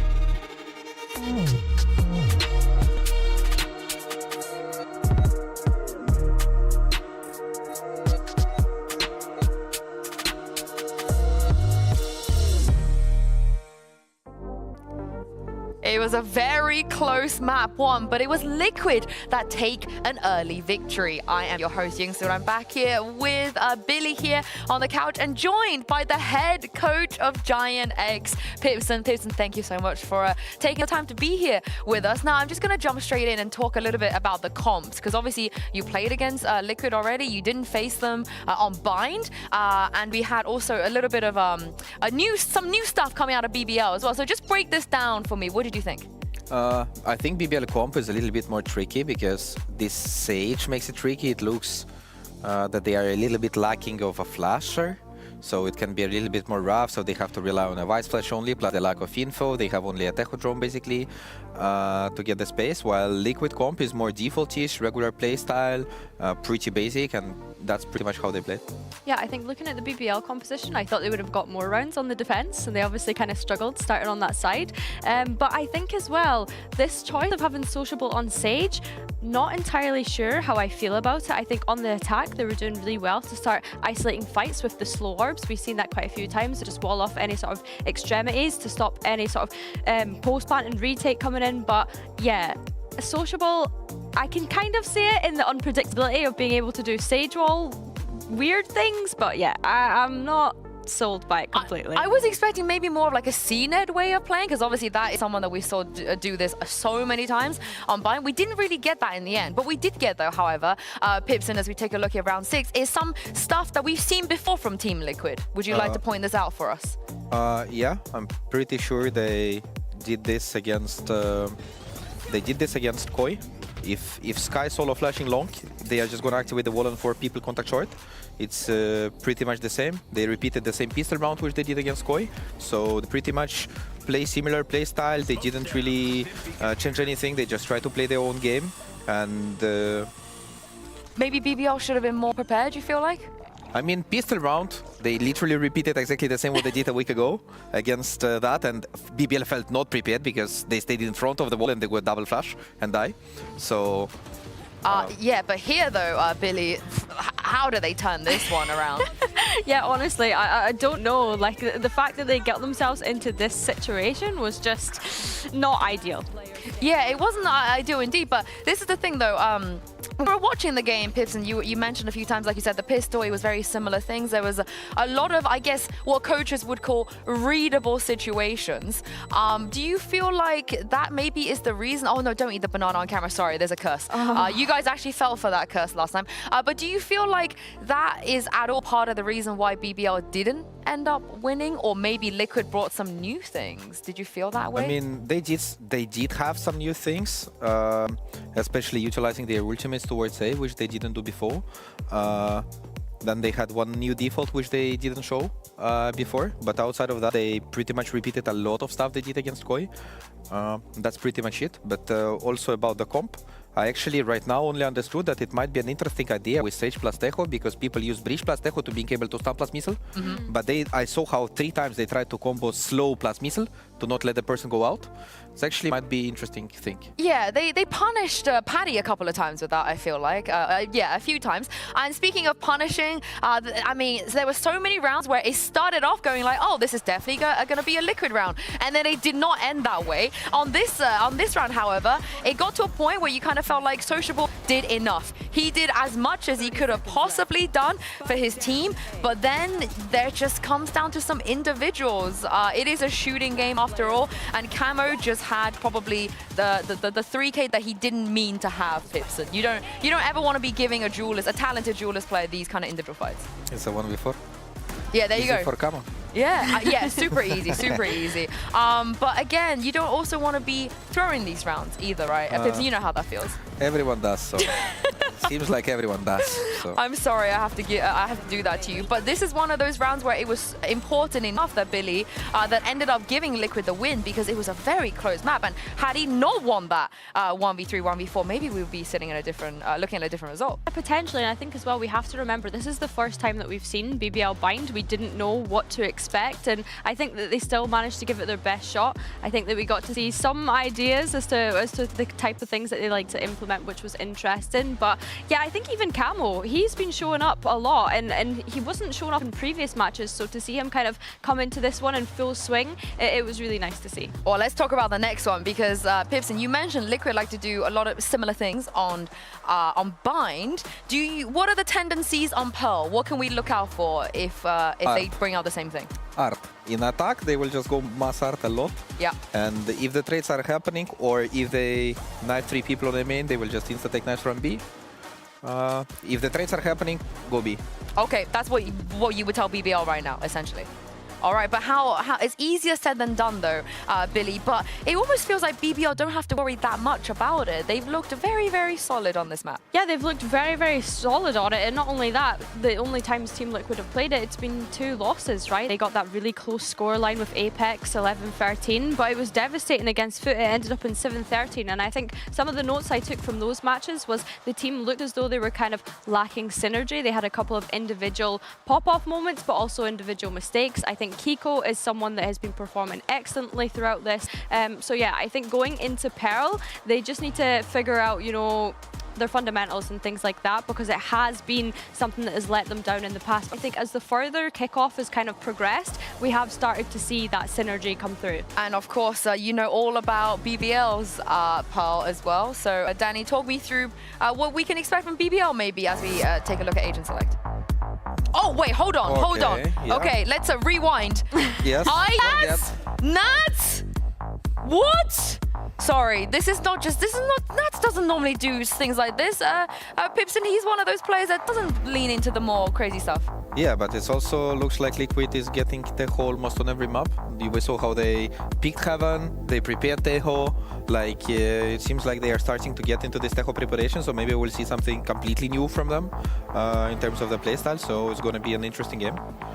Yeah, it feels like they're prepping for Masters Bangkok, potentially. I mean, the amount of teams that we've seen be able to switch up their compositions halfway through the tournament, by the way. I mean, they kind of needed to make a risk going up against BBL on this Pearl, and who knows, they might be able to close it out in a 2-0. And this is the thing, VAC has been kind of the gold standard when it comes to playing Vice on this map in particular. So I would like to see Nats maybe just yoink some things out of him, and I can't wait to see how he's gonna lurk, op, Pansy and Kukuka, and do all of that goodness on Vice.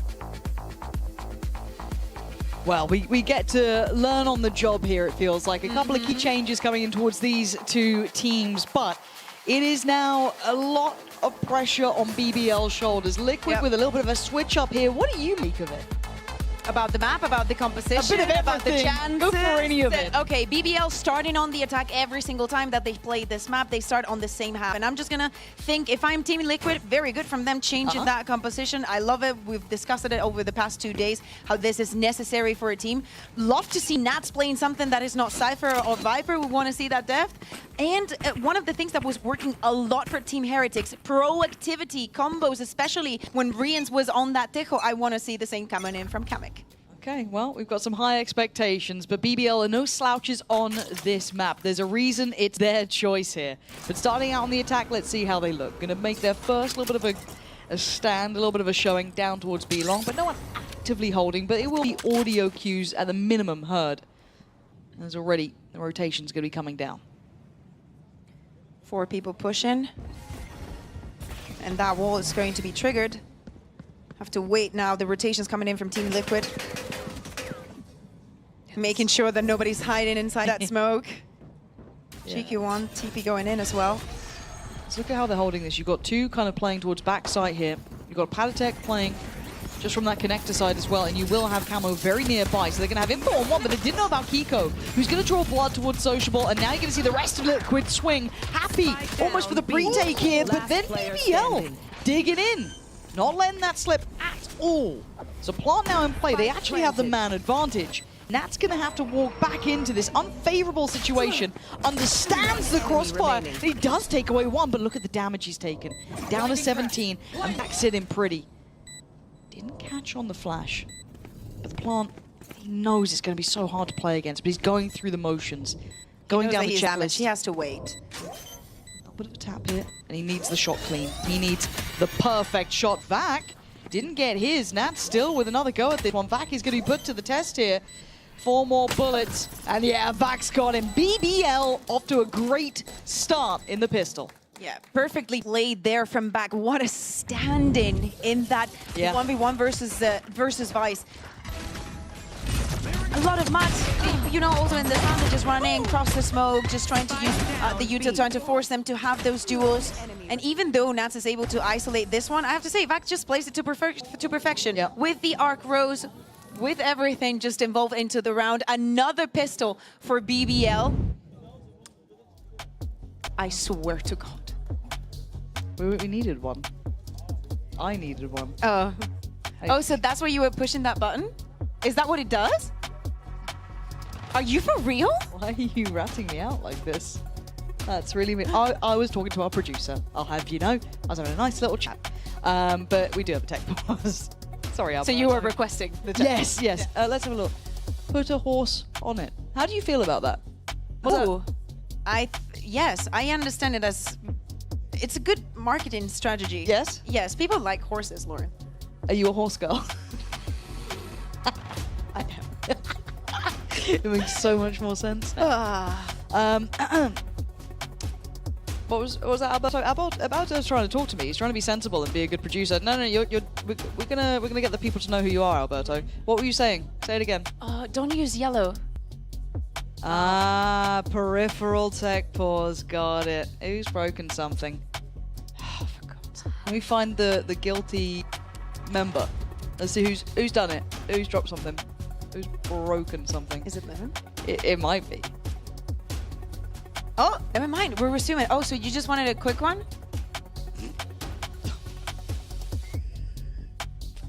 Shut up, Bea. It's the end of the week. It's Friday. Is it Friday? I think it's Friday. It's Friday. What am I doing? No, I just did that. It is Friday. The intrusive thought just won. It sometimes they do win. The way. It do be the way. But we do have the second round now. Will we have the same sort of storyline from the first map where it was sheer and utter mud for the first, I don't know, half and a bit? So we'll see. Does Liquid Look at the position and the pings on the map? Definitely the pressure is going to be coming in. And I do feel a little bit for, poor old Nats has an army on the other side, so hopefully he can be a little bit careful. But you do kind of start to read a little bit with Liquid. It's normally just Nats on one side and the others stacked out somewhere else. He's just gonna back out. Safe orb here for Yumpy. BBL waiting maybe on some other aggression. But the part of the map with the aggression actually is, it's not even gonna be explored. It's just Prophet gonna make sure that no one's pushing. Just gonna go on to mid. Was it? Didn't Pipson say something about just art? Art. Lots of art. I wrote down art-Pipson. Oh, he do be art. Yep. That's have fun. Oh, I thought there could have been a bit more there.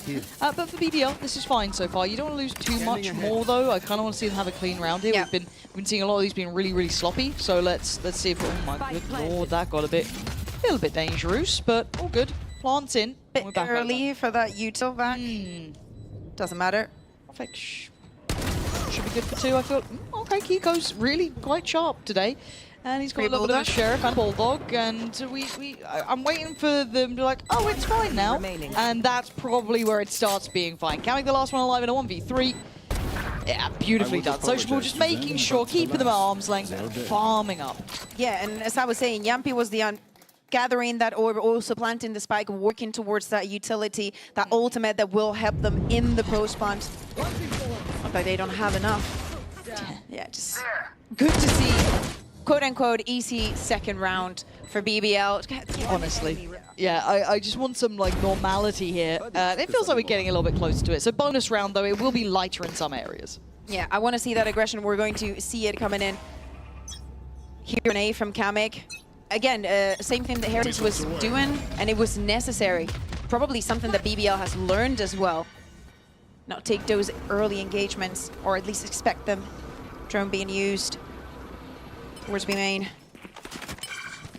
Yeah, decent info so far. Do need to clear some of the util, which they've done. Going through the checklist. So happy enough for now.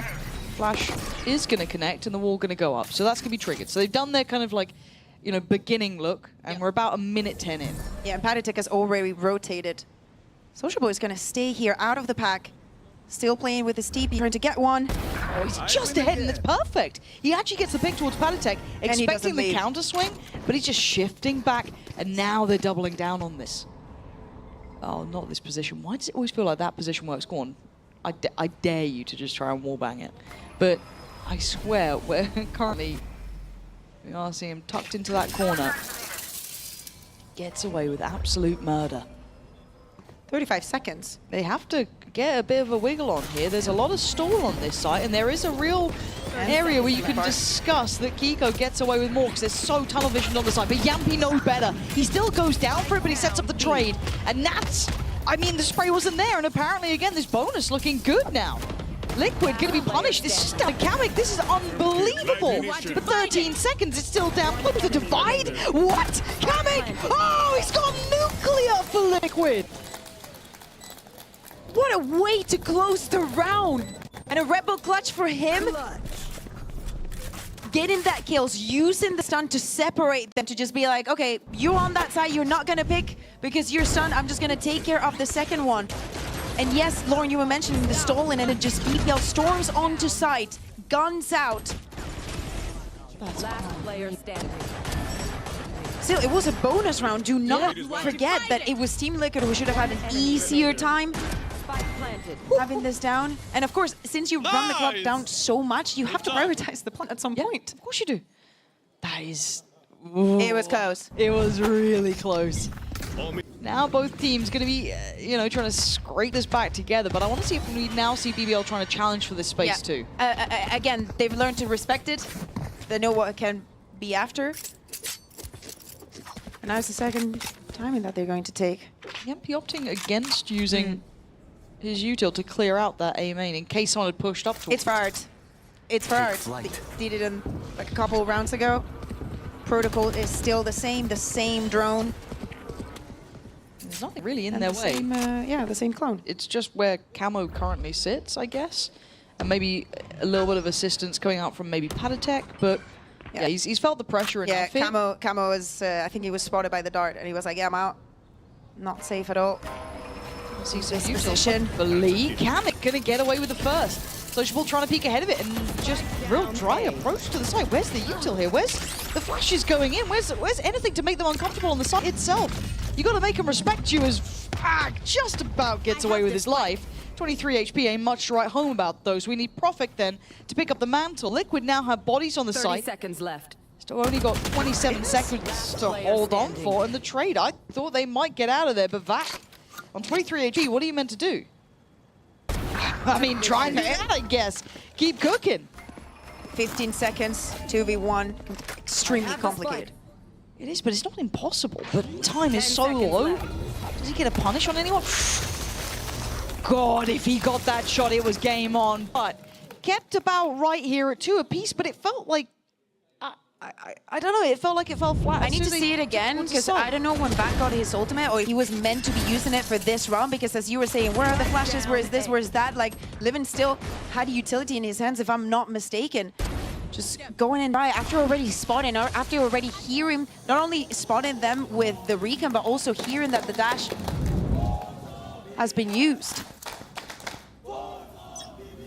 I mean, if you're Liquid, you're so happy about that. You probably didn't expect to have as much of an easy time in holding those situations, but now we are seeing that initial dart on the first cycle going to be used over towards that A main side, so they can work behind it now.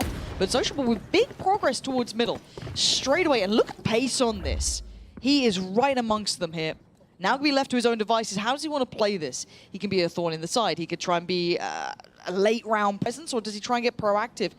And it feels like Liquid just want nothing to do with this art presence. They are happy to sit super passive towards this A side and play almost off-site, leaving that util there. Now we're seeing the drones going in. Now we're going to hopefully see some of the flashes, the TPs. Yeah, much better. A much better approach. And you can see the reward. It's just clear as day. Vac going to find Nats. There was no security for him that time. But now Liquid do have a whole load of ults to play from. So don't think there's safety just yet. Once their stuns there. Yeah. And there's the punish on it. Kamek lovely, and actually gets the follow-up on towards Vac. I don't know how the hell that happened, but Vac probably surprised as well. And now the Sheriffs are going to be left to try and do what they can. You've got Profit 111 as well, with one ult's going to come down, but he's going to isolate a player. Nice from Camo. Picks 11 out of the crowd, and now we're going to be on towards the defuse, surely. Can get that started super early. They have to put their life on the line for this. They can't sit behind anything. That's at least half achieved. Sociable going to be the first one forward, or he's tried to be. But the position's noted. He's been seen. He can't do a thing. Team Liquid. I'd love to see how Kamek got that secondary kill on it, but I mean, you take it every day of the week. Absolutely. Do not get me wrong. Yeah, the buy was not the best for BBL, but we saw it a lot throughout the first map. And the plan was almost flawless. I want to see a bit. So the first one goes in. Oh, it's because he did get stunned. Okay, because I was seeing, and I was going to highlight how Yumpy is not playing in default just because he knows and he expects stun. Those salvos also to go onto him. Thank you for saving me, boys. That was a crazy move from him. All pacey round here, though. And this time we saw Camo trying to challenge through art. The high priority that we've been seeing BBL go for, but Panatek's in trouble now. Yeah, you can see them utilizing the two ults combination together. That was really nice work. BBL much stronger this time, Bayer. Change of pace. The spike is now starting to make his way. Nat's still here onto site. Why do I feel there's still some danger to this? Like, they know that Nats plays towards the side of the map, I feel. Do you think it's a bad sign for our region that we see a 2v5 and we feel the danger? I don't want to talk about it. But the flash, right? Oh my god, he's still got Yampy. Oh my god, where's the spacing? Why are we peeking one by one? It's Nats! Do not forget what he can do here. And now it's Kiko, left to deal with Profik and Sociable, but it's a manageable scenario after what was impossible. But the plant is a priority. Get that down. That's Profik's duty here. Plant's now in place. Kiko slowly working. Sociable, the first hurdle. Kiko. He's been clean with it, and now this could be heartbreak. This could be a tragedy we're about to witness. I'm losing this one. Lovely jump spot as well. Got util to play. Oh no, he messed it up! He got caught and he messed it up. Profek pulls it back from the brink. Change of pace now for BBL. As we were mentioning, still Nat's good for 3. Very good usage of both of those ultimates. The perfect combo. We were speaking about how they were building those ultimates, and for these gun rounds, just investing 2 of them once they have so many online. They say that actions speak way louder than words. We just heard Nat saying, "Thank you for saving me." Well, just getting 3 in a 5v2, I think it's a very good way of saying thank you. And he was so close. Oh man, 3-3. Okay, ults though, BBL's gonna get a couple of those hitting here. Patatek's one away from his, but again, they're on a lower buy here. So you look at those Guardians and that rifle with Camo. That's kind of the big part of this. And they might get a little bit more cheeky, a little bit more proactive now. Does Camo get his reward? Oh, big snap from him. Profit's gone down. That removes a little bit of the late round now. The dependency's there, the smoke's going down. This is gonna be trickier for BBL to make it count. Sociable's outgunned here. He's got a 1v3 on his hands. And he might be getting the wrong information because since the shear didn't go down because Nats didn't use it, he might think that the setup is on A. He doesn't know how close he is. These angles, a bit of a surprise there. Spots out Kamek, but lovely spacing towards the next players. That's lovely spacing on the site, keeping that security there. Now Camo's the problem, but he's going to be noted off the back of the Dark, coming in perfect, and he gets dealt with. That is much better from BBL. That's what you want to be seeing, this layering to it, the spacing, the trading, stunning from BBL. Absolutely beautiful, and what I want to see is this combination of using Sociable, how aggressive he is with some of these TPs. We've seen him try in previous rounds, but this one with Livin was perfect. Yes, we saw that initiating from Camo, the way that he can just deny that trade, but you have already made Kiko push and trying to get that refrag. And it's simply not possible. And he goes again. He's not going to abandon Livin to his own luck. Yeah, and this is the big round coming up. We're seeing these two kind of going back and forth here. 3-4 is the current scoreline. This time out by Liquid. They do have quite a few ults here to work with, big ults too. Nats's and Padatex. And on the other side, 3 big ults as well. So this is a big round to discuss. Money is, they've got to buy, at least for Liquid, but I think they want to get a grip on this game. In moments, it seems like they have the full read of BBL, and others, they seem completely behind the wheel. And you're looking at, really, BBL here, in my mind. Vac's been outstanding. Profek, brilliant. Sociable as well. On the other side, it feels like Kamek and Camo again. Heavy impact here, but I want to see this get a little bit cleaner as well between these two. Yeah. I think that the conversation isn't how much we fight and how much we invest in. If we're waiting to just hear even the first tap of the spike to use that second part of utility, how do we want to approach also? Because as we were saying, BBL invested a couple of ults 2 rounds ago into a beautiful round, but they still have a lot to work with. They still have the other 3. And with Sociable just getting that Bucky, we can, assume that he's going to be using the tour de force on this one. Okay, so let's see how this starts. What's the switch up here from Liquid? What are they going to go for now? What have they learned from the first? Camo still wants to be aggressive. Yeah, which I like though. Yeah. Take the space. Is going to get revealed on that though, a little late on the smoke. So they go, nah, we don't like what we're seeing. We're off. We're away to the other side of the map. Not fighting back for the space just yet. Separated. Sociable trying to open with the tour de force. He's not going to see much. And the Arc Rose is also going to go down. First indicator. No movement from Liquid just yet. I mean, with the ultimates that they have, should just work and try and delay the plant as much as they can. And then just play for the retake. Trying to maybe deny the clone there, but for now, slow and steady progress towards this B site. You've got to be so ready of that tour de force out and about. They know about Kiko. The ult on top, but there's still this split coming in through middle that hasn't really been noted yet. Nat seems aware of the possibility, but how much space do they... It is a fake.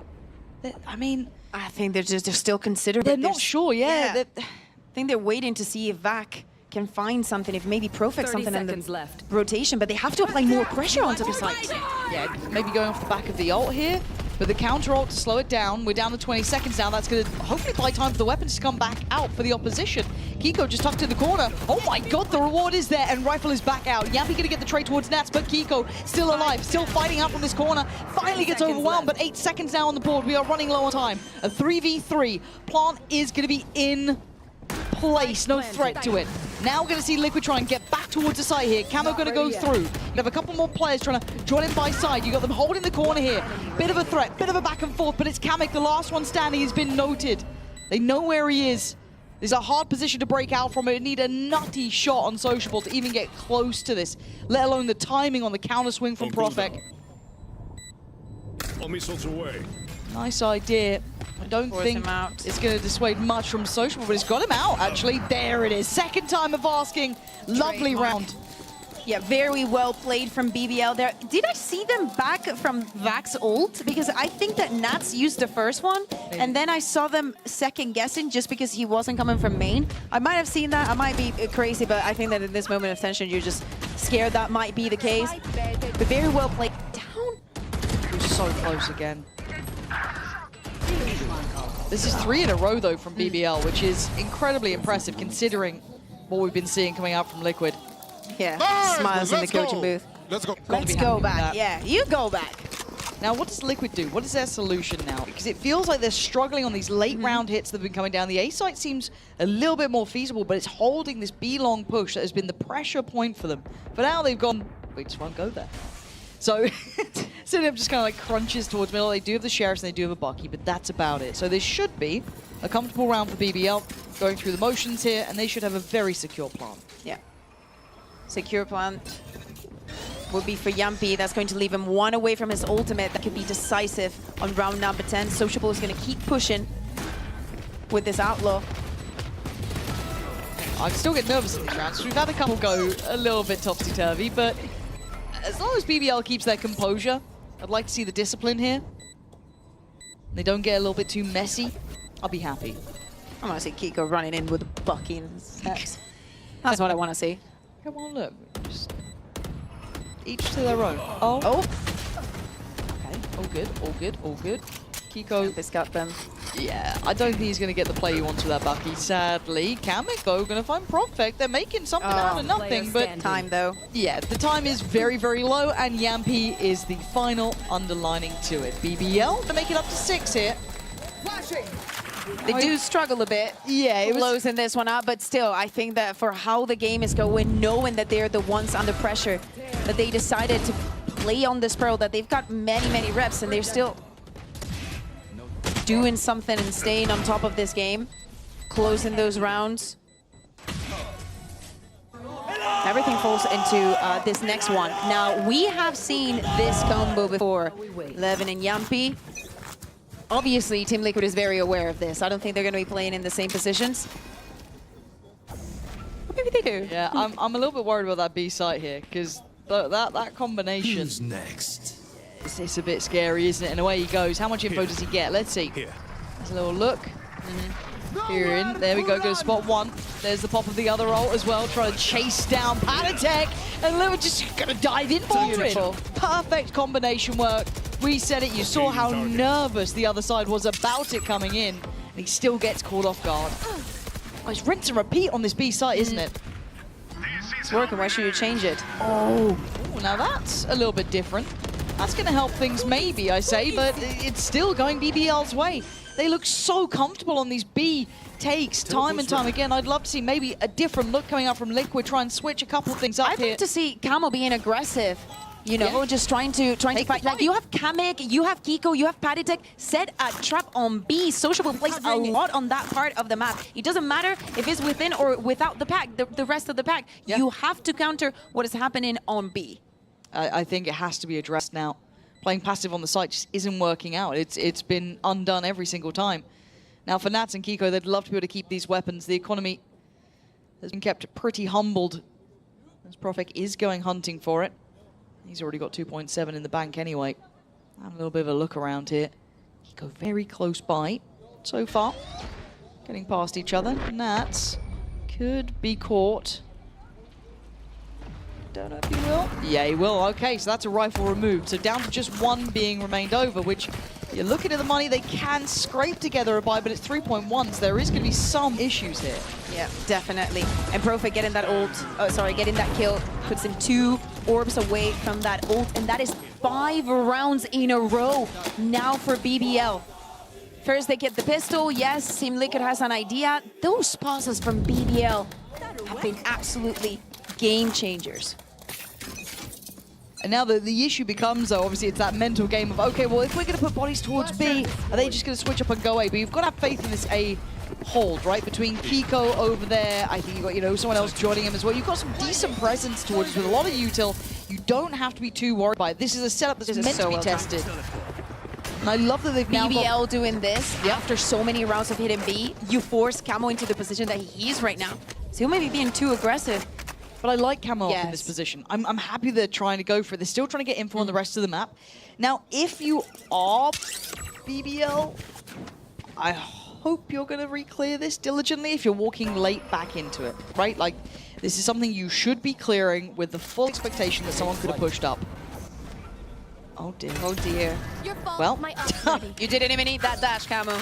But now they caught the fake, right? If you have not, you know, if this was the previous rounds, that drone would have been followed with something else. But now Camo has the information, not only the kill, they are not here, they're not following up. And Kamek can now start drifting away a little bit further. They still have 3 players here. They still have a lot of util here, 30 seconds. This is a very tough round for BBL to try and get on site cleanly. They're hearing all of this now. You can see the stall coming out. They're going to try and deny these default plants with the thorns coming in. But lovely from Levin. How's he found Nats there so cleanly? Does get traded in by Kiko though, so they're still going to be stalling out on this side. Rotation's now coming down, 15 seconds. Plant is going to be in play. Now, how does BBL play this? Do they stick on site? Do they... Oh! Panitek! With just the spam through the wall, it's stunning. Profit goes down. It's down to Vac. It's down to Social. Vac, come out of here! What the hell? 3 quick kills, and suddenly Camo is left all on his lonesome. With a 1v2. And Vac on absolute fire. Yeah, it's meant to be. Vac against the odds in that one. Makes it work. He's smiling. He has to smile. Thinking of week 1 and how he was performing, how the nurse probably were getting to him. Now seeing him play the way that he is on the Vice, on the new agent, just fitting so well. Getting those 2 kills was nasty as well. Blinding. And this run started so good for Team Liquid. They thought they had spotted what was wrong, the productivity at the beginning of the round, but it's the late round call. And with everything set down, all the utility plays to prevent this from happening, it was not enough.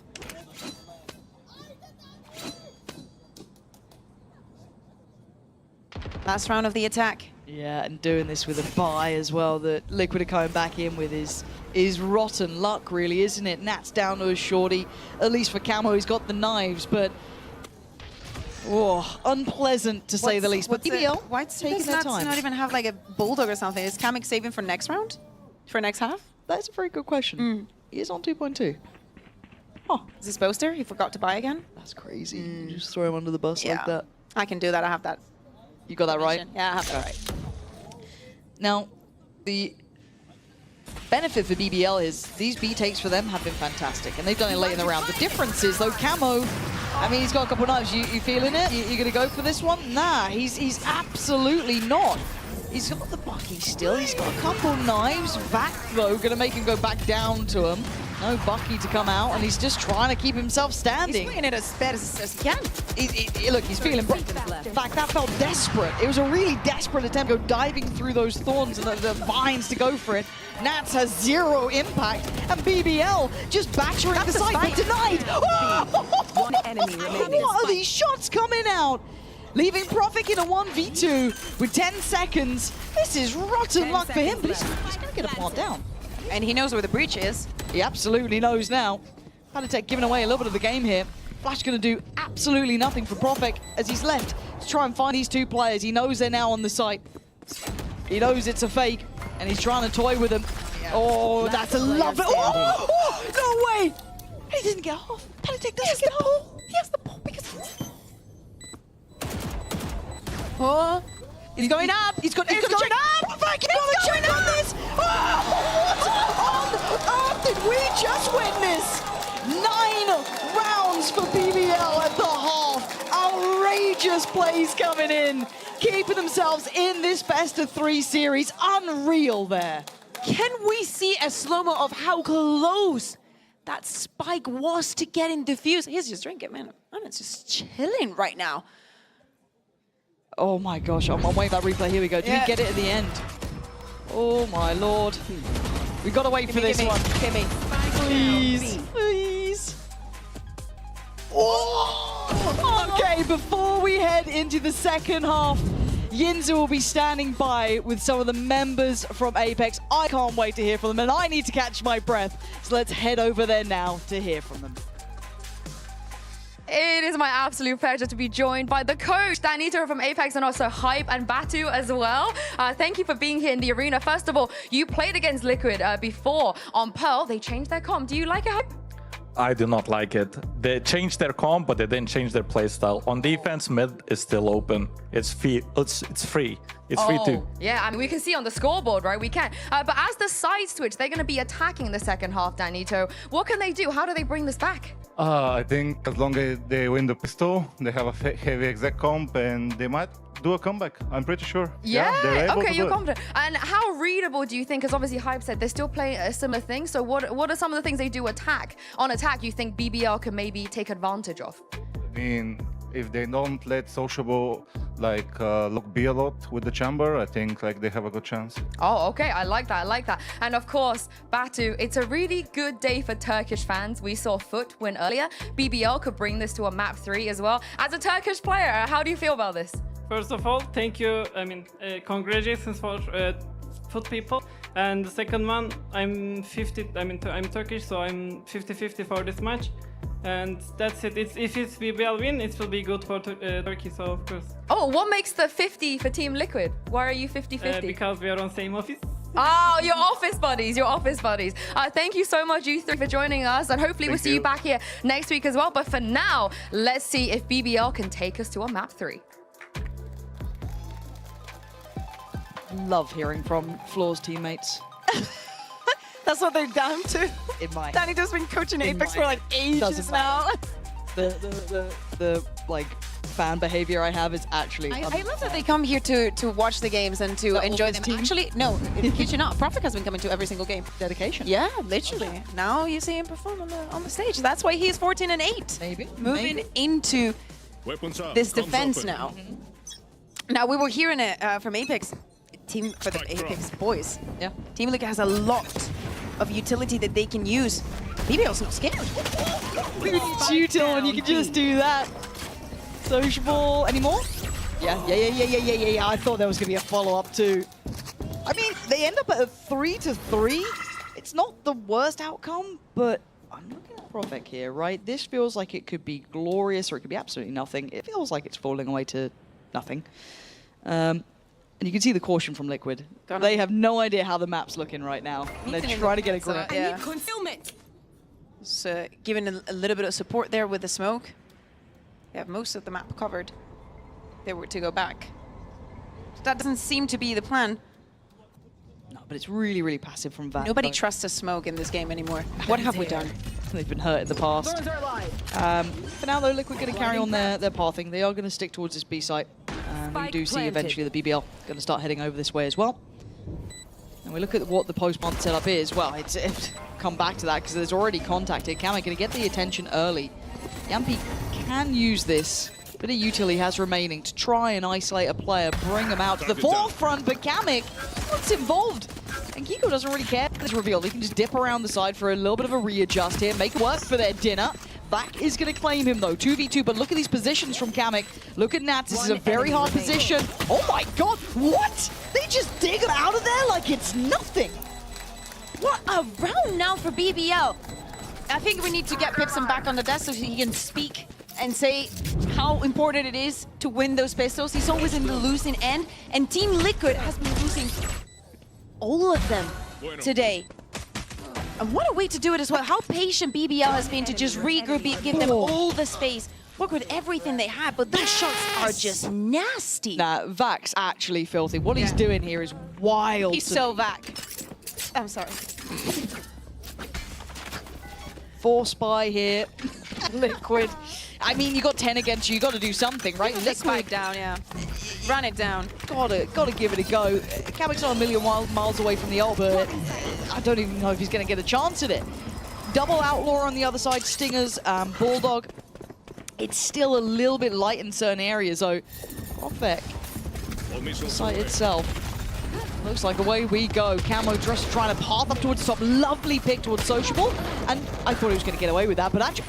we're seeing BBL just looking comfortable here in what should have been a very uncomfortable round. But Nat's going to get the spike back into hand and go for this second attempt of a plant. Can't use that yet. Slowing down the roll a little. Kiko trying to keep eyes on it. Here the drone now also being used in long. Spike planted. Got out of space, but with that weapon, if this was split, maybe. Speaking of split, feeling a bit more likely, isn't it? Yeah. Let's go. And this is not a fun post-plant for these two. In a choke point like this. Stingers, yeah, at least you do have them, but so do the other side, pretty much. Yampi there just closing the gap little by little. Nice work! Oh, no! Nats, though, makes it count, fights out from that close quarter space. It gives them a necessary lifeline. Very important what you mentioned, that close quarter. That's everything that they needed for this round. And you would think maybe on A they would have an easier time, but they just run it down completely, down to B, down to side. Utility being used, spike goes down, and even though the best effort from BBL coming out, just like in the previous round they had done with that retake, this time it was not enough. Team Liquid are back in the board. Of course, BBL's economy is not going to be good for this round.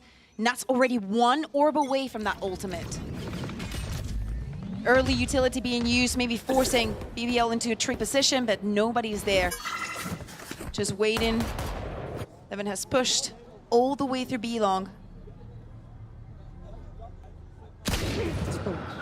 Okay.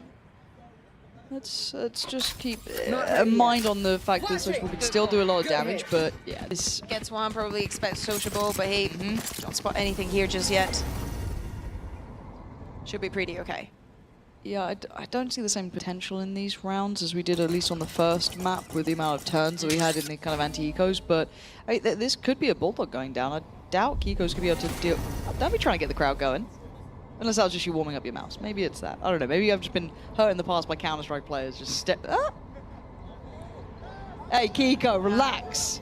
Relax. Oh, no. The timing. He's actually... And so it was. Karma. But that is a Bulldog in the hands of Yampi. Now, I don't want to see too much more of that, though. You're looking at what they have for the post plant. They've got a lot of weaponry here. They've got a really secure post plant. Yeah. I don't think it should go too far. And that's going to be very safe, playing with the Outlaw. Nobody has even a shield on the side of BBL. This should be an easy post plant, even with the retrieval of that Bulldog for Team Liquid. Dark Rose placed. Don't spot anything. Okay, there we are. That's the Bulldog at least down for the first attempt, right? We've seen that pass to the next player, Profect now, with an opportunity, a chance at it. Can they at least make it costly? What would they take away? If they take away Camo's Vandal, that's pretty important. Yeah, that's not bad at all. Now they start to flood towards the site, but the rest of Liquid will be there. Going to try and get the Vandal back and see if they can make it out in time. Yeah, I think they know that Vandal is actually in hand, so that's they get away with what it is. That's where he's at. Otherwise, Aditech would have never, absolutely ever. Easy round, as we were saying, very well played there on the post plant, but now things are going to start to get tricky. Full buy now for the side of BBL. Oh, yeah, we needed to see it again. And as we're saying, BBL, they still have to close this one out. Some of the people from Apex thought there was a comeback coming in because of all the combos and everything. We have to see something different from BBL. Okay, Sociable. I mean, Panitek just caught a drift, right? Oh. Is he really going back for seconds? Still the wall, sheer, should provide him with some coverage and all the utility that is also following from back onto site. They surely don't expect They're it just back walking. here. How are you meant to get around this now? You've got a minute. I mean, that does the job, but this man's got about 400 weapons, so he's still going to catch Nats. Yeah, the primary's gone, but he's got so many different ones to go to. Kamek waiting to see if Rhea appears on this side, but Liquid is starting to suffer in numbers, forcing him forward. They finally clear Sociable. But at this point, you've got 45 seconds. The plant's knocked down. The vast majority of BBL are here, and Kamek will catch Levin. That's a massive impact. Now, does the flank work? It does. Profect falls. Can they adjust in time? Vac, though, still feels like the final boss of this map, and it just feels so unsecure, and Vac's reposition is nasty. Hard to clear for Camo. Waiting for the support to come in, and Vac, yeah, no, Vac is on it today. Counter ult to come down as well. Kiko. Run it down. He's got 15 seconds, no. You want to challenge that with a shorty? Ah, they got the timing right. Yampi knows it. Gonna play into it. That's 11 for BBL. And again, Yampi and Vac on the clutch just together. In a round that looked so good for Team Liquid, I have to say, Kamek has to be one of the best decos that we have in the entire region. His utility been so effective, forcing people out of taking duels that they don't want, even if it's in Hall. The utility, the ultimate as well. Yeah. Everything looked like he was going Liquid's way. And of course, this calls for a timeout now. 5 rounds on the board for them, but BBL 2 rounds away from taking us to split, which would be, well, which will be, at this rate, a very interesting map because of, you know, we remember what happened yesterday with Team Liquid and what we were seeing. It was absolutely massive to see Kiko back on that duelist. He still has it in him. And for BBL, the masterclass that they gave against Fnatic from the attack. So if we do go 3 maps, which we will, probably will. Who's winning it? I want to see if any of the teams are going to make changes. I'd be surprised to see them on the Who's winning it? Because we've had recent who's starting where? on Liquid. Let me check who's starting. Yeah. Do your research. You're good. You're good. Take your time. Speaking of time, timeout is going to be coming to a close pretty shortly. Team Liquid starting on the attack. I kind of dig it. Yeah? Yeah. You're down? Yeah. Okay. Cool. I mean, it would be one of the remaining old guards, right? That's gonna be mad. If we think that some of these rounds are chaos, just wait until we go to split. Yeah, it will absolutely ignite. But we go back in at 5-11. Does Liquid have anything more to bring us now? Or is BBL just poised to close? It looks like they might be. Kiko is going to be put to the first test. He seems aware of the chances someone tried to slip mid. Nice work from him. Very heads up to catch that. Sociable is still around as well. I think just because of the star also, just playing top mid. This could be a possibility. The drop on the smoke, and it's Camo to come out on top here, keeping the numbers really favorable. These mid fights going on have just fallen perfectly in hand apparently for Liquid this time around. They should have the red carpet towards the A site. Still going to go through, I'd imagine, a careful approach. Yeah, going to wait for the rest to come over. I mean, they could have maybe started things up a little early with Kami, but maybe they want to work together towards this, make sure it's a clean take. It does give time for Vac to get over here, who is scary on this map. Hello, player. I've seen you. So that's one found. But the one they didn't find is the man that I'm terrified of. The final boss at the moment. Does he try and slip forward? Yeah, he does. Yeah, he absolutely does. He's got such a sick read on the timing here. And he wants a bit more. He fancies a bit more. Sociable on the left. You're going to have Vac looking towards the right. They follow it up. This was a 2v4, was it not? Kamek and Kiko now panicking a little here. They're in trouble now. And this is not Kiko on the flank again. I like Kiko in this position here. They do need to respect it, though, at some point. He is going to respond. You've got Kamek just trying to keep all their eyes on him. Kiko will draw the blow in towards us as Vac is still making this a problem. Still a threat, but he's running low on ammo. He's running low on time, and he knows it. Kiko has to make a move, though. Vac is going to get this towards half. It ain't out. Has Vac got time? He's so damn close. He's so damn... Oh! I thought he might have had that one back. What is with him on this map? He almost had him in this one, but Liquid holding on for another and making it up to 6. That is crazy. He's 22-9.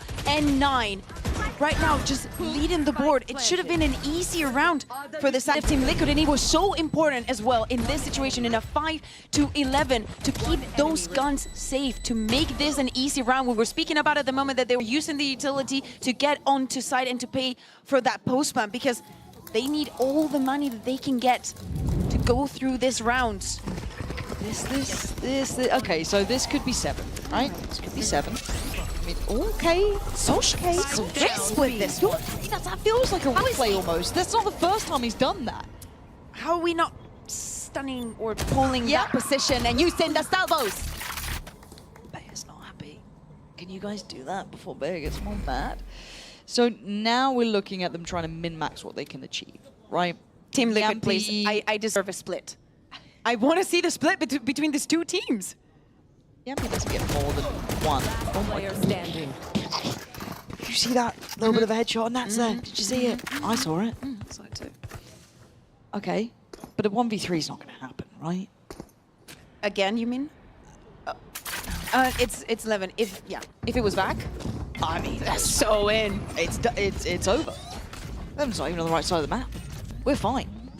This spike's gonna go down. Good. Yeah. Post plant util. Come on. Yeah. Kamek there, Nats there, Kiko. It's the dream team for a post plant. You don't win against those. He wins. Almost impossible. They're just gonna leave the site completely. Nothing for them to fight for there. Even probably expects that. To get one of these duels. No. Okay, thank you, Kiko. Thank you. That's lovely. Gentle parenting Team Liquid to close out the round. 7-11. This is where we get the fun round, right? Look at the ults we've got here, right? We've got some big boy ults. We've got a nice purchase. I think that's going to get dropped out, maybe. No, actually, I don't know. He should be fine. He's on 3.5. So this is the round, I feel, where we might get a game or we don't. Right, this is where it either starts to build up, we get a little bit excited, like maybe there's a little life in Liquid, maybe it's not over, but then BBL has a good buy here. We have them with the operator in hand. He's not quite in the right place for it, though. They have the force to be explosive on the side, they have the force to play for post-plan. If you're Team Liquid, choose and pick your poison. 11 playing with the operator, presence on mid, nothing's going to be scouted. It's just directly going B if you're Team Liquid. Okay. Got Palitek with absolutely. I mean, look at the absolute pour on the Futil. And then Camo's got parts. Ooh, that was nice from Camo. His pathing up to the top is nothing new, but finding Vac is massive. That's a big scalp to claim in this, but Profek right back to him. They don't have security now towards this kind of rafters side. They're going to go for the plant.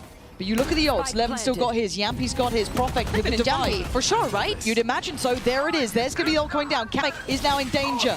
He's trying to do the dodge. He's trying to keep him on his toes, but he goes down. Now, we're going to have a man advantage over towards BBL. Surely there's more. Stunning follow-up. Nat's going to fall. Down to just 2. Kiko and Padatek now. What do they have to say about matters? Nothing, Kiko. Going to be shut up as BBL going to push forward this time around, keeping 3 standing. Lovely usage of those ults. Yeah, but it was an expensive round. It doesn't matter. It puts you on 12. It at least gives you a little bit of room. Even if Team Liquid is to get the 5 next rounds, you still can get to overtime. You need to use those ultimates to the best of your ability, and this was it. 100%.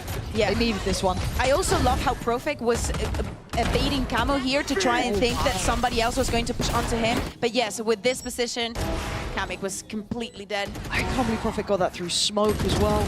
That's so dreamy for him, getting that trade. Woof. Okay, but we still have ults for Liquid as well. If they need to hit the emergency button, they can technically. I think Padatek invested his, but everyone else still has a good few to run through. But the money's starting to suffer. You're seeing those Guardians, you're seeing a Stingers, coming out for Camo. Does have the knives in the back pocket, however. Now, a different look here. Last time was a direct B approach. This time around, straight on in. Now, they're going to have their attention split. Oh my god, so gets his throat slit. Down he goes as Liquid once again just continues forward on this pacing. They've cleared through B. This split through middle, utilizing that approach. Yeah. This is a save, surely. Of course, and after Nats used his ultimate, they have a very easy way to plant. And as you're saying, Lauren, this looks and calls for a save. Yampi has different plans, just in case. He needs to get that ultimate again. Gone. Yep. Nice. But still, I think just time it is too far. Yeah, it is still a save regardless. But Liquid, how many ults do they use there? Nats's and Camos, right? Thinking of retrieving. Or getting that operator at the time. No op to be found. I think Camo's already grabbed that one, so that's going to be taken away. He's like, wait, what do you think you're doing? Yeah, I'm just trying to make this expensive. He is getting found in the end size. Kamek getting his ult from it. Profek opting to die to the spike, which is fine. And Vac, the last one, going to make it out with the Phantom still in hand. So this is getting a bit closer now. No ults immediately for BBL here, and a broken purchase, right? That's why keeping those weapons just gave would be the both of my ult teammates a little. That's what I was thinking. Oh, people. Thank you, Yampi. Appreciate it. That's what I was thinking. Like, save those guns. You're going to need them. Again, you need to close this map. Yes, we're already thinking. We're eyeing up Split a bit, about sure. Split, but they still have to get there. You're looking at how the rounds have gone down. It has been this back and forth, but this looks like it is the right approach. Clear, concise, in an attempt. I'm looking at who's going to be controlling towards middle. Nats is going to be put in a little bit of a predicament here. If they try and pressure up through, maybe get a flank on. Because again, seeing this much freedom, you are questioning, okay, is there a stack? Have they walked mid? Give me Nats. So, give me Nats. Is he going to clear this? Yes, yeah, he does. That's what you want to be seeing. Heads up work from him. Thank you, observers. They're lovely. We love our observers. God, it's not Prius. Big clear on towards the site. Thank God it's not Sapphire. Wow, okay, we never talk ill of her, but Yampy, hold on. Whoa, BBL, what are you doing? This is not the round you're meant to be doing this on, but you've had a little sneaky play from Yampy. You've managed to get away with absolute murder, and Vac is still alive. He is the one who has the Phantom. He is now towards the site. Plant is in play, but they have a man disadvantage. But with Vac, this feels like he is a one-man army. He has fallen. Kamek this time has secured it with him going down. Yampy, the last one there, did only still have that pistol. They managed to make it through with 3 standing. It got scary, but just it got for scary. a second. Yeah. Especially with the rounds that we have seen already today. 3 more rounds and they can take this to overtime. Who would have guessed that Nice would be lurking? Yeah. Even on the Vice, it doesn't really make a difference. Very good utility usage. Try to prevent even the spike from going down. If you're gonna do some damage with the pistols, this is the best plan that you can have. Just play inside of the smokes. And another very good plan is also asking for a timeout. A little bit of time to chat. breather. Guys, 1 round. 1 round. Hey, look, that last round is always the hardest. Okay. Honestly, if I'm them, I'm just putting everything on Levin and Yampy, trying to get their ultimates on the board again. See, the thing is as well, like if you look at BBL, at some point they're going to get near on that, full hand of cards, right? You're looking at, you're going to have so many big ones coming through. Wait for that to land, right? Exactly. On the other side, they're going to be out of cycle here. You're going to have maybe Patatek with his, maybe Kamek gets his back on, but I don't know if Camo's going to get theirs or Nats either. It still feels a little bit too far out, but they will have full buys, it looks like, going forward. I'd be a little bit make or break, because you're also giving this time out to Team Liquid to 100%. discuss it, right? And it's much more valuable for them if they're able to get this into overtime. Because also, just take a look at the money. Getting into 10 will also get us into 11 for Team Liquid, most likely, okay? Yeah. Most likely. Sure, there's always a chance, but if we're talking normal game. With the operator? Is this He had it Chronicle? in the last one as well, I think. Okay, we've got a stack towards A. This might be all she wrote. Sociable's going to get away with it. He's ahead of the util. This is lovely from him. He's got the corner, and he's got the kill. Camo going down removes so much potential here. That could be enough to be the start of the end, right? 5 now alive for BBL. They've lost all that early space that Liquid wanted. Yampy's going to spot at least 1 on mid, and that goal is so precious because Team Liquid has been using this utility time and time again. At some point, you start checking because you think they're not going to push it, and Sociable just goes for it. Sociable's going to be held on site. Vac's now in a little bit of trouble. He actually just drifts back through towards Art. They lost control on, but Sociable got spotted, and he still gets 1. Back down to a 3v3. The chaos continues. Liquid still in the fight in the 2v2. Back and forth we go. The plant going to come down, but the shot dart sends them scattering. Yampy stalling them out, buying precious seconds. Kiko. He's going to take away Yampy, leaving just 1 alive, and that operator is precious cargo. We know their money is not in a good position, but Liquid don't like this. They don't like what they're seeing. And they're going to overthink it potentially, who knows. But they want to take a cautious approach. They have time, 35 seconds. So they decide to take the tour, go walkabouts. 30 seconds just has to be very careful of any angle. Starts are going to go down. Patatek is going to be the one planting the spike, only 2 away from his ultimate as well for this upcoming rounds. And now Levin, he can go and try.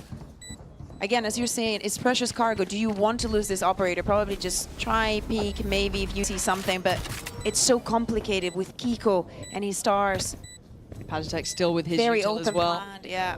But it wouldn't be the first time we've seen this. Okay, that might be the first time we've seen that sort of thing, and he knows that Patatek was low. Patatek under pressure, all on the line now. Unbelievable close to Mac 2. We get to go the distance. I thought he was going to go for a save, and I thought wrong. BBL bringing us back to 1 apiece here. Especially with the people here cheering for him, he knows that he can do it. And after getting the first kill, come on, honestly, did you guys think that we were going to do a full week of 2-0s? No. We're going to split, and we'll see you after the break.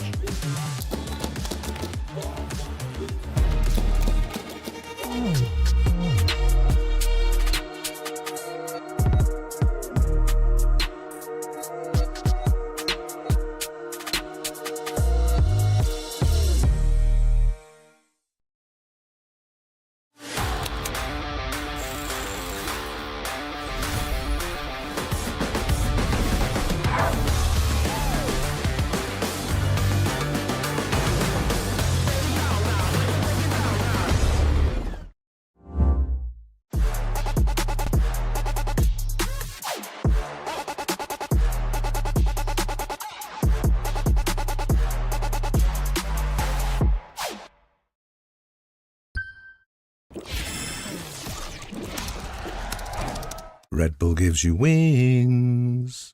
Ooh,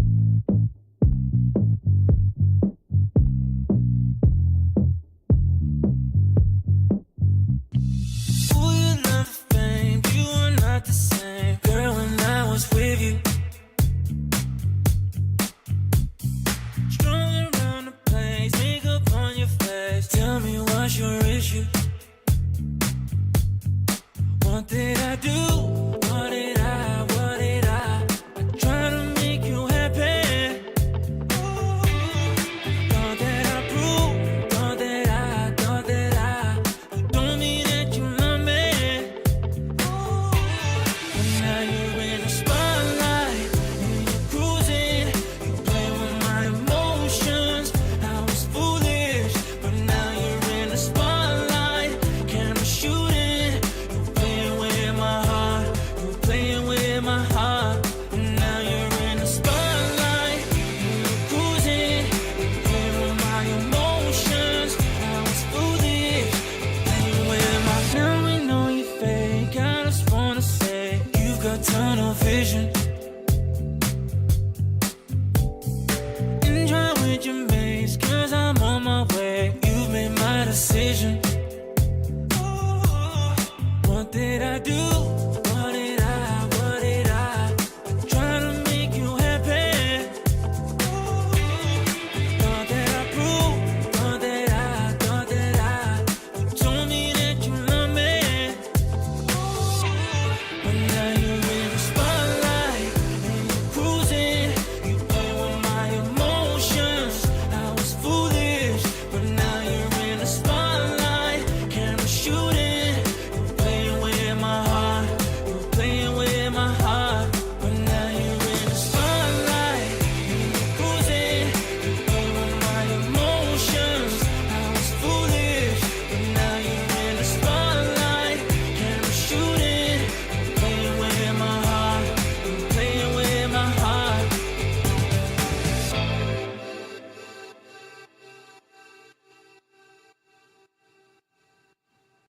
Let's take it up a notch. Running out the clock. I shoot my shot. I cannot be stopped. Let's take it up a notch. Let's take it up a notch. Let's take it up a notch. Running out the clock. I shoot my shot. I cannot be stopped. Let's take it up a notch. Let's take it up a notch.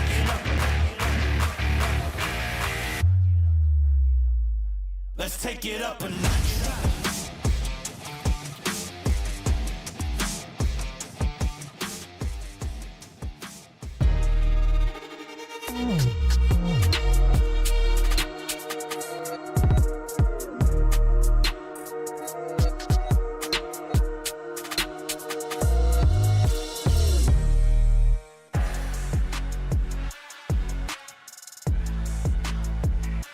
What a response there from BBL. We know how strong their Pearl can be, but of course, there were definitely opportunities for maybe Liquid after the first half to do a little bit of damage. But Billy, this was the map that we were super sure that BBL was going to win. And were you convinced by the way that they won it? I was getting a little bit worried when Team Liquid started to get back into things, and I think the big question for me going into this when we seen that composition change was, can BBL adapt to whatever Team Liquid have put out on the table? And I think that they did a pretty good job of that. Yeah, I mean, we heard it from Hype. He didn't like the changes at all. He just felt like it was a free win at that point. Do you agree it was a comp diff? I think a little bit of it is a comp diff. I think also, though, that we've seen Levin and Sociable know when to kind of dial it back a little bit this time. And by that, I mean, they were still like going for risks, but it felt like calculated risks this time. It felt like they were more aware of their individual decision making versus that game against Team Heretics. Yeah, I mean, we saw still a lot of first deaths from Levin in particular, but luckily he had teammates like Profek, who, you know, when we say like, oh yeah, he wins these. Billy, Profek does in fact actually win these. This round, ice cold in his veins. Like, this was just so lovely to watch. And again, we talk about individual decision making. I think the way that he played this post plant, also, yeah, stun is cosmetic, by the way. The way that he played this post plant was just really nice. And again, he's just a clutch king. He's able to take on these rounds. There's an alternate universe out there where he didn't win that. Yes, he does, for sure. fortunately, and they won enough runs in that first half, you know, to kind of give it a bit of a padding. But let's take a look. We had 2 Vices in this match. We've been praying for days like these, you know, Vice versus Vice. And Vax Vice, despite him unlocking it only, what, like 3 weeks ago, he didn't even touch this character. He somewhat set a bit of a standard in the way that he is playing this agent. Oh yeah, 100%. I mean, Vac coming in on the Vice, I don't think anyone really expected it when we think about the agents that Chiba usually plays, you know, him obviously being the stand-in for Chiba. But yeah, with them both being new to this agent, I think it was really nice to see these 2 go up against each other, but man, Vac is just so good. We heard Pansy call him the final boss during that map, and I think that sums up his Vice absolutely perfectly. Yeah, she definitely did not steal that from Sliggy. Never heard Sliggy say that word before. Here's the thing though, with Vac, he's had some reps now on this agent. I mean, we joke about how he didn't have it unlocked and so on and so forth. And Nats is one of those players in our region that has a lot of reps on everything else in the Sentinel department, pretty much, but the new characters. He plays Cypher, Killjoy, Viper, and he doesn't really flex. Like, we always know Nats is going to play Viper, Nats is going to play Cypher. Granted, there was that one random fade one time, but this really, really surprised me because, in my opinion, this was a risk. Putting someone as consistent as Nats, who knows exactly what to do on the agent he normally plays, on something he never plays. On top of that, he didn't op again at all. And the fact that they don't have any reps. This is a brand new comp. It didn't work out this time, Billy. But as we look ahead to the next map, if he plays anything else but the Viper, I am vacating the building. I am going back to London. I'm leaving. Wrap it up. If he does, I'm hoping he doesn't, because like you said, that was a big risk going into this one. But I think for me, going into Split, the things I'm looking at is Yampi versus his old team. I'm still going to drag on that storyline because I think that he came out onto the stage so fired up. I think that he really does perhaps see this as a grudge match. You know, as soon as you get into that 3rd map, the adrenaline is absolutely pumping. So I'm really excited to see that. And I think as well, the last time that we've seen BBL play this Split, it was a comeback, right? So they'll be having that in the back of their mind. They'll be wanting to get as many rounds on the board as soon as they can. Yeah, that comeback was absolutely easy, but can it be replicated? We will see, we will see. This is a good point that you mentioned about Yampi knowing exactly what Nats would do on Split. He's played a lot of splits on Team Liquid. They played that map a lot. He played that map alongside Nats a lot. And also, they didn't look that great, you know, just to put it nicely. Last year, they didn't have the most success ever on this map in the last couple of years. And you would like to think if it's anybody that knows why the weaknesses even of Team Liquid, it would be Yampi. But on the other side, if we flip it around though, Liquid would have done their homework. They would have watched the BBL game too.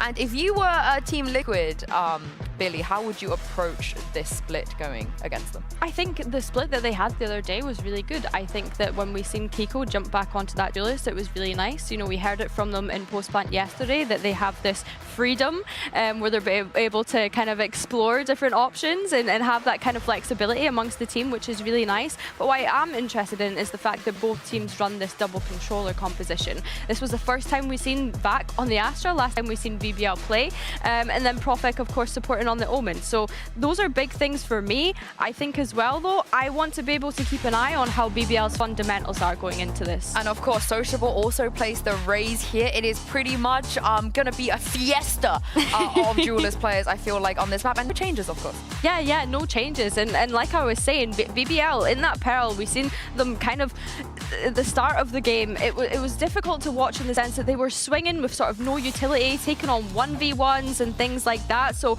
I'm hoping that they have their fundamentals sorted out whilst they go into this one. Nats is such a prolific lurker here on this map, but I want Team Liquid to look out for Vax lurks. He won so many rounds with his utility and his timing and being just a little rat, essentially, against Fnatic. So, Billy, I hope they can keep on top of that. Yeah, I think there's a lot of similarities in between both of their playstyles when you think of Nats, when you think of Vac in the way that they play those controller players. So yeah, it's going to be intriguing to see which lurker ends up coming out on top. Well, this is it, a spot for the top 4 and the final map of this week. Pansy and Kakuka, get your game faces on. Never You took got- it up. Damn, okay. Yeah, we are going all the maps here because why not? As said, when EMEA teams see that America's on the schedule, they're like, hey, do you fancy a map 3? Boring matches in Americas. Come watch EMEA. Never. BBL, TL facing off here for a chance to stay alive. Keep that in mind. Whoever loses is going home. Top 4 on the horizon. This is the highest of accolades to try and fight for. We see if they can do it or not. Again, the last map, we saw signs of life coming back in from Liquid, but BBL just that bit too strong. On the first map, a mud show, but an exciting one. Now, what do we see on map 3? Because we saw Liquid recently here. It looked super exciting, some big changes, but how do we feel now coming back into this situation? It looks like we could have a brawl off the very start. Speaking of, have a look at this one.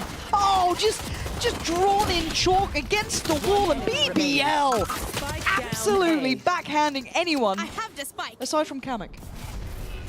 Kamek is going to be the last one alive, and probably Team Liquid just wanted to do the same as they did yesterday, right? BBL went straight into that, 3 for 11, and another, you're not gonna believe it, another pistol for BBL, looking flawless at this starts off the map. Again, the preparation, just thinking of how yesterday they were, Team Liquid was working with the Viper, how they were so consistently taking the ramp time and time again. Look at that. The reveal was so nice as well. Yes. Like, look at that. It's a dream come true. You're grinning on that one. Yampi's loving it. Oh, and we go again. Oh my God. He gets 2. Yampi is absolutely reading them like a book. BBL back-to-back damage done. Not going to repeat that he's in his head again, but yes, the read is totally there, and he has a reason to smile very quickly. These 2 rounds have already gone by in what is going to be one of these teams' last map of Kickoff. Beautiful with the Marshall. Yampi looks really comfortable on the fade util already. That sees there, the reveal. Right, it's working. You know, like you prepare for something, you're working, it was your call, and you're like, I am so on top of this. What are you gonna do on the attack? Oh, is Nats playing in the same position? Well, that was literally a second away from being perfect too. That would just feel so filthy to get that. Oh. Okay, look, you might be able to read Nats. Doesn't mean you always necessarily get to deal with Nats. You know, this is some damage. That's some damage. Yeah. Nats is down on 10 HP. So nothing's been incorrect as a read thus far, but Liquid do have the man to the good. Sociable. Going to break that Prowler. And the Prowler also for Yampi is going to reveal Nats is not as close. He still has to respect the position. Mid is now being taken by Team Liquid. Still a decision to be made. They've still got that 4 deep line vents towards B. Oh, okay. Here. Visual. Stalling them out. Trying to buy a bit of time. Now, Prophet is surely overwhelmed. He is very diligent from Liquid on the way in. This is a nice split towards B, forcing these players into uncomfortable positions. And the last 3 really, if they can make it costly, fantastic. You're looking at the Vandals that they have up here. You have 3 of them. Kiko, Patatek, and Camo. Those are your prized possessions you don't want to be losing now. Yeah, Kiko has to regroup. I saw him looking at Heaven. He wasn't really covering much.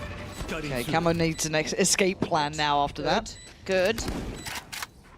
Might have to take it sooner rather than later. He's about to get crunched on here. Sociable, willing on the fight, but actually Liquid hold a 5-man standing round here. Clean on the in-zone flawless. And necessary, especially after both of the maps that we've just seen. Some of them have been getting Messy? dirty. Yes, messy. When you say dirty? Dirty. Why did you say it in my accent back to me? Because I repeat what I hear. That's how you learn a language. That's really scary. That's a scary thing to say around me. I will repeat what I hear. Now, I'll lose my job, but I'll take you down with me. Keep it up. I mean, it's okay. I can go back to my mom's house.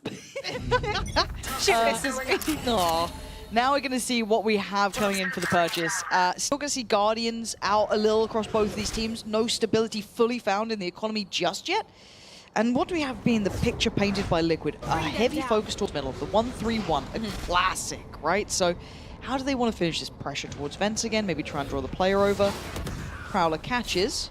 So a little bit of info, but no massive surprises, but they can kind of keep a beat on where Liquid are heading. That's the thing. Playing this double control without the Viper, the mid control is going to be difficult for you if you don't put bodies there. But that is something that they're already counting on. And they've allowed this Heaven control to come in too. Yampi deciding to give this space up, and of course Liquid will happily take that. That's a lovely bit of space to play with and kind of then pivot off of. But then look at the deep control on the other side of the map. On that B main side, you already have that completely controlled now. So they can kind of keep a little bit more faith in this. There is obviously worry about Heaven. They don't know about that. There's a couple of unknowns, but that's big contact. Levin still has both his flashes, like everything will be on the side of BBL. There's one used, turned. Oh, stunner of a shot though. Camo gonna go down, and now we're gonna see Kiko try and get in towards this as fast as he can, try and clear through the smoke. Levin's gonna head back on up towards the rafters side of things, have a little look through, finds a little bit of pocket to play from. He's out and he's safe enough. Sociable is coming from a very, very long way, but only seeing 3 players onto site. Of course, Kamek is not very sure to want to cover. Yeah, Nats. Yep. Ooh, a couple misses there. That's an awkward angle to play from, but still, Profit's going to take him down. Now, this corner is lethal. Yeah, of course it is. That surely is enough for that thing. But Liquid is still holding on to this just fine. They haven't felt too much of that pressure, and that late presence from Sociable is a little too late. You know, it felt like it took a little too long to come through. And with the time, you can hear it ticking. This is looking like a nice round for Liquid here. Finding that space through middle, and the red carpet rolled out towards Heaven. You remember yesterday how Liquid were literally everywhere on the map. That's probably why Sociable takes such a long time into going back. Because, where is Nats? Question number 1, where's Nats? Yeah. That's going to be in their head. Just playing from within the side. This looks too easy for Kiko. Yesterday, he was absolutely decisive for Team Liquid's win.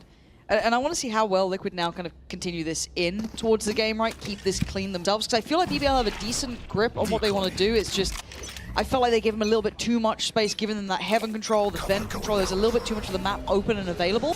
But obviously in this round, you are going to be down to Sheriffs. It's Sociable who does have at least the Phantom. That's a one big danger element. Everyone else now for Liquid has that nice purchase in play. So we expect BBL to struggle here. They did struggle against Fnatic as well. They only managed to get 3 rounds on their defense, because this round has a lot of executing power. But for defending... Yeah. I mean, that game did end up, what was it, 13-10 in the end? So not too bad. They eventually brought it back to something a little bit more, you know, impressive. Speaking of impressive, nice from Camo there. Working it through. Prophet only going to get 1 this time. Here we are. So by all accounts, this is looking much safer. Anything here? No. Lovely from Nats. That's 4 standing. We're going to have a plant and just a classic there. Done. Perfect from Liquid. You take those. Yeah. Again, those pistols might have been scary in any other moment, but I feel like Liquid has found their pacing. Doesn't matter that they lost on Pearl. I think that they, you know, they understand very well how they've built this composition and how comfortable some of the players are. Kiko, again, back on the race. Nat's playing the same Viper that he's been playing for the past 4 years on this map, but still being so effective, right? Good to see that they have this comfort. How good the utility from Patek has been. It's incredibly impressive. Yeah, both from him and from Yampi. Yeah, crazy to be seeing like this nice kind of mirror. head, yes. Now I want to see what the adjustments are from BBL here, because I think they gave them too much space to work towards middle before. This is maybe what their solution was, to put a couple more bodies towards it. There was 3 actually, 2 kind of towards that mailroom side, and then as we can see, one just TP'd away, but there was a 3rd there. But it is going to be a full site hit towards B. We can see them flooding on in. They have everything they need. A lot of ults used, but a lot of presence towards Heaven from BBL. Kiko, the one to try and hold this safe.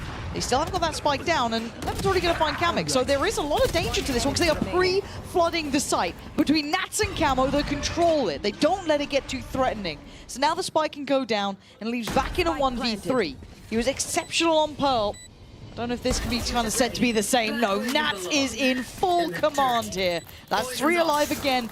So just absolutely finding stability now for Liquid. And I think at that point, you just go into a safe. You cannot expect to be having a lot of impact in 3v1s. I know that it is, you know, not want to say it's late, because for EMEA it's not really late. No. We're very used to much later, but you're seeing that Team Liquid right now is very clearly executes. It got a little bit messy, don't get me wrong, but I feel like Camo feels more and more comfortable the more that he pushes onto a side, so that is very good to see. Beautiful. But right now, yeah, it was beautiful, Patidek. You're playing really well. These have been really clean site takes. It's been very impressive to watch. This is well-controlled Valorant, which is, I think, what we needed here. After two very kind of volatile, you know, pandemonium-based games that we had in the first two maps, it is nice to see a little bit more of normality found here. Now, that can change at any moment. I do see a judge, and I see a lot of maybe victims. We wait and see. For now, oh, that's got to feel rough. I mean, they still keep numbers good here, but the space is being controlled up towards Heaven. There is that part, but it's going to make it harder for Sociable to get impact from this. You can hear all these players, but Nat seems so aware that there's just a gap available there towards ramp, but he doesn't like it. He's going to control the timing, but Yampy's still in his head, and that's where he's going to put the bullet. Oh, and now the Prowler to follow, going to spot one close by. That could be Sociable, up for a kill. It is. Suddenly they're falling like dominoes. How is this going on again? Camo, last man alive in a 1v3, and he is screwed. His vision's gone. Everything's gone. That fell down like a house of cards, Bayer. But that is completely deserved for the side of BBL. They keep doing these things. They keep relying on not only the individual performance, but actually the calls being good, isolating those kills so many times. We've seen Team Liquid, even in this advantageous position, just being so separated that BBL can swamp onto them and just have a 3v1 time after time. Yes, the first one from Yampy is a little bit unexpected, but there's layers to this and how they keep approaching every single one of these duels. Also, for next week, I think that we need like a leaderboard of shorty kills. Yeah. Production, can we put that into the meeting? You're making them work and you're not even in the meetings yet. You're like, hey guys, I've got a request for when I'm back on the desk. We do have the operator out. We have Sociable with the ult as well. On the other side, 3 big ults so for Liquid. If they want to pull out, you know, the big round, they got that pretty much locked in here. Liquid going back to this mid take as well. Yeah, they know that they're gonna have an easy time because literally BBL does not have anything to stop it. They can go aggressive on some of the rounds like we've seen, or maybe with the operator. And that's about it. Portal closed. Bloody hell, that was quick from him. Cutting through. Kamek, that's gonna feel a little rough here, but they're actually gonna path back towards Heaven. I thought they were still looking towards that vent side, but no. I think Nats heard you. I was like, yeah, actually. Lauren said vents. He fancies it again. They've drawn over. I'm still keeping where the spike is in my mind, because Patidek's still got that in hand up towards here, up towards Heaven. And Yampy is looking clean with it. Patidek, you're on your own, mate, and you've got the spike. Just be a little careful. I don't know, because Sociable's position is wild here. Yeah, that should be good for another. Over popping on the ult, but hell, if you secure the round, you secure the round. Bye-bye, Patidek. That was clean enough. You take those, tick the box. It felt like they ran out of steam when they got that challenge in towards mid. They didn't have the same access through vents. They didn't have the same access through Heaven. They were somewhat held in place. But it's also very important because the pick that Levin gets, it's on to Kamek. He is the one with the Astra Star that is going to have all the utility to get onto site, of course. So now when he's down, things are not that easy. And also with the read from BBL, understanding what the options were then for Team Liquid to turn the round around. 2 rounds in a row now for BBL. Just converting those. And going back to this A-take. I've seen this before. It felt kind of readable to an extent, but Nats is still going to get you some value, right? Sociable going down is huge. That's a nice quick kill very early on the game. I do still want to compliment taking that sort of deeper line towards B main here. Oh, and Yampy has got their number. He knows they like to exploit that vent pressure coming in. They like to get that A crunch through that. And now we're going to be down to the 4v3. Nats, Kamek, and Camo still going to be trying to approach through that main side. And with Nats' ult there, Kamek's ult there is still some real chances to this. But Vax on the site. They caught the one player on CT, but Vax a problem. He can buy time. Oh my god. Oh! Camo just takes a second glance and takes him down. We're in a 2v2, Bayer. And right now, even though Levin has the operator, look at where he's coming from. Oh my god, he's so far away. What operator on his ult? He's gonna get the info maybe? Planted. Else do that. One enemy remaining. Okay. Oh, and the paranoia. This should be a slam dunk. I don't know how Nats doesn't do this. The body block's there enough. He's eating the flash, but Nats is still alive. Nats is not down, he is not out, and it's just the battle of the shorties. This time, Profek wins. I've got to say, in my mind, that was won and lost with Yampi finding that impact through the vents, but still a beautifully controlled round in the end. Saving the operator and also just having the patience to give Levin that orb, keep working towards this ultimates, this quick calls, adapting onto what the enemy is doing. Yes, at the beginning, even though Team Liquid got that first kill, it's just because of these layers that we're seeing and how BBL is treating the rest of the side. Even in this 2v3 it was, right? I think so, yeah. Profek just finding the first one onto... Oh. Levin is in their hands as well. Yeah, He's actually showing the hands. He forced them to take a timeout. I mean, I've got to say, there is something of that I think they are reading this kind of A take really well, what they want to be doing in those sort of rounds. I feel like we're seeing BBL get a good grip on that here. It is the first half, though. I'm still going to be, you know, a little reserved on how much I believe in we've fully got you red in this, but if it's getting them confident, do it. I so want to see when we go into the second half how the tables are going to turn into that mid control. We saw it yesterday with Camo, Kiko, and Nat. I want to see how that brawl goes on, if it's even a part of the map that BBL is going to put that much emphasis on, or how they're going to deal with it, if we're going to be seeing the same crazy executes onto A that we saw against Fnatic. And to kind of add to that, I also want to see Kiko activated a bit. Yeah. He's not doing badly. He's 5 to 6. He's sitting kind of, you know, he's doing all right. But we saw him on a real high note just, you know, not that many hours ago, really. I'd love to see him hit that sort of high again. You know, and see what he can bring. Same with Kamek too, right? Those two players, really, really punchy performance. But we digress. We go back in. Now, the biggest issue on towards the other side of the map towards B was the fact that Levin's been using that operator incredibly well. Now, this time around, he ain't here. We've got someone else trying to hold this down. We're going to have Profek over towards that side, and we've got a mid-pressure take from BBL. Exploring deep, and now they know exactly where Nats was, but it doesn't mean you get away with it. Again, Nats with a big follow-up here. Oh, it's individual brilliance from Nats. BBL thought they had him red. You have no idea what you're up against. But Profek and Vac trying to make something out of nothing. And Profek's making a good count for it. He went down swinging, I'll say that much. But Vac needs to roll it back and it ain't gonna happen. Team Liquid bringing this back up to 5 apiece. Good initiative there from BBL, you know, trying to get someone isolated. Let's push a little bit on mid. They know that it is a part of the map that is weak, and right after a pause, they can take advantage of that, knowing also that they had that ultimate on the hands of Yoru, but you just cannot expect that it is impossible to deal with that. He isolates all those fights. You're already in that 2v5 scenario that nobody wants to be in. 5 to 5. Back and forth. 2 away from Yampi's ult. Anyone else close enough? I think Palitek's pretty close too. Yeah, 2 away from his as well. So almost mirrored in that. And we go back to middle. A bit more cautious now. Yeah, and Liquid so aware this time. They're not going to get caught out twice by it. Now, don't get me wrong. Nats saved it last time. Doing it 2 times in a row, not going to work. I think that the next call is like, guys, I don't think we need mid. We didn't need it for the past 5 rounds that we got. So let's just not. Okay, we give it up. We pay for mail. We, you know, play for heaven. Yeah, 3v5. It wouldn't be the first time. Something goes wrong. But I think that at some point you also need to save. You know. Well, no, never mind. They will have me. It's more that there's still extremity control from BBL, right? There is this element that they have B main still under control. They don't obviously know where Yampi and Vac have gone, but they're going to just, you know, take a gamble on it, right? You're just going to kind of carry on as you are. But this is going to be an uncomfortable post plant if they don't play it carefully, because there is going to be several lines of threat. One through CT, maybe towards Heaven. You can go for a crunch on that. Or, again, it's that B main presence that I keep my mind towards. But here's the first start to the middle. Vac could be on for a sit-up.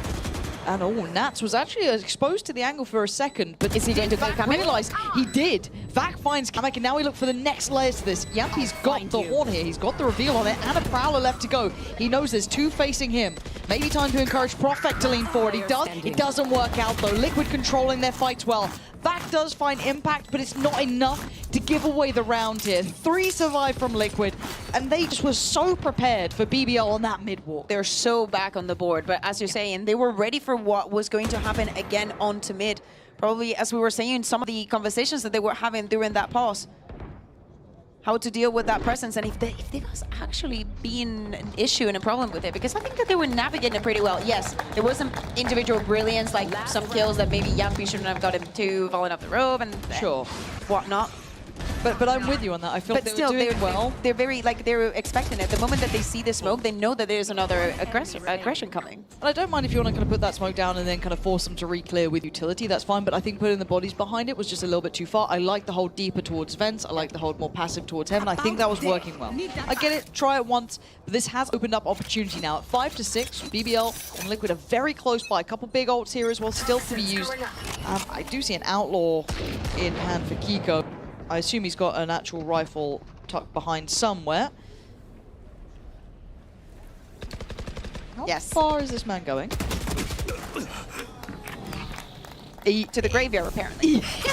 Because, again, I was giving credit a lot towards kind of Profek taking that space and being kind of on that really nice fine balance of like good informational positioning. That felt a little too risky, but hey, take your risk. The problem is, you know, he's done it again. I understand maybe by not using the flash, and so you're not being so obvious, but the aggression is being suspected.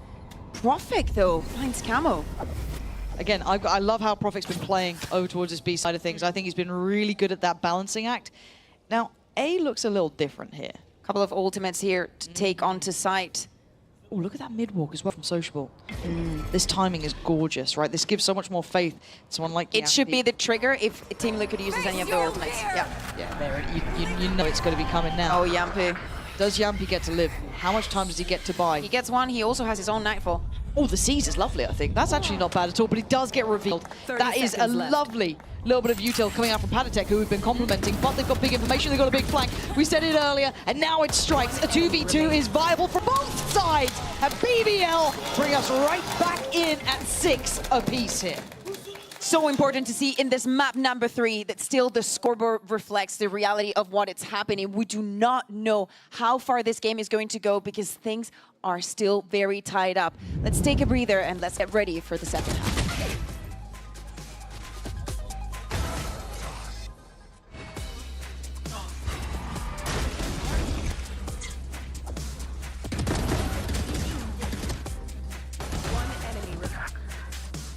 One enemy remaining. An elbow, elbow, elbow, elbow! Nice!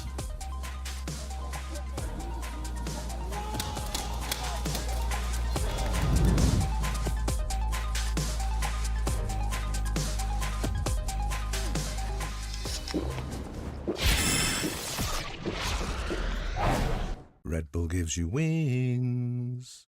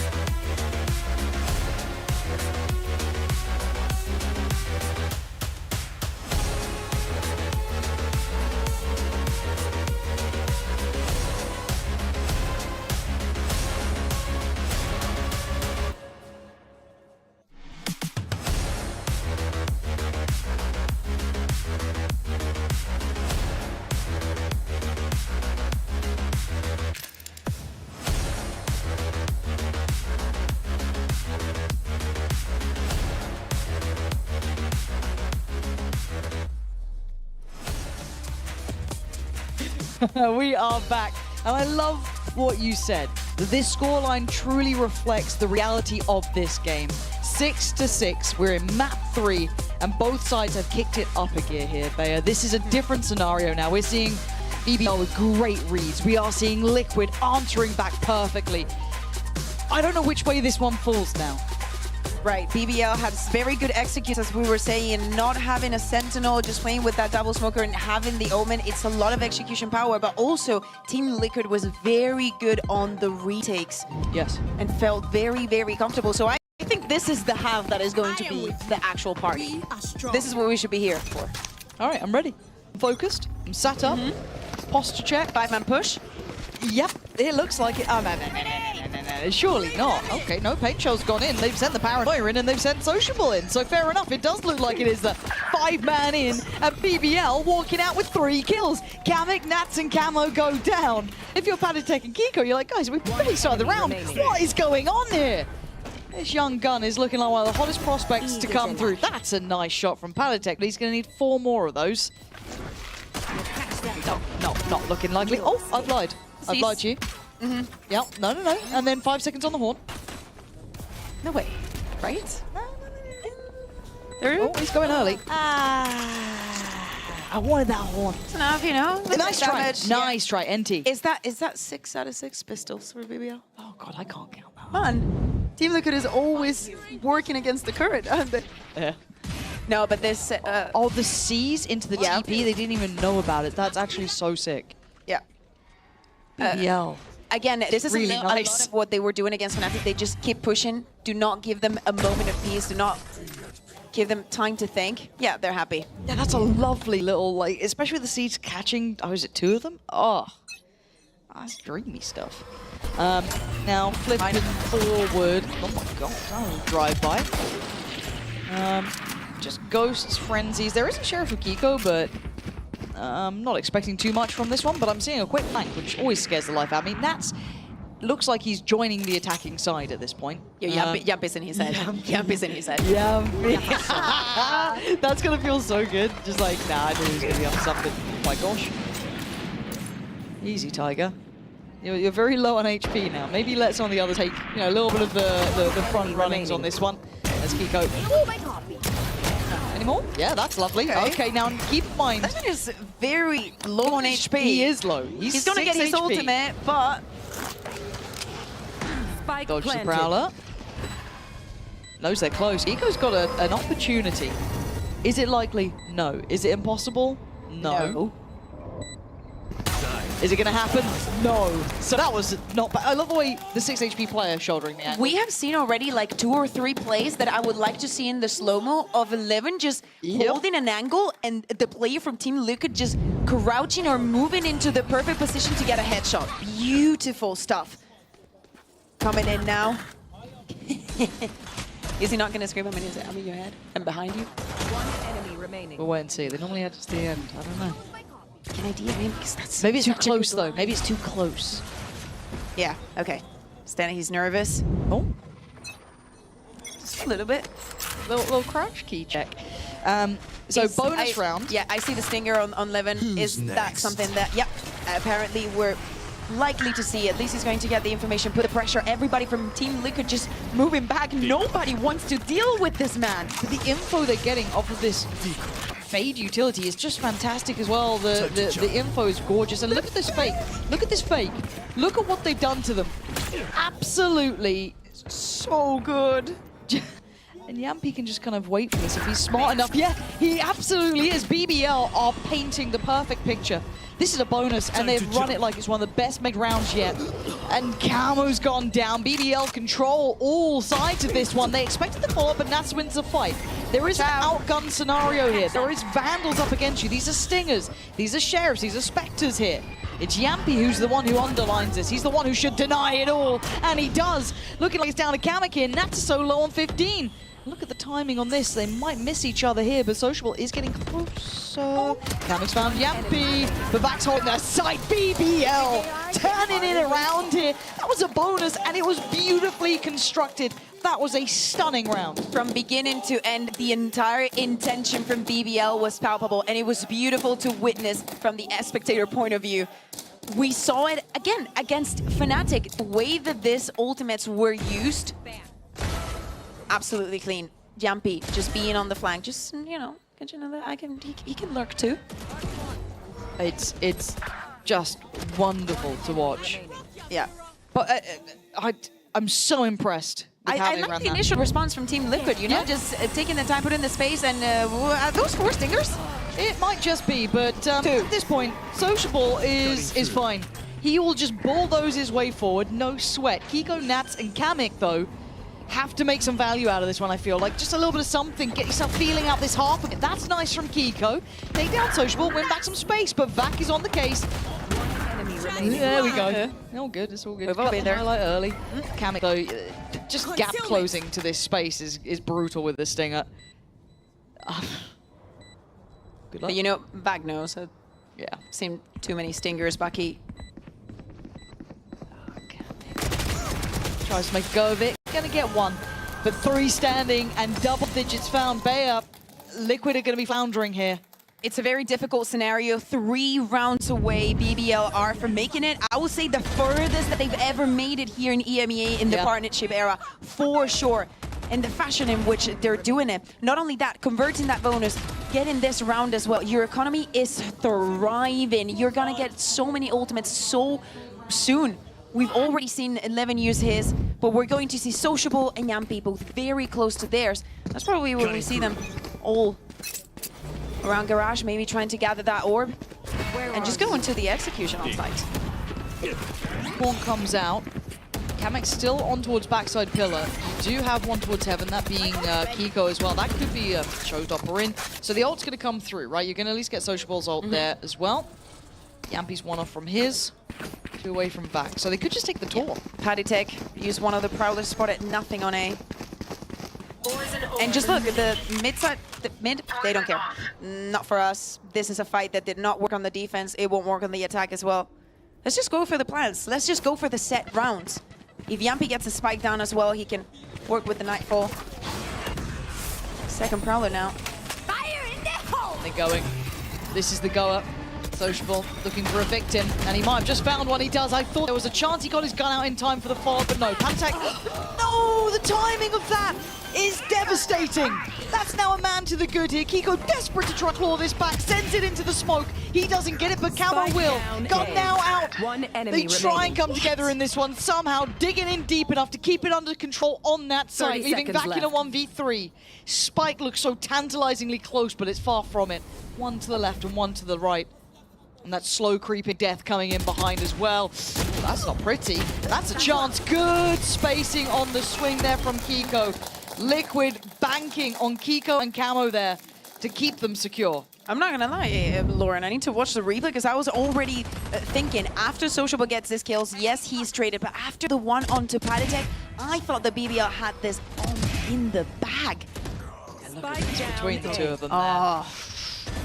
This is what you need, right? You have 2 duelists on the side of BBL that are thriving. You need your duelists to do the same. They have to feel comfortable, even if it's just taking the duels. No utility, nothing else but shooting onto them. That's the 4 rounds in a row finally stopped. Gonna have to find some succession here, though. Very ults, so many ults invested. We've got the divide going through. We have so much just. Is this a double fade? It might just be, because the spike ain't here. Oh, look at the rotations now. And they're biting on this one, trying to get over. Sociable has fallen quite quickly, though. They can check behind this, but the TP gets taken on the other side, too, so they have no full idea here. Paddy going to spot it. Doesn't catch him. Seas, yeah, but Plant's going to be in, so we're looking at that late rotation coming in from Levin. Does he go for the lurk through vents, maybe? Is that a good plant for him? I think it is. It's on the front side, so that could be pretty big, actually, as a final piece of this. 1 thought towards that, and only 1, I think. Yeah. Everybody else escapes. Oh my god, it's going to come down to this guy. The others just have to try and brawl out. They've got to buy time and try and do what they can about this one. Nats has no idea. He's going to be pathing towards ramp. Vax won that fight. Levin's going to actually show his position from heaven. I was surprised he didn't wait a little bit later. Play for the kind of diffuse here, play for the plant. He's already going to be forced away from the angle. Kiko's caught him there. They're still digging in. They're still holding on to this one. And the gun's not out in time. Kiko is there. Team Liquid with another round, making it up to 8. Up to 8 now. That gap is not that far away, only 2 rounds away. The strength, the retakes, again, just rely on to those ones. They want to give the space, they want to play with our minds. Let them take the space until we do not hear that spike attempt to go down. Be very mindful of how much you're giving up. Just this individual moments. It's also what they need to get back on the board. No, they really did need this confidence booster. Stringing rounds together now. Big ult there for Camo, 2 away from Nats. I think that's 3 for Kiko, so getting really close. Whereas the other side for BBL, they burnt a lot of their ults, and already Nats straight away gonna take down 1. He wants to dominate this space towards middle. Sociable is there, Yampy is there, and Nats is trying to get a little bit of a read here. Vax gonna find Paltec though. That was over towards the A side of the map. Does that cause a reaction now? It's gonna go down. Sociable is still waiting. So good to see a responsive Team Liquid the moment that the brawl is there. Nice timing. Very well calculated. This doesn't get checked on yet, but I'm looking to see where BBL try and get towards now. They've got options, but going for that B site. So playing in pairs. 2 and 2 on each side. BBL just regrouping. St. Yampi's utility being so effective. Profik with still the paranoia. That should be very explosive. Should be, but do they get past Kamek? How much does he get here? Sitting on a little bit more of an off angle? No, he's trying to play this maybe safer, backed by Pillar. Already one going to be bounding forward. Keeps to find Yampi. And now they've got just numbers on the site here. It's going to be very hard for them to find favorable fights, and they don't. It's Kamek in control again and again. Profik already be noted out towards his side. Nat should be probably the death of him. Oh, belting shot. Profik, you need 2 more of those.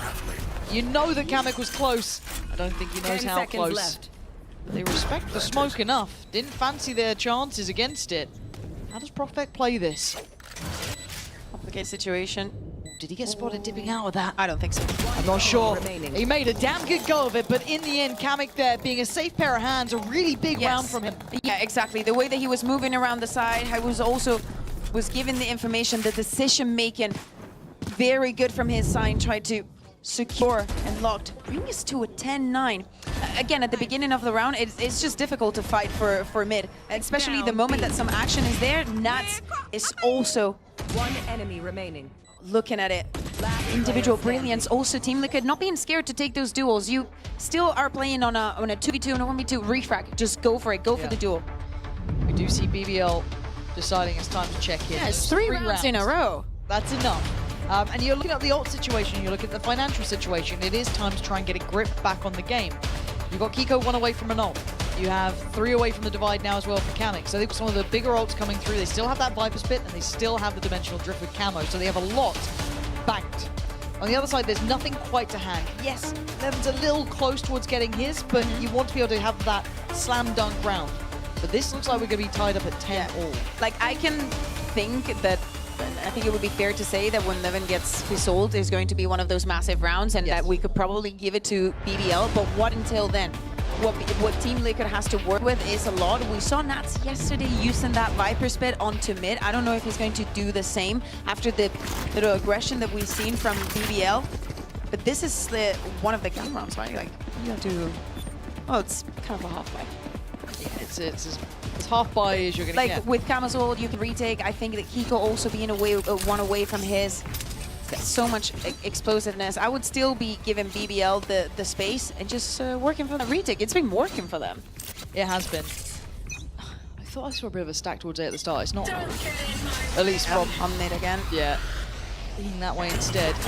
But it's a very direct approach from BBL here. Kind of not pulling any punches this time, just directly in towards A. They've taken over towards Pillar space and towards CT. Trade out as you don't really get much of a fight towards ramp. But the Bulldog's going to be there with Vac. Spike planted. And Camo's going to try and find him instantaneously. So he's the first to be seen. He's going to redirect towards the site now. Camo, what do you do with this one here? Try and spot all the players he can. Profik has been caught. Camo, oh dear. And he still gets the kill. Levin's gone down. The run and gun from Yampi showing him how it's done, but it's a good trade. Numbers solidly inside a Liquid here. Hold on, it's down to 1. Sociable can't stick the landing. 3 stay alive from Liquid, and we are back at 10 apiece, all even now. We ended at 6-6 on the half, and these two have tied up again. I wonder though, with how many rounds Team Liquid has gotten in a row. Again, just split for the retake. If they want to take the space, just give it to them. Then Camo just uses his ultimate, playing it just safe. Spots 3, still is good for 1 here. And I think also the nerfs get to you, right? We're going to get that snowball round for BBL soon, though. As much as I was saying there wasn't, the ults aren't there yet. They're pretty close. The thing is, like, they want to go back to the plant the spike and keep pushing, but Team Liquid are being so quick in the responses that they're given that it's not being easy. Find you. They're starting to struggle in it. Palutech, early info on 1. Actually 2. He caught Profik there as well. Actually, that's wild. And the Seas and the Paint Shell go together so well. They don't get the biggest reward from it. And keeping in mind where these players are, this is still a fight. Oh, that's bold. You're really hoping for a lot there. Kiko now doesn't get the full reward, but he gets the second. Profect's gone. And now this kind of split through the map gets punished perfectly. Patatek so aware. Sociable denied. Sent back down the vents. As this Yampian back to try and navigate a 2v5. Through heaven for now, but Nats might have this one sewn up himself. Spike down, player predicted, but back is going to succeed. But he's been caught in the heels. Team Liquid, it took 21 rounds, but they're back in the lead. I think it was a little bit of a rookie mistake. Just going for the orb there is beyond bold to do that in this situation with how everything is tied up. They understand the value that you have in your ultimate and how it won't be easy to get it. Probably it was a little bit of a provocation to try and get someone to push onto ramp. Sure. But it's still bold. Team Ace. Nice! The Team Liquid also remaining calm, remaining in their positions. This Even is so Nats tense. in that situation. And how gutting is it for BBL though to be stuck on 10? You Look keep at the gun. sure. Are they going to do it again? I don't know. It feels like eventually one of these rounds will go BBL's way, but they've just been stuck in the mud, right? They haven't found their way back in. This attacking side has not suited them by any means. I like the start a couple of times. I like those ideas with the C's and you know, all that nice util. But now they're starting to struggle. And Camo stands guard, sends away Sociable again, struggling on this impact. Kamik dancing around the pillar perfectly, looking unfazed. Team Liquid out of nowhere, finding so much security in the way they're playing. Profik and Vac looking like a formality to the outcome. They've been seized, it doesn't really matter at this point, as they're getting no access to these sites. 2v5 now. Those two sheriffs are not going to be able to do much damage. And this is beyond a snowball now for Team Liquid. But have you ever heard the word of what it's like to be a Team Liquid fan? Have you heard of the heartbreak, right? They do this great comeback, right? Oh my God, they're on 12 rounds. Then it happens. BBL remember how to play. Suddenly, they turn over the page. I mean, they have everything for next round. Look, Team Liquid fans have been hurt in the past, and they might just be hurt again. We'll see. Maybe that's a different team, a different time. Hey. Let me enjoy. 10 Let's seconds really go left. this round, bear in mind. They're giving it, you know, a good crack here. Go for it. Get that money. Why not?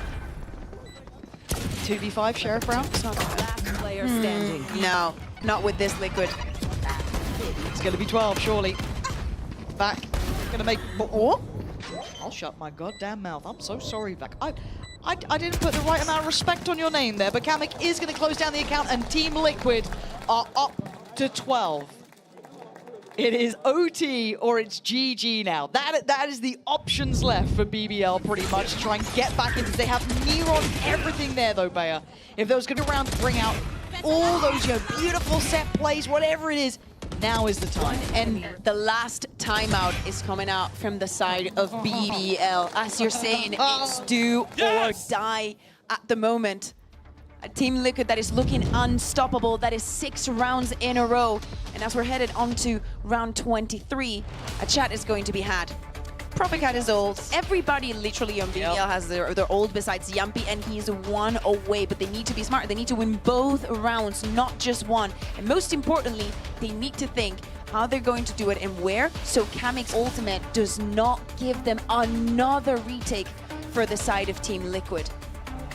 What a round this is going to be. This is the big call, right? You're giving it in the first half. I'm in your head. All of that. And then they've just done 6 rounds in a row, and this is the one call that matters. I wonder if Nat is keeping up with his motivational speeches, because I've heard that they're pretty good. The ones that we've been showing, yeah. He's like, okay, guys, we communicate, we disrespect them, and that's how we win. Show me the disrespect. He's talking. Yeah, all right. Final pause here. This is lower round again. If you are just tuning in, you missed a whole lot, but BBL lose this round. They're done. That's it. Time to go home. For Team Liquid, keep moving forward. Bangkok on the horizon, but we focus back up. This is the round. BBL have been in a drought. They've been struggling, and so Shabral might still be struggling. We're going to take a detour up towards heaven and look for a victim. finds absolutely nothing. Camo, the one to claim him, and suddenly BBL are in all kinds of trouble. They respect it, they go back. The spike is going to go down, giving Yampi his ultimate as well. Spike planted. But still a 4v5 scenario. And Team Liquid is already using that utility to clear onto Heaven. Levin might be overcooking this. I mean, so much information here. Levin, this is all on you, really. That's at least the equalizer. Calm down, Levin. This is all good here. He needs to get back, but he still needs the boys to buy time on the site. That's going to be Yampi, and he can't do it. Camo cracking back through. It's down to the last two, Vac being one of them, and Nats knows. He's always known. You thought you knew better, and you simply don't. A desperate attempt made, but the time was not there. Team Liquid, one of the last old gods to stand tall and stay alive. What a glow up Team Liquid has had over this week. New compositions, new approaches to the game, and what a way to turn this one around. After the half, it looked like BBL had this in the bag, getting 4 rounds off the bat, and it did not matter. 4 is all they got in the entirety of the second half. Love the approach still. Giving props to BBL and what they have 100%. achieved during kickoff. This split looks dangerous. They got in with a stand-in. Chiwana being able to be here. Vac getting better with every single game. I love how this BBL is looking for 2025. Now, BBL have so much potential. I think we've seen those rounds. If they get a couple more of those, a little bit more of those coming through, some of those set pieces, some of those set executes are outrageously good. So much potential too. But of course, we must discuss the winners in this one. In my mind, Team Liquid have been perfectly poised in the end. But I think for a moment here, just let them get to the stage. The BBL side, an incredibly good performance from a dangerous team we'll be seeing in the future here. Fantastic looks from them throughout. Absolutely. God only knows how far they can go when it becomes... Levin, Sociable, Yes. the layers that we've seen, the new compositions. And again, just think about starting on your tournament with the first time in the history of Valorant that BBL has not gone full Turkish. But let's, as you were saying, talk about Team Liquid. Now, next week, they'll be facing off, if I'm not mistaken, against Fnatic. That is a match that we have seen a bunch of times. I expect the stage to be full of people. Yeah. And it's definitely going to be an absolute banger because both of them fighting for survival. And again, the face that we're seeing and that we're getting to know from this Team Liquid, how much they've grown in such little time. Like, it looked bad against Foot. It looked very bad. But it's looking much better now. And if you'd like to know more, you don't want to go anywhere because Patek and Kamek will be joining the post plant with Yinzu and Billy. They will be indeed. Welcome to the last post plant of this week. I've got Billy here with me. We will talk about Team Liquid in just a moment, but for BBL though, oh, it was so close. It was so close being a perfect day for Turkey. So close. I know, it really was close. I mean, you look at that 6-6 half and then you look at how much they're able to get on their attack and then to allow Team Liquid to just come back into it and get that kind of comeback. It must be absolutely heartbreak to lose in that fashion. I know there's a thing on the internet called like the Elder Wand when like teams, it's a whole thing. If you know, you know. But I need like the comeback Elder Wand because I feel like Fnatic gave it to BBL and BBL I've given it to Liquid now. We'll see where it goes. But first, let's take a look at the pay safe card play of the week, and this one goes to Zeus, one of the aces. Billy, we saw 2. We had 2 to choose from, and this one was just the one that kind of sealed it in the end for them. Yeah, I mean, you're the pistol round ace, or you could choose this one. And I think the way in which Zeus performed today, bear in mind, he's someone that came up from Tier 2. This is his Tier 1 debut. Yeah, he's done it phenomenal to kind of get on the stage and not let it overwhelm him, and being able to do 2 aces in one map. I mean, okay. But here's the thing, though. He did come from Tier 2, but he is the one player out of, I think, every player, I'm not exaggerating when I say this, in the world from Tier 2 that I knew 100% was going to get signed.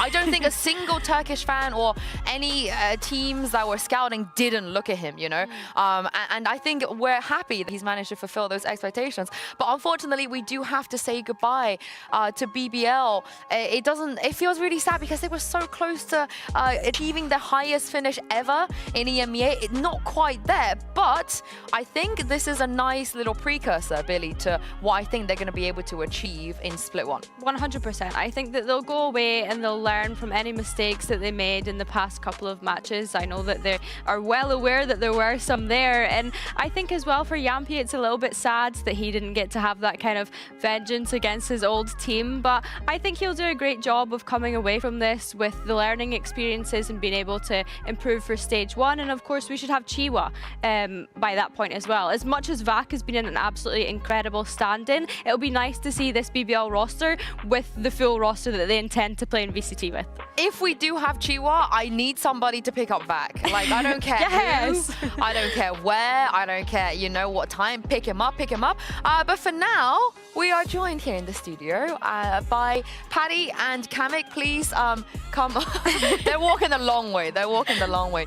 Please join me here. Thank you very much. Thank you very much for joining me, and congratulations. Hello. Massive congratulations today. Thank you. I'm going to target you here, Paddy. So last game, you eliminate your former teammate, Runner. This game, you eliminate your former teammate, Profek. Does this mean the scriptwriter is going to give us a Liquid versus Heretics and you eliminate your former teammate, Heretics? Is that like where it's going? Do you feel it? I would love to eliminate them because they are the best team in the world. I'm gonna say it. They are the best team in the world. So, I mean, if the script is right, then we'll eliminate them. It feels like that, right? There's something in the air. But it's like a bittersweet feeling, right? Having to knock your friends and former teammates out of this competition. It's a little bit brutal. It is. But you gotta do what you gotta do, you know? The industry is brutal, so you know. Oh, don't hate the player, hate the game. Exactly. Basically. And speaking of brutal, Kamek, it did feel like maybe after the first half there on Split, things weren't going to be great for you guys, you know, BBL then with the pistol. What happened? Because you've been great. You've had a great tournament so far, but you kind of came alive and you won so many incredible rounds. Was there any Nats motivational speech that kind of rallied you guys together? To be fair, because of my score, I wasn't really down. Like, I don't really care about the score because I know I can always come back to the game. And I have like really supportive teammates, and we just kept it going, you know? We kept going with the flow, everyone was killing, so why would I be left behind, you know? Yeah, absolutely. But did we get any Nat speeches? Because we see him do a lot of speeches like every day, you know, don't, like, what is it, disrespect them, we got this, believe in yourselves, all this. Does he do that a lot? He just told us to focus on and just like keep playing our game. I mean, it worked. Yeah, it definitely did work. And was there any sort of mental blockers? Because of course, having to be in that sort of comeback situation, it can get a little bit tough when you're down. So how would that? No, not really. Like we practice like this type of stuff. We are down on practice and we are always coming back. So like we are mentally prepared for it and like in game prepared for it. Yeah, I mean you were on Fnatic. They made a lot of comebacks. You were on Heretics, G2. You are used to this. I feel like you're so experienced at this point. But let's take a look at the Pearl comp. Hype, we had him in an interview and he wasn't a fan. He didn't really like, because obviously you guys played against Apex. He wasn't sure why you made these changes. So yeah, I'm gonna ask you guys, what was the thinking behind making this change? I don't really know because it's up to our coaches, you know. They make all the decisions, and we come to practice. I'm getting told that we switch KO to bridge. I'm like, okay, you know, I'm gonna play it, you know. Yeah. But there's no really particular reason for us. It's like we don't really know why we changed it. I mean, I'm gonna say it, you know, because I think we played really good with the previous comp. But our coaches took a different approach, so gotta respect that, of course. And yeah, just follow the game plan. Are you allowed to say you don't like something? Do you have that kind of choice? I mean, I can say whatever I want, and I'm gonna say I don't like the comp, so you know, I'm just gonna throw it out there. Yeah. What about you, Kamek? Or are you more like, I'm gonna stay out of this? I mean, I don't mind playing it, you know, like as long as I'm playing Tejo. I was gonna say, Kamek is surely happy because getting to jump back onto the tail. I'm not happy on bridge. You need to be on the KO. Yeah, I need to have some words with your coaching staff. Yep. Yeah, it feels like a kind of life on hard mode a little bit, but not the end of the world. You know, you ended up winning this game. Was it a risk at all? You feel like in an elimination match, never played this comp in official before, changing things? No, it was a risk. It was going amazing in practice, actually, the new comp, and we just took approach that we're gonna be a heavy exec comp, and we did that in scrims, and it was working actually like flawlessly, I would say. We're just running down in scrims everyone with the executes, but this time I think I mean, the way we played on City was questionable, and I think we had some different approaches.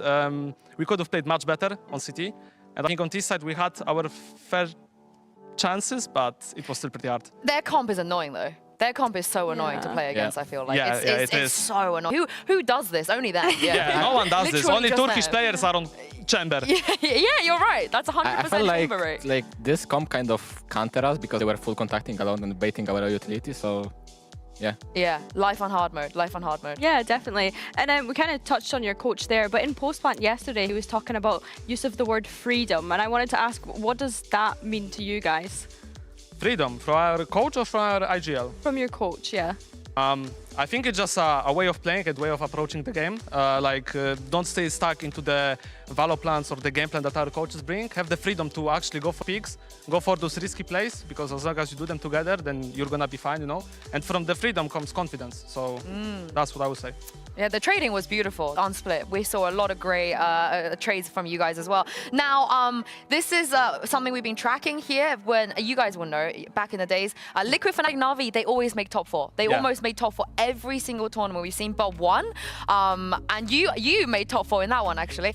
So you guys have kept the old guards alive. Because Na'Vi, they're gone. Fnatic, they win today. At one point, I was a bit worried, like, oh my goodness, if Liquid go as well, this is the second time in history of Valorant where one of you guys is not in the top 4. I think you've given the fans, the Liquid fans, something to smile about, something to be happy about. Finally something. Yeah, finally, right? So, Kamek, yeah, how does that feel to be able to kind of deliver on the expectations? I mean, like, I'm really happy with it because, like, I'm the most unexperienced person on this team, and like each match I'm getting more comfortable and comfortable, which is making me more confident and more happy, and like with the stuff we are doing. And yeah, like we are gonna keep like proving ourselves, and that's nice, you know. Yeah, and you've earned a championship point, I believe now. So yeah, nice. You've got a point. And we saw last year, it really matters as the season go on. So this is a very nice position to be in. However, I'm going to traumatize you just a tiny bit. There was a round on Pearl. Do you remember? Yeah, I remember. The spam through the Would you pillar. like to see it from if you're going to traumatize me that much, I mean, I'm going to tank it, you know. At this point, I'm going to tank it. Just show it. Okay, yeah, we'll tank it. Let's bring it up. And just so you can see it from the other path, did you think that you had done it? Did you feel like, oh, I got it? I never think until I actually get it done. So there was like, you know, 1 second I thought I'm like, okay, I got it, you know. But then he reloaded, and then with the last bullet he spammed me. It was kind of crazy from him, not gonna lie. Yeah, let's take a look. So this is what was going on. There was a bit of a spam and then a bit of a reload.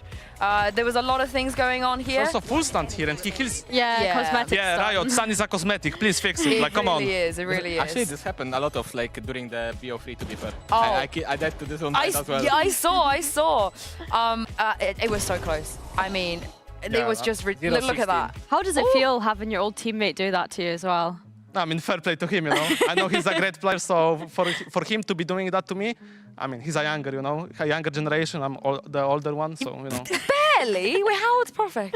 I think 19 or 20. Really? I actually don't know how old he is. He might be 21 also, but I think I'm gonna stay with the 90-20 angle. Oh, but you're like 22? Nice. Yeah? I'm 25. Yeah. Oh, 25 is not even. What do you mean different generation? You're still the same generation. You're still the same generation. You know how it is with the young talents now in the league. Yeah. I mean, I guess Kamek is a different generation. From you then I'm as 21. Well. Yeah. Yeah. There you go. 2 different generations. Then what about Nats? I feel like 22. He's 22. He's the younger generation as well. Nats is only 22. Oh my goodness. Yeah. Oh my God. This guy's been around for so long. Speaking of, where did the op go? It felt like he brought out the op and then he was opping all the time, and now he's opping again. I think it comes down to our duelist finding the groove, finally. I think he feels more comfortable on the op. So, I mean, it's up to Ayaz Naz to play the op, right? He can still play it, but he opts to give it tomorrow to like the option for the camo. Yeah. To play. I mean, you guys can too if you had I played top on bridge on pick one it pair. up. Like at a 2K because I was like, okay, KNS gotta bring him out because it's not looking good. You can just pick it up. You can just pick it up for sure. But let's take a look at the bracket and see who you're going to be playing against next. It's getting very, very, very juicy now. We have a because rematch. because after that it's going to be like best of 5 territory. This is going to be a rematch, like you said. So I'll come to you first, Kamek. How are you feeling about this? I feel very confident. Like we are winning match after match, and the confidence is building up for the team and for us. Like I think like there is a lot of stuff like happening in our minds, but like after we win, like confidence goes up and we are like less stressed about it, or like more happy about the stuff that we done and we went through, you know. You think it's good that you're getting more reps in a way? Oh yeah, definitely. You get to actually definitely for the young team that we have, reps on the stage are the most important. So like when the best of 3 goes to the lengths like this, it's the best way, because also for the VOD review you get a lot of like mistakes that you can fix. Yeah. You don't have any former teammates on foot, do you? Nah. It's the Turkish territory. We don't step into that. I was gonna say. All right, who's better, the Polish players or the Turkish players? What do you think? I mean, it's time to prove that Polish players are better in the league. Ooh, I can't make I'm not saying anything. I mean, I would say it's even, you know, but like it's always 50-50 to be fair. Okay, do you want to be the tiebreaker, Billy? You got no horse in this race. No offense, the Scottish players are not doing very good. I mean, they are not delivering we've at all. got no Scottish players. The Scottish players need like to step none. up. We're all in coaching staff for talent at this point. That's all that we bring to the table. You have Kiko, so yeah. Let's go, UK. Represent. Whoa. Yeah. I take that. I don't know. I'll even out. I'll go Turkish. I think you're the underdogs going into this. I think that's fair, right? That's definitely fair to say. The dark horse, that's what we called you guys. But thank you very much for joining us. Congratulations. Congratulations. We see you next week on Friday. You get a couple more days break. That's gonna be nice. That's gonna be nice. Yeah. Thank you, Billy, as well for being here with me, and thank you to all of you guys at home for joining in. We're gonna be back next Friday, not Wednesday. Mark that in your calendars. Starting with Vitality versus Team Heretics, and then these guys are going to be taking on foot. Have a lovely weekend, and we'll see you next week.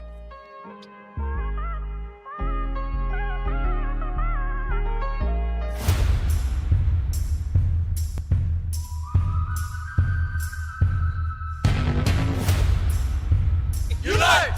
The thing is, though, they're up against Zeus, looking to take over the round. He might just even start him with an ace! Delvin Frash is so desperately low, and Zeus quickly dispatches them. It's Chronicle and Boaster left in it, but the operator rings out. So does Zeus's weapon for another ace! Oh!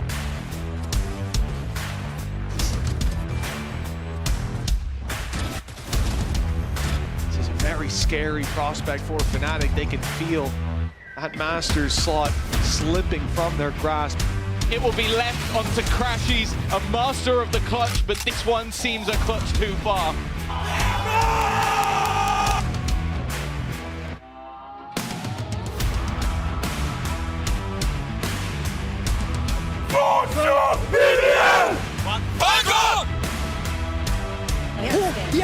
He's found Camo!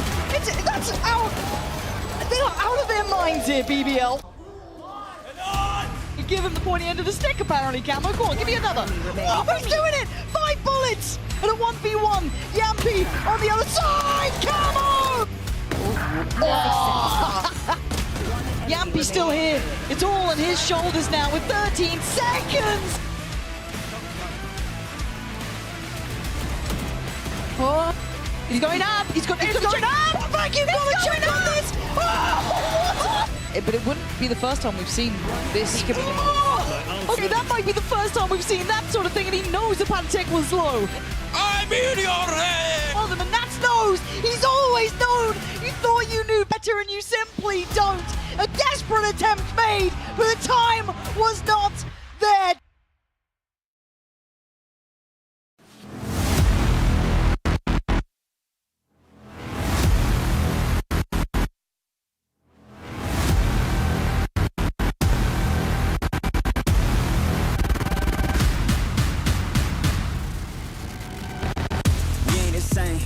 Get in your lane, stay in your lane. Wait, this ain't a game. Been through the flame, now get out the way. Whole lot of change, still been the same. Put that on the name. I had to go through it just to get to it. Look what I became. Elevate, level up, way to the top, headed to the peak. All them boys wanna talk, hit them out of law, but don't got receipts. I do it with ease. To you it's a burden, to me it's a breeze. You feel that? That when it's the breeze, that kick back. You coming at me, boy, sit back. Came out the womb like this. Hit the pedal in room right quick. Gotta get it, we going up, way up. Might land on the moon. Who step in a room like this? We breaking the rules right quick. They killing